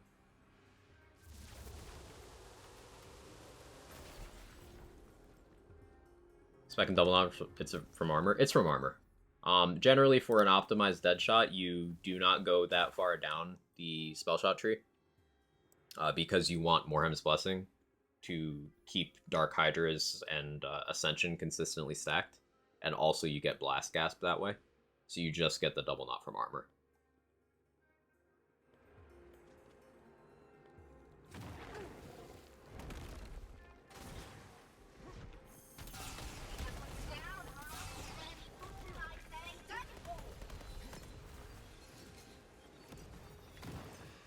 Thanks, you're very welcome.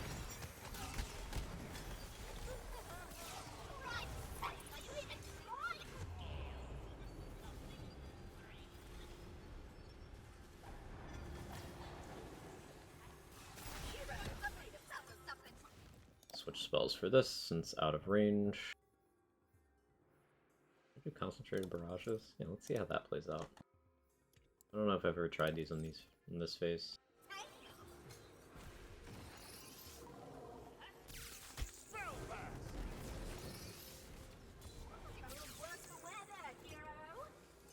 That's fine.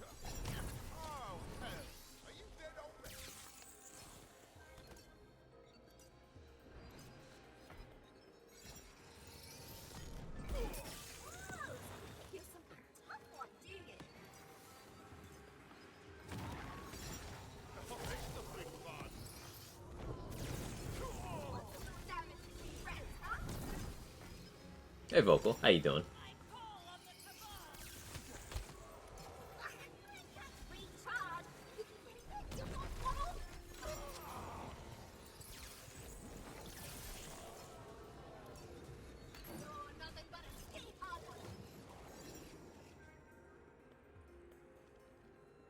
Always good to see you.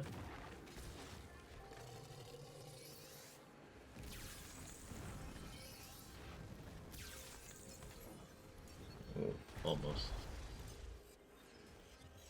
You know, real magic is the masterful work weaving done every day. Those are fun. These are actually the spell that people used to do some fancy boss one-shots at the very beginning of the game. And it's cool to kind of bring them back into usage much later on. So something people sort of forgot about. They did get like balanced downwards a bit early on, but they're still incredibly good. Concentrated magic barrages of the charged variety. You just got so many spell options to do damage in this game. Turning those into a Gloop or Bunny crit spot makes insta death. Yeah. Maybe we do featured so I can bully Bunny with those. Can't complain. Well, I could, but I won't if you're doing good. That's usually my outlook too. Yeah, pretty much the same. In and out, 20-minute adventure should be a piece of cake, right? Is this a is this a super run? I don't know what the feature this week is. Fuck it. Fuck it. Let's see what it is.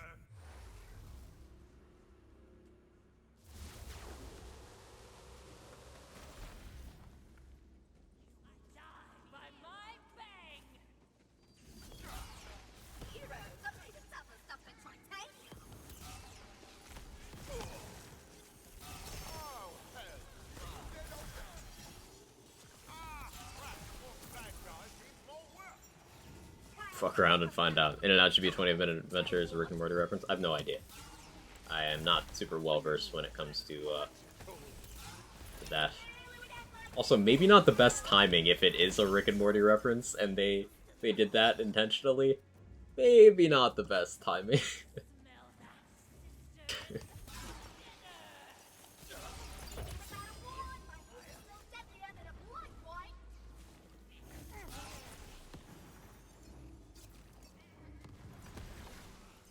For my beloved. Rope's great. Rick and Morty scandal? Yeah, one of the creators is going to court for felony domestic abuse.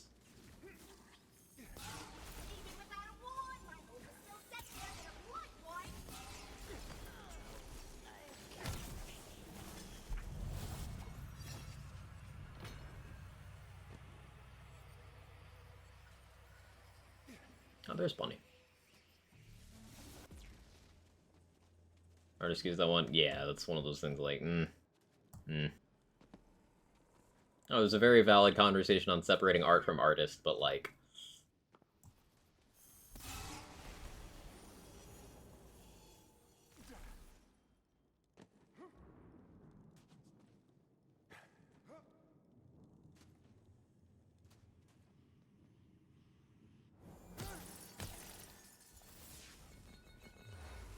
Taking trust in magic as well, to be even squishier.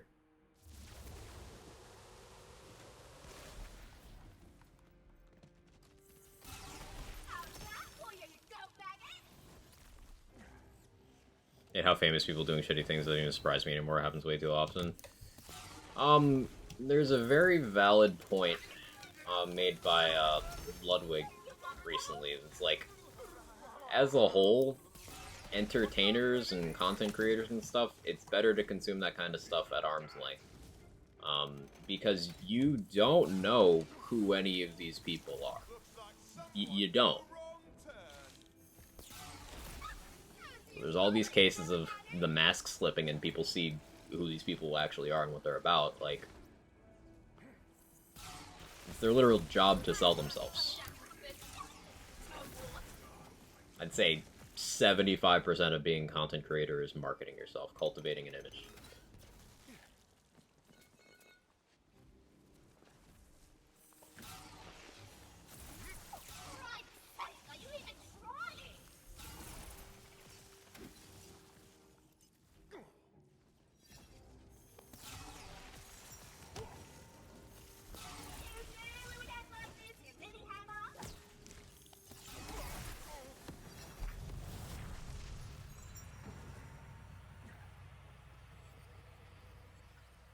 Very much agree with separating art from artists. I don't know if people take that stance. Maybe best not to give them your money. That's the big thing. Like, for example, there are multiple cases that are popular in let's call it media recently, be it right now or over the last couple of years, where there'll be an IP or a company that I just, due to shit they've done, I just can't support, so I just don't spend my money on them. Because I don't want it to go to certain places. Like, I don't buy Activision games. I'm not gonna play that Harry Potter game. Stuff like that.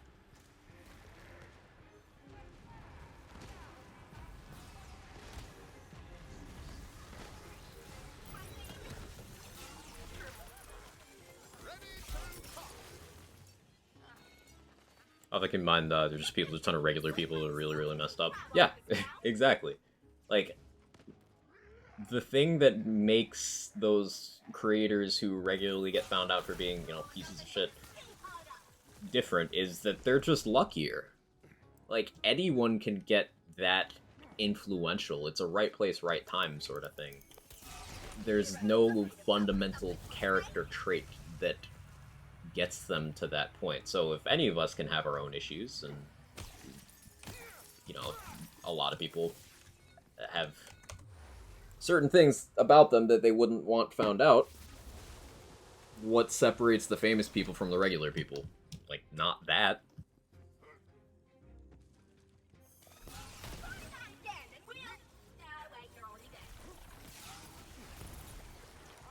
So when you have things like the yearly reconfirmation of Logan Paul being a piece of shit, or, you know, bi-weekly at this point, you have things like the Try Guy scandal. It's just like, you never knew who any of these people were. It's always an image.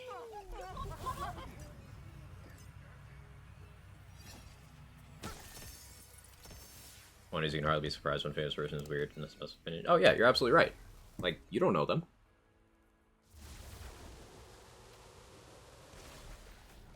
Big part of that is also bad news because more attention than good news. Also very true. I've talked about this a lot over the last, well, since this game came out in particular. Negative stuff has a better reach than positive stuff.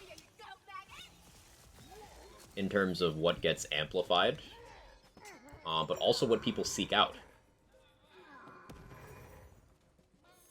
For example, you'll see more discourse around people trying to convince you not to do something, not to consume a certain product, buy a new game, DLC, stuff like that. You'll see more of that than people saying, hey, this is really good, you should give it a chance. Both happen, but which one has more reach? And that applies to, you know, media in general. When you turn on your local news, how much do you see about this person died, there's this scandal, look at how fucked the economy is from this thing. Like, you see mostly that.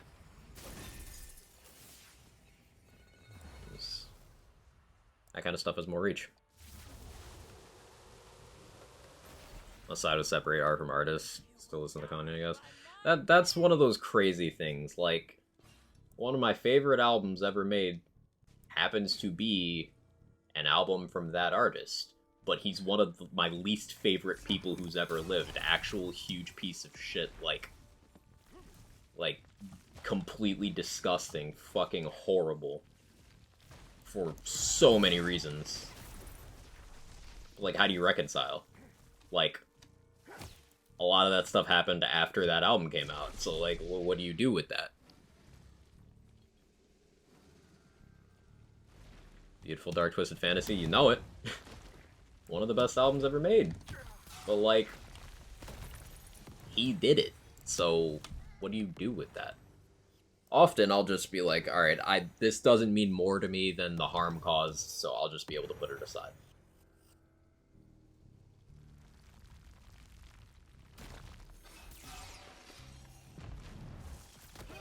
And that's what I try to do in my adulthood, anyway.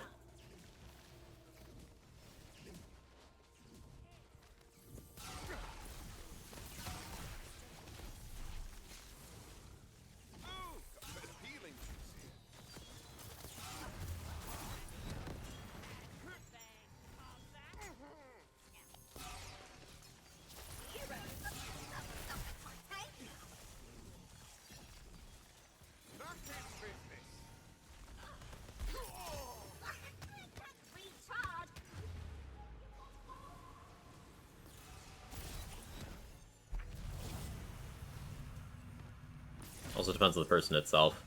Michael Jackson fucked up things, still led others, instantly canceled. A lot of it depends on, like, personal relevance, honestly. There's probably a pretty good conversation to be had on, if social media and news and just the state of the world being smaller, if it had been that way when Michael Jackson was alive, how would that have played out, you know? Perception of controversies and things like that. Totally different depending on era. You can see a very relevant example to that. People still stan R. Kelly. Dude who's a sexual predator who released an album bragging about the shit he did from prison. Still has fans.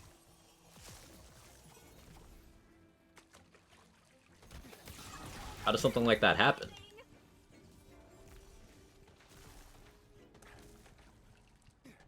And you'll have, on the other end of the spectrum, you'll have more garden variety, like you did shitty things, like Robin Thicke cheating on his wife and writing songs about it. And his music career is, like, over. He's a show host. That's pretty much all he does.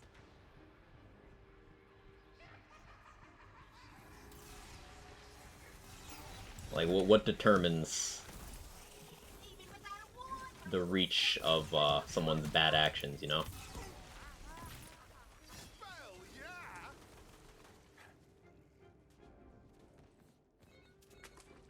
Just an interesting thing to think about.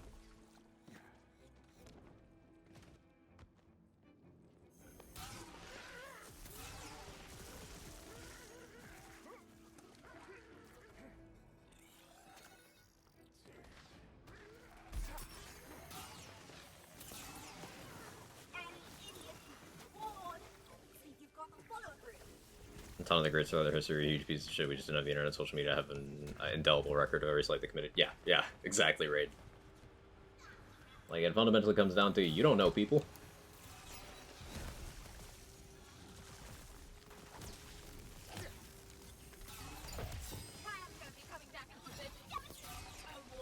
Get new glasses today? Pog. I've not gotten new glasses in a few years now. I want to say 2019, last time I did. They're still holding up well, though. Death of an artist also plays into that. Seemingly bad actions aren't as bad anymore once the person's died. That's a good point. There's the whole trope of not speaking ill of the dead, but, like, I don't really believe in that, personally. Accountability shouldn't stop if you're no longer able to hurt anyone else. That's one of my hot takes of the day.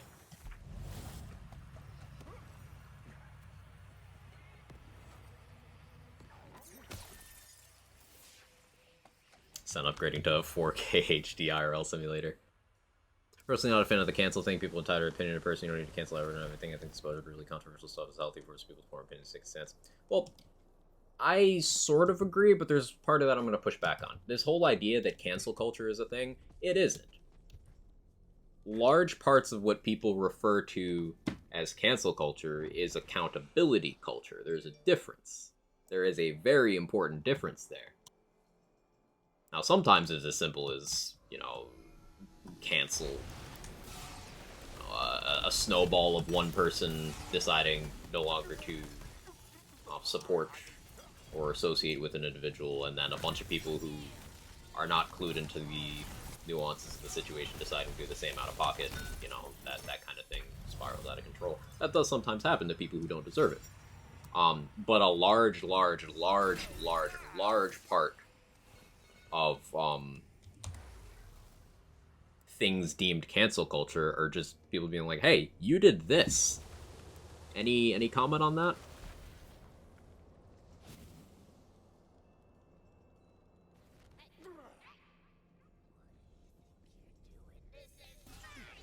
Cancel culture just means everyone found out that person's an asshole. It does go too far sometimes, though, and that people should be allowed second chances if they're truly regretful. Right, depending on... It's a case-by-case thing. Depending on response, severity of offense, circumstances surrounding, there's a bunch of factors to that. And, you know, it's one of those things that's imprecise enough that we can't make sweeping... Like, it should always be handled like this sort of things without getting specific to the circumstance. Like, there's certain flavors of wrongdoings that I don't fuck around with. Even if you're like, sorry, like, too bad, fuck you. But there's absolutely instances that are like, oh, look, there's cancel culture against. Like, no, actually, this one's just a person got outed for being a piece of shit.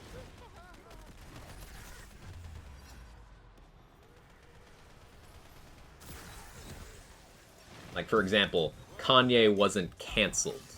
Kanye was appropriately disconnected from all of his platforms for being a Nazi. Like, stuff like that. You know?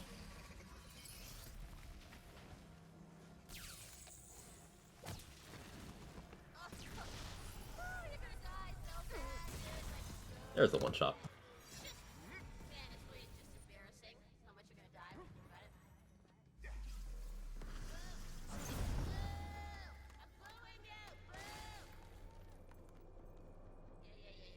Nothing wrong with people being called on their shit. It's been labeled cancel culture to be denigrated by people who are afraid of getting called on their shit. Exactly that. Exactly that. Spells that concentrated magic barrage.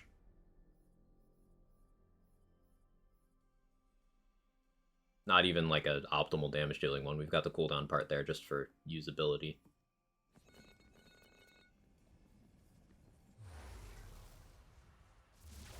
In case scenarios in some situations are hardly another way of bringing the voice of many to make a change on something bad. Right, sometimes you do need that pressure of public opinion, which does enter murky waters where sometimes it's like the public can overwhelmingly feel one way and that turns out not to be reflective of reality or appropriate to the situation. There's no like one answer to this, but I do think that the starting point for this kind of dialogue is that we need to agree that some things labeled cancel culture are not. It's accountability for bad actions. Like the term cancel culture has been overused, reached the point where it's lost all meaning. And that's part of, like, that's by design, vocal. I'll give you another term like that. The word woke was originally a positive thing, a word of affirmation in Black American culture. And it's been so regurgitated, appropriated, twisted that nobody knows that shit means anymore. In fact, the legal team of the Florida governor was forced to define it in court, and they used its original positive meaning. Which kind of makes all the use of the word and things like go woke, go broke not make any fucking sense.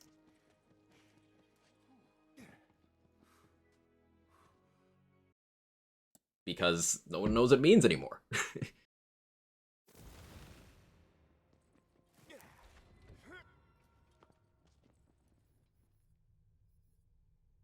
Yeah, that was a short run.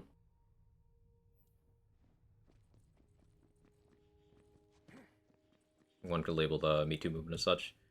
What, the meaning of it being corrupted over time due to regurgitation and intentional distortion? Yeah, I would agree with that. There's a lot of movements like that. Me Too, Black Lives Matter, where like the core thing is, hey, maybe human rights. Maybe? And then people who are like, nope, don't like that, I'm gonna make it not mean that to the public.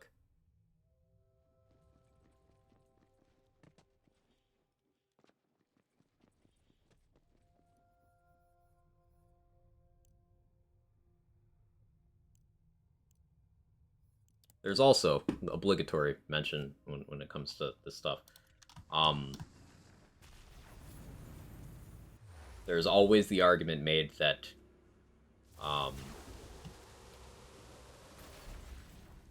positive social movements like that have been hijacked before they actually have been.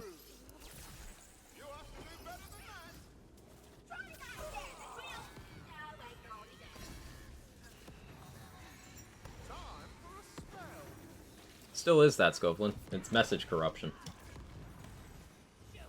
It's the same thing as saying the phrase Black Lives Matter does not mean anything other than, hey, we'd like rights and you know, humane treatment too. That's all it means. That's all it's ever meant. But you'll have people misrepresenting that too, and that corrupts the message to the point where people will believe that there's some measure of ambiguity there. There isn't. Same thing with, you know, actual feminism.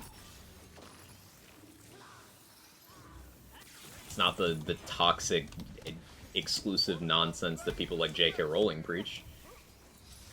It's just, hey, like, maybe treat like people? Maybe?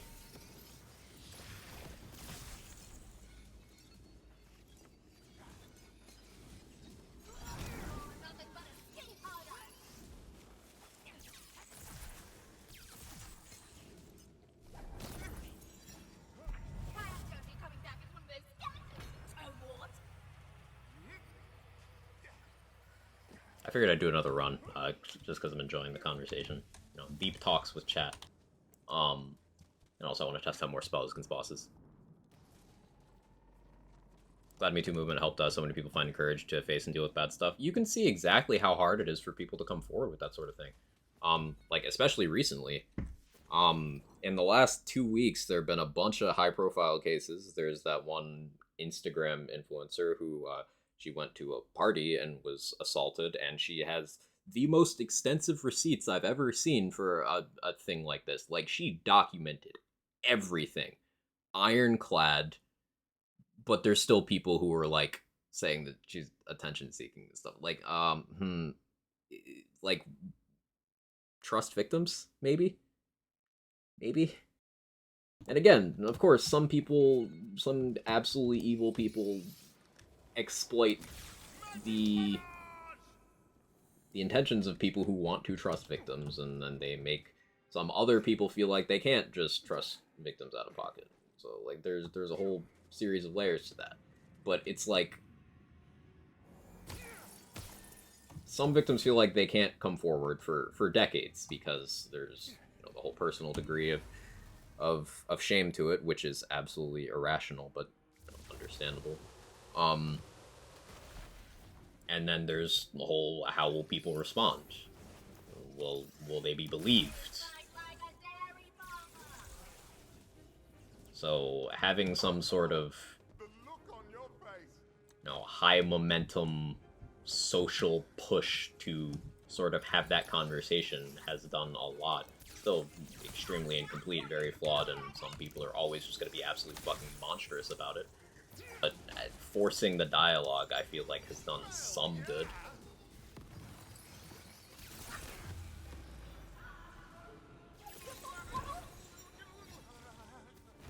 I'm okay. It's a little thing called acting. Maybe you've heard of it.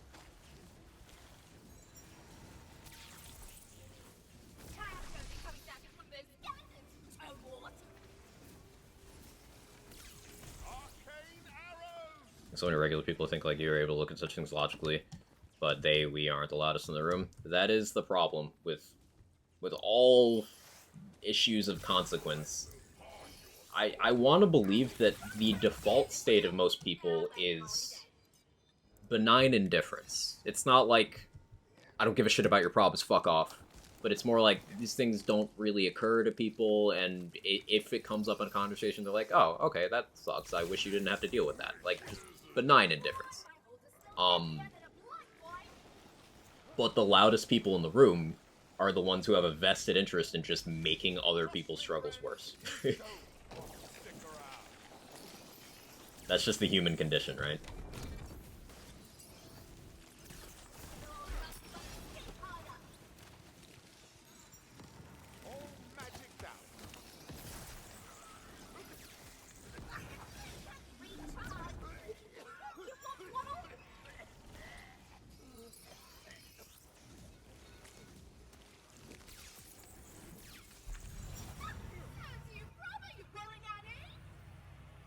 Hey, Epic, thank you so much for the raid. Poggy Woggy raid? Poggy Woggy indeed. Thank you, thank you, thank you.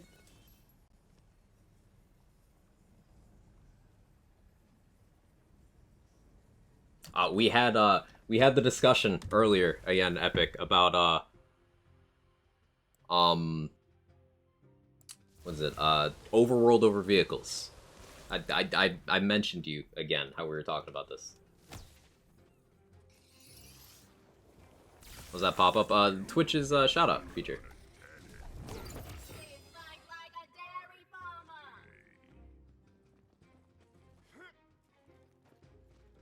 Welcome in, everybody. Today we actually did something cool. So one of the most requested features for this game was a New Game Plus. So we actually sort of did it with the magic of save editing. But we did a New Game Plus playthrough on good old Clawbringer, throwing the hammer, and we got a full playthrough done in just over 3 hours, about 3 hours 10 minutes. Chaos 100 New Game Plus, just throwing the hammer around. In stream, I look somewhat like Hesha. Oh, that, yeah, that's, hang on, that's this.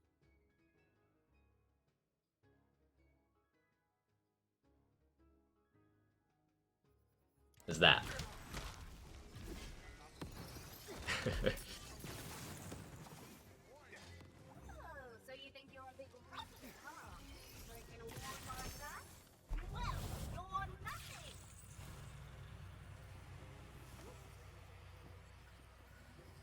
That is beautiful. Oh, thank you. See, you gotta gas up the homies. Be like Epic.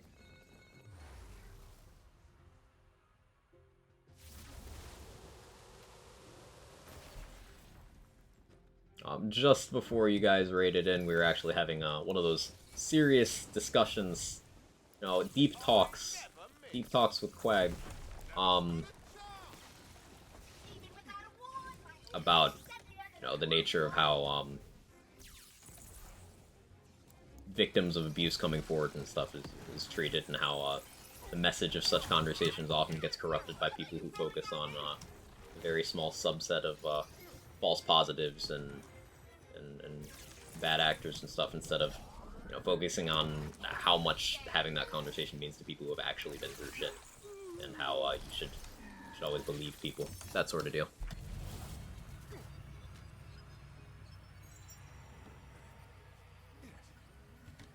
Shit totally irrelevant to pew-pewing things in the face with spells in insane 13-year-old who blows shit up game. But sometimes it do be like that.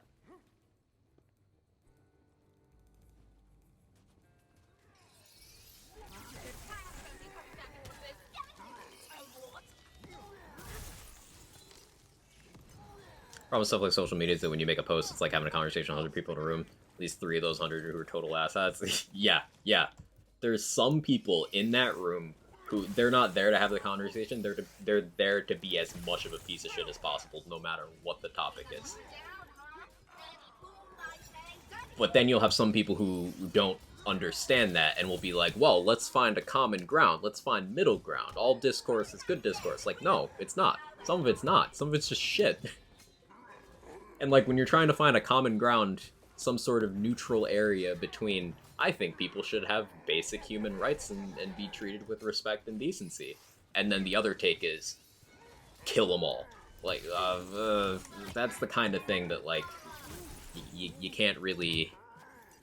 There's not a reasonable middle ground there. It's an extreme example, but it gets the point across, right?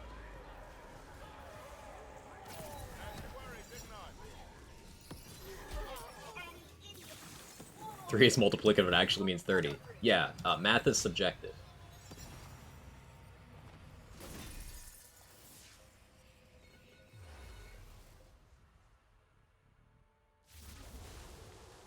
Healthy work. Have a good one, Roddy.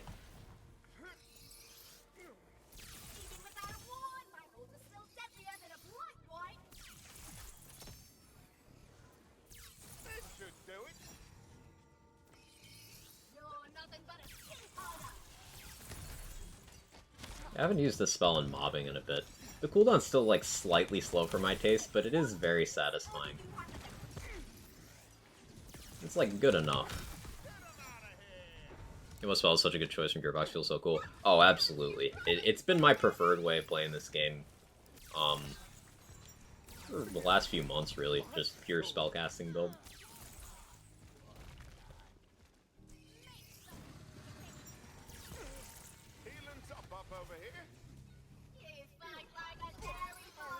There's a lot of discussion about things that that they've kind of lost touch with design-wise over the course of a few games, or you know, areas they've lost touch with narratively. But one of the things that I feel doesn't get praised enough is how they've handled the grenade/spell slot over their games. Like they made huge strides with that in Borderlands 3.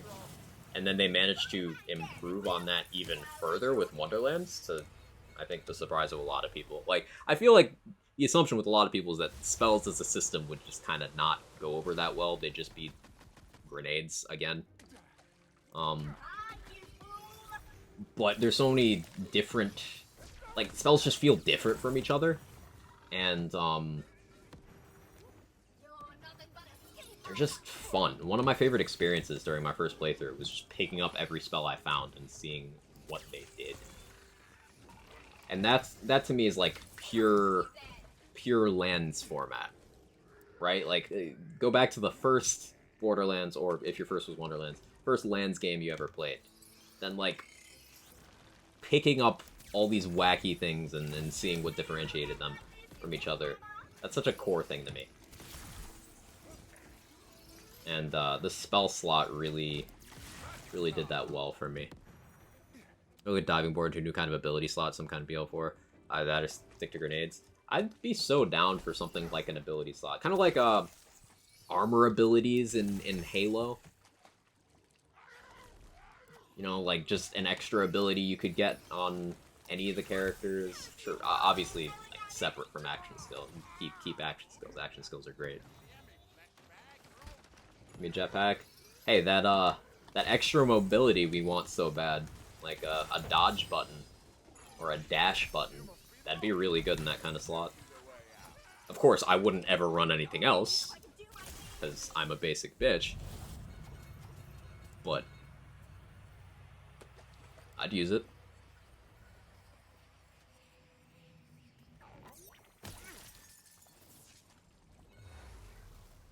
I also feel like spells leave more room for options, less restrictive than nades.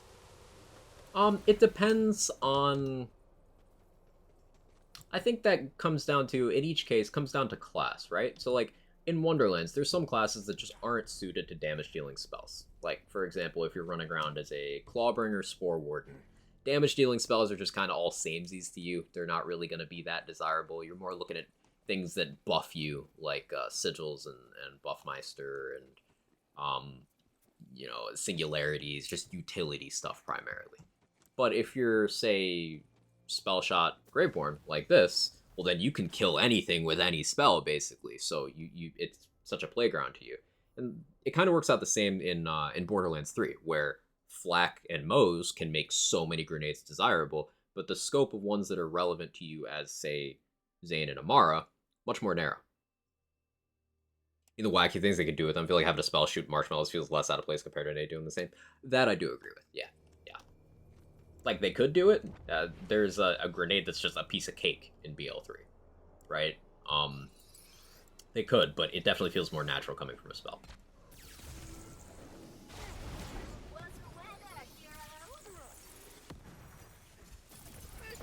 Almost messed that up.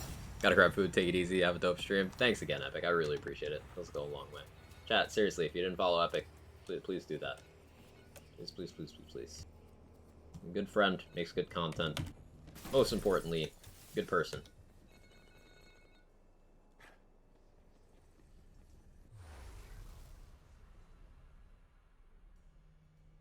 Yes, we need Dash as a choice. Funny part about that is in BL2, especially on release, it'd go way out of your way to find any guns that did wacky cool shit, not like people just stumble on a Twister. And I think that comes from certain design choices in some of the games and certain players who fundamentally do just view these games as shooters, right? It's pretty safe to say the vast majority of people are like, hey, this is a shooter with funny dialogue. And then that's all it ever is. But like, when you dive in, you have things like these spell builds. You have gun builds that don't play like gun builds at all. Something I commonly talk about is how the slight subversion of with TDR Inferior, where your reload becomes a core part of your damage dealing, that's something you don't find in regular shooters. So little things like that add depth, but core marketing, I feel like, is almost always going to be like, hey, this is a shooter, because that's a wider audience. That's just more, there's more money there. Look at BL3. One of the strongest marketing points was it over 1 billion guns?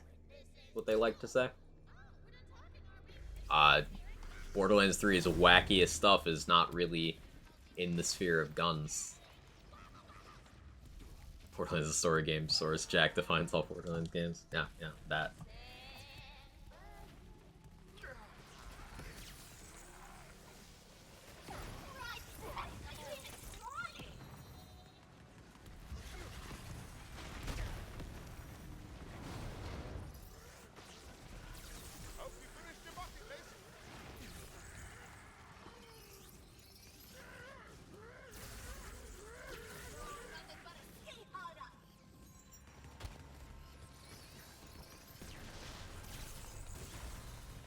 $218 mil on that one.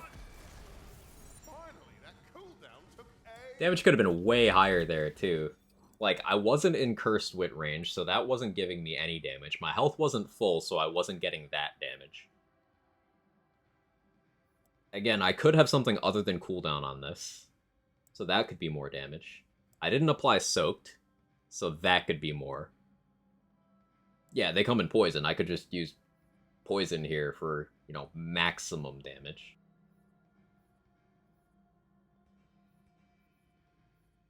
Yeah, that could have been a much bigger hit.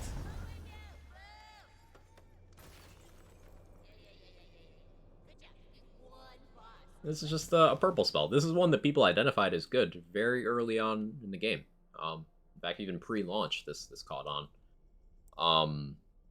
I believe one of the first pieces of Wonderland's content put out was Chadley made a video one-shotting Wastard and a couple other things with 2 of these.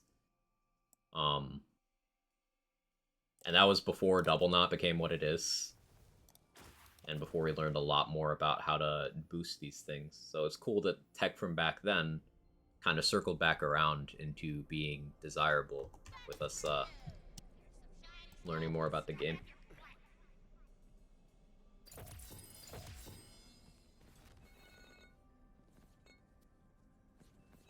I really did enjoy the journey of optimization of spells and melee in this game. Speaking of melee, we could play a little bit of melee. Borderlands deserves a lot of credit for the modern looter shooter template. It's also treated least like one by fans. Yeah, Borderlands is the only looter I can think of where people still reference the story more than anything else. Like, people don't really... there's definitely some Destiny lore enthusiasts out there, but I don't see as many as I do with Borderlands. I don't know of anyone who cares about the lore and like Division or Outriders or any of that stuff.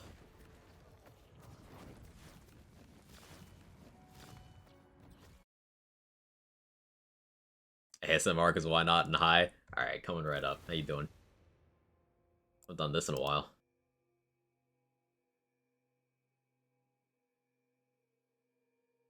Source, I'm one of those Lands lore fans.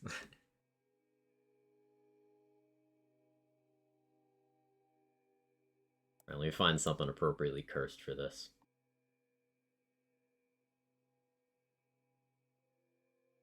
Oh, this is perfect. This is perfect. Alright, I'm gonna need spam to assist, because this is gonna kill enough brain cells that my ability to read is gonna be in question. So I need to just fill up the chat box. Thank you. Not a lot of people are talking about the best thing that Spore Warden has to offer. The one that makes even the most devoted Spellshot player jealous. The mushroom. Only the Spore Warden gets access to the walking, thick, phallus morale booster that can revive any dead ally and redirect focus to itself by ripping the nastiest ass in the whole Wonderlands. The nastiest. I really feel like Gearbox dropped the ball by not marketing the smell of the mushroom companion.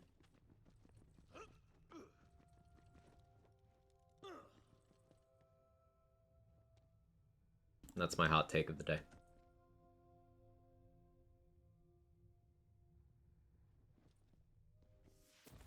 Anyway, okay, this is Dreadwind. Yeah, this was me messing around with Cursed Wit Dreadwind, which is not the best idea. You get a lot of damage, but you just kind of alivened rather quickly. I'll do Wardu Dreadwind. See how that plays out.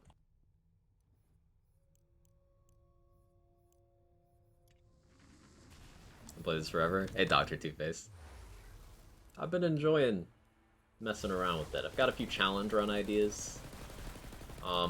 We did a New Game Plus, I'm using quotes on that, playthrough today, and it only took a little over 3 hours. Honestly, it took less time than I thought it would, so I'm just kind of filling the rest of the time with other stuff.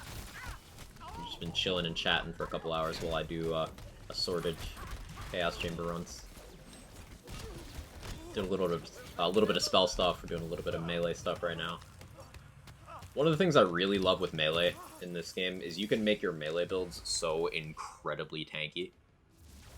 Particularly the Berserker ones. And it lets you do things like bully bosses that have get away from me, don't touch me auras. Like Banshee has the most damaging boss thing in the game is you know, the aura that happens when you get close to Banshee. But if you get close, you apply a beefy dot, it goes pretty okay. Now, I messed up the timing just slightly, so I have to actually go over here and do this, but you can do a lot of work.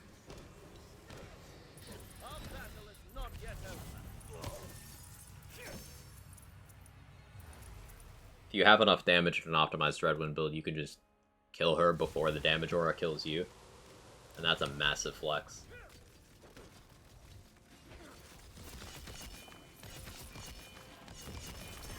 And as in all games with a spin to win, it's just fun.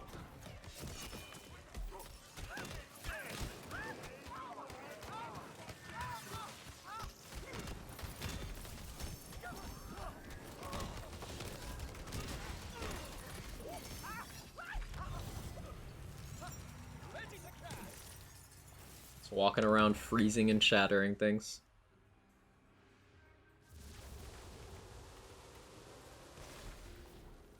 And another Hyperion stat stick. How dare you accurately attack me?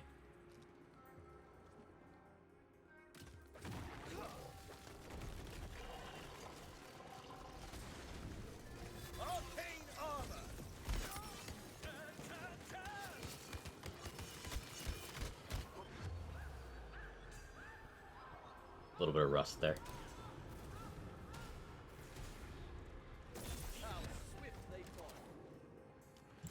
feel repetitive bringing it up. No, you don't. You love reminding me of that.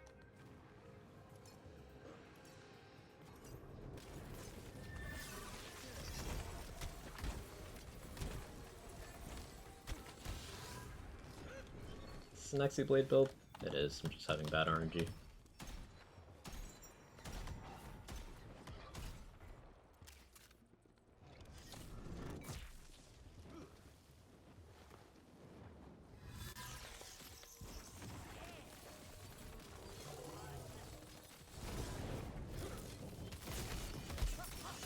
There we go. There's the damage.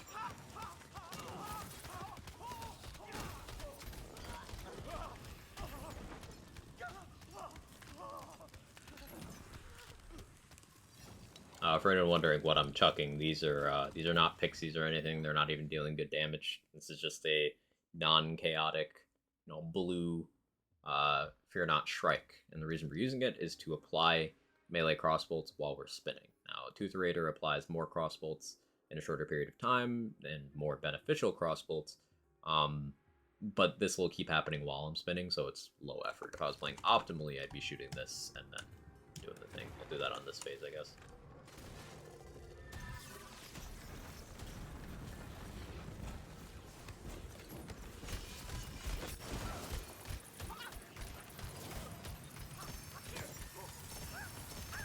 There we go.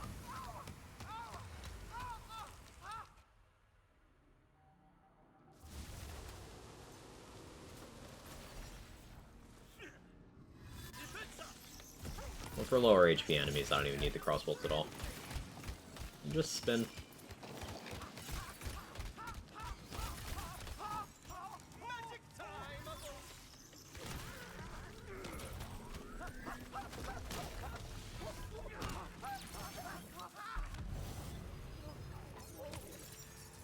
I haven't played this in a while. Feels like home.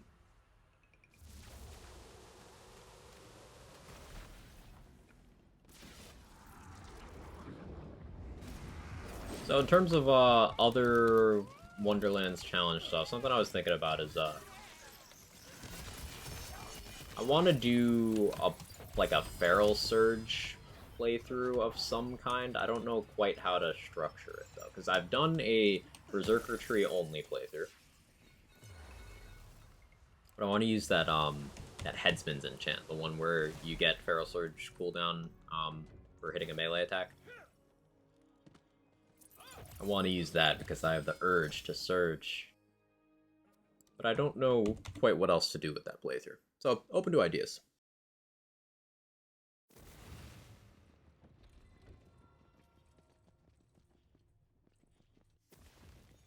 Do another one with this? No, we'll find something else. No Hyperion? I mean, for that I wouldn't be using any... Well, I mean... But the Tootherator's Hyperion. Shit. What is it with Hyperion and stat sticks? I don't understand.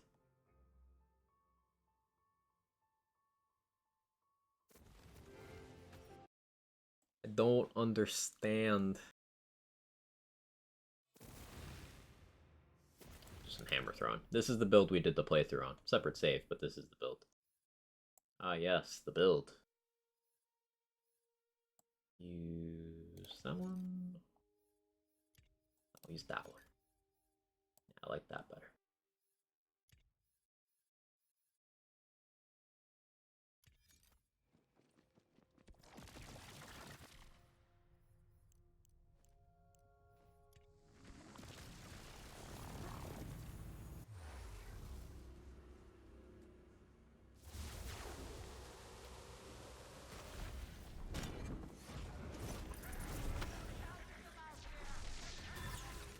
So yeah, Storm Dragon's Judgment, Clawbringer's hammer throw action skill, one of the best action skills ever made.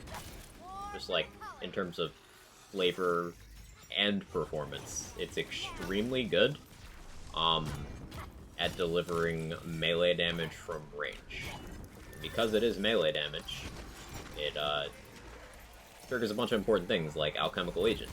So if you run a high crit chance setup, you can throw the hammer, and anything that doesn't get outright one-shot by the throw, It's some powerful dots applied. If Jacob's got interesting uniques, they'd likely be competitive for stat 6, however Jacob's uniques. I mean, they've got Unforgiven is a stat stick, I guess.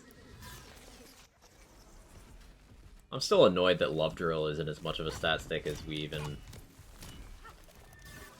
thought, because its card crit bonus isn't all card crit. So, like, pain.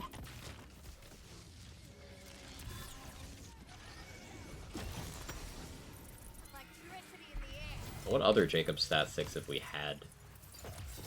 I guess in this game, sometimes Black Powder is a good double knot stat stick option. But, like, usually Hyperion's better at peak. Usually. Hyperius. Ionic Disruptor is a melee override. That's true. That is one. Yeah, we got Disruptor, Unforgiven.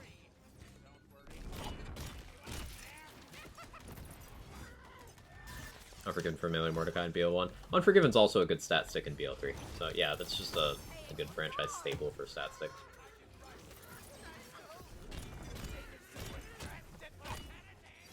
Unforgiven's even good for melee in BL3. Stone Swan has an Amara true melee build that uses an Unforgiven to punch with, because ASC 50 bonus elements can crit, so they get the Unforgiven bonus, and static charge chains can crit, so they get the Unforgiven bonus. Also, Unforgiven has a shorter animation lockout than COV pistols do, so it's actually often just smoother to use that. But then it's, of course, also relevant to Sparkplug builds, Hunter Seeker builds, Bullet Reflection builds.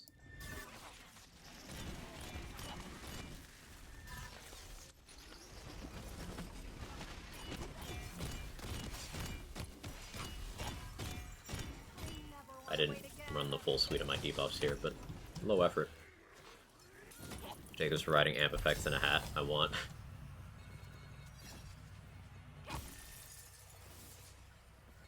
They've definitely gotten interesting with Jacobs over time. Like, the whole, if it took more than one shot, you weren't using a Jacobs, yeah, that shit hasn't been true in quite some time.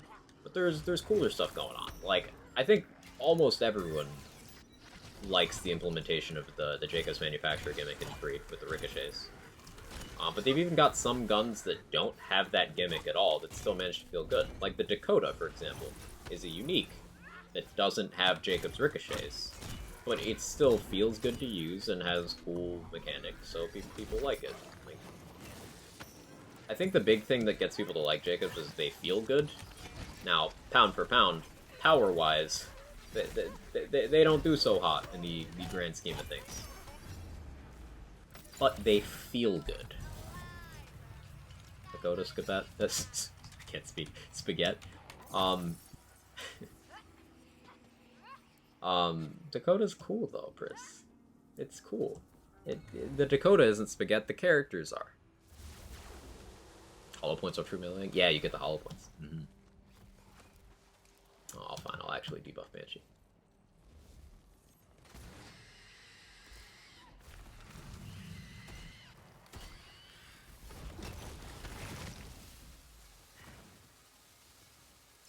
Oh yeah, I'm using body rune, that's why the damage is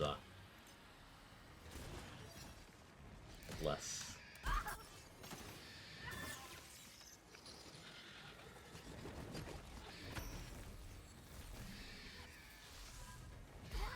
Slow and steady.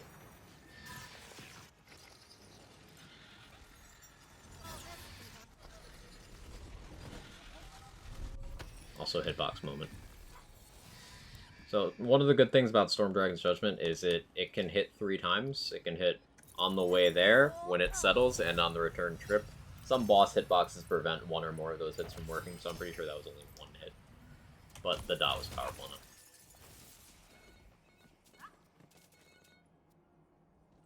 Counterfeint's a cool shield. I haven't built around that in a while. Cool ward. Hellwalker's favorite gun to use just because it feels good. I think a lot of people feel that way. And then, unfortunately, they'll conflate that with Hellwalker OP, Hellwalker best gun. Like, no. No, it's just good. In the grand scheme of balance, it's actually pretty middle of the road for endgame legendary usage. But it's easy to farm because fixed parts from a very standard enemy, and it feels good. So that's enough to make it instantly a fan favorite.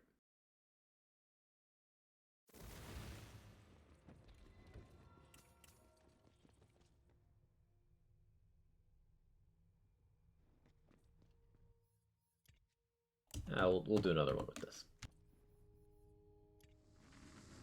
I want to get a Waster if we can.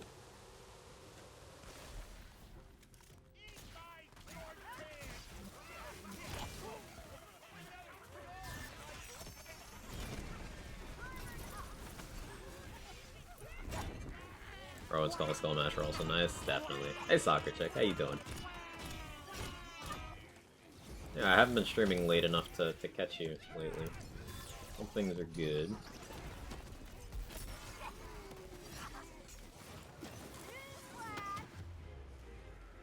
That's an ouchie.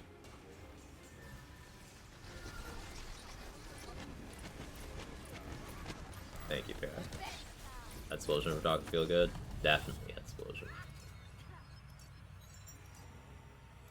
I'm still a huge fan of Stagecoach.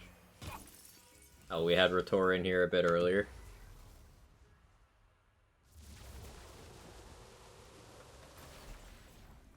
Pre-change Garcia. Finally off night shift. Let's fucking go.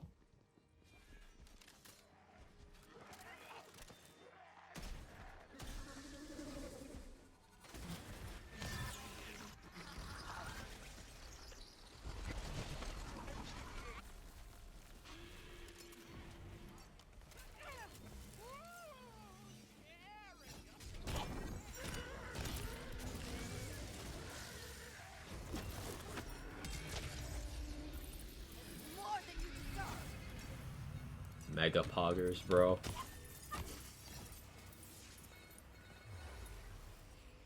I should record myself trying to explain poggers to one of my parents.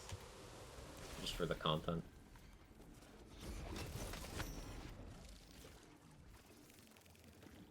Got so bad I'd arrive to Quack stream very early and just wait. It's true.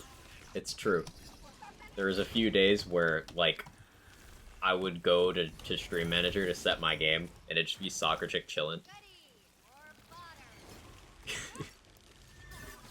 Just in the chat like 20 minutes before I started.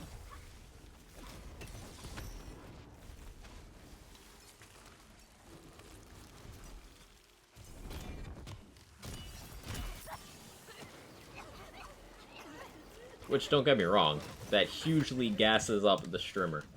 Seeing people just hanging out, waiting for it to start, before the starting soon enforced, hey, get in here, Twitch notification please work, copium. Before that stage is huge for the feel-good brain chemicals.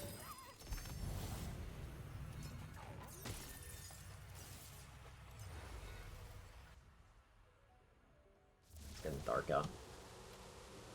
I should probably make this my last run. Need that first redeem to encourage it.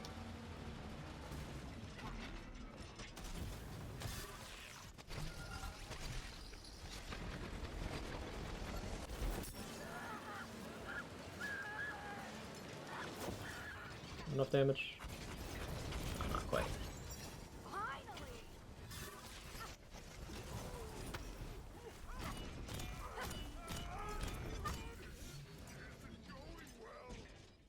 Epic's in here, you worried immediately say trick shot? He would.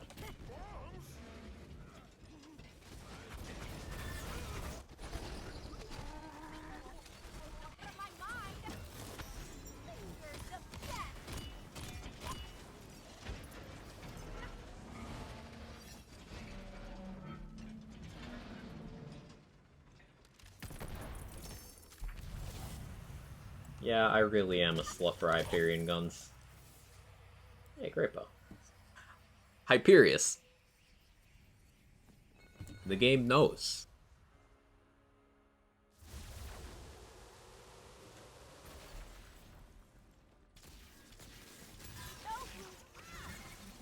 I literally one day was like, you're gonna have to wait, I don't know what to play. Uh-huh.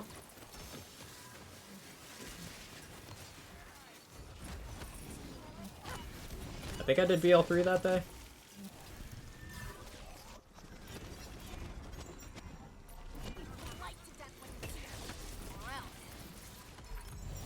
BL3 is one of my good I don't know what I'm doing today options. Petition to change cheating to Hyperions.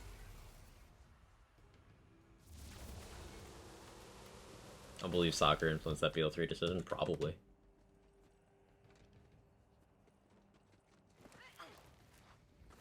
Fired up, are we?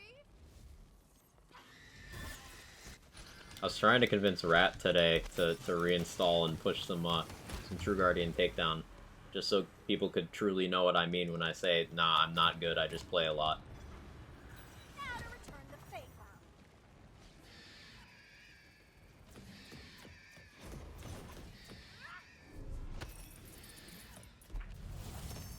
Fell asleep waiting. Yeah, that sounds like you.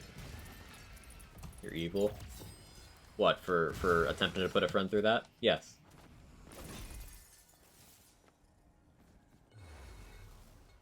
Yes.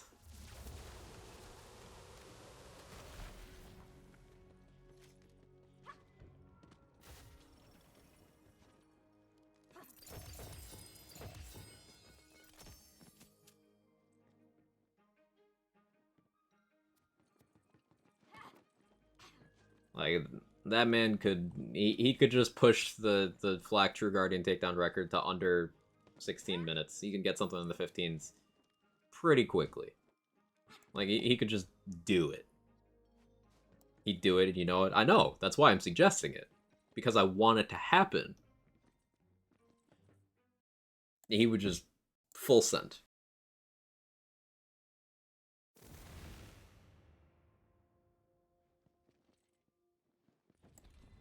But alright, anyway, it's getting dark.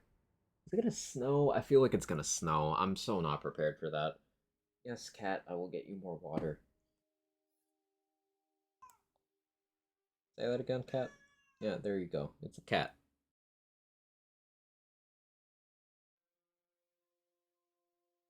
But I'm gonna call it here. Thank you so much, everybody, for hanging out. All the love and support, the raids, the deep talks, the just general silliness. I'm not 100% sure if I'll be streaming tomorrow. If I'm not here tomorrow, then I will be on Sunday to make up for it. Sunday's normally my day off, but I already took one extra day off this week, so I don't want to take two.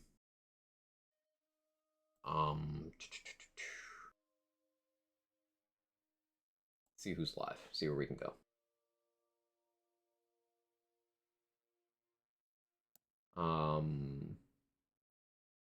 Tizzle is playing Homefront 2? That's a thing? They made two of those? Huh. General Silliness was recently demoted to Colonel. Yeah, let's go to Tizzle. I have no idea what the game he's playing is, but Tizzle's a cool dude who absolutely deserves your follow, your attention. Just good vibes there. Good person, talented in the area of audio design and stuff. So if you're into music and that kind of thing, Tizzle will blow your mind with some cool information. But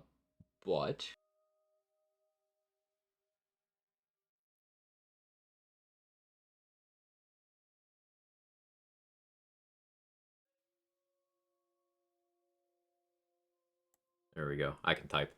I can type properly. Thank you guys so much for hanging out today. It was a lot of fun. I will see you again either tomorrow or the following day. I'm not 100% sure of my schedule. More likely the following day, but we will see what happens. Be safe. Do some shit you like. Get some food you want. Play a game you've been meaning to play.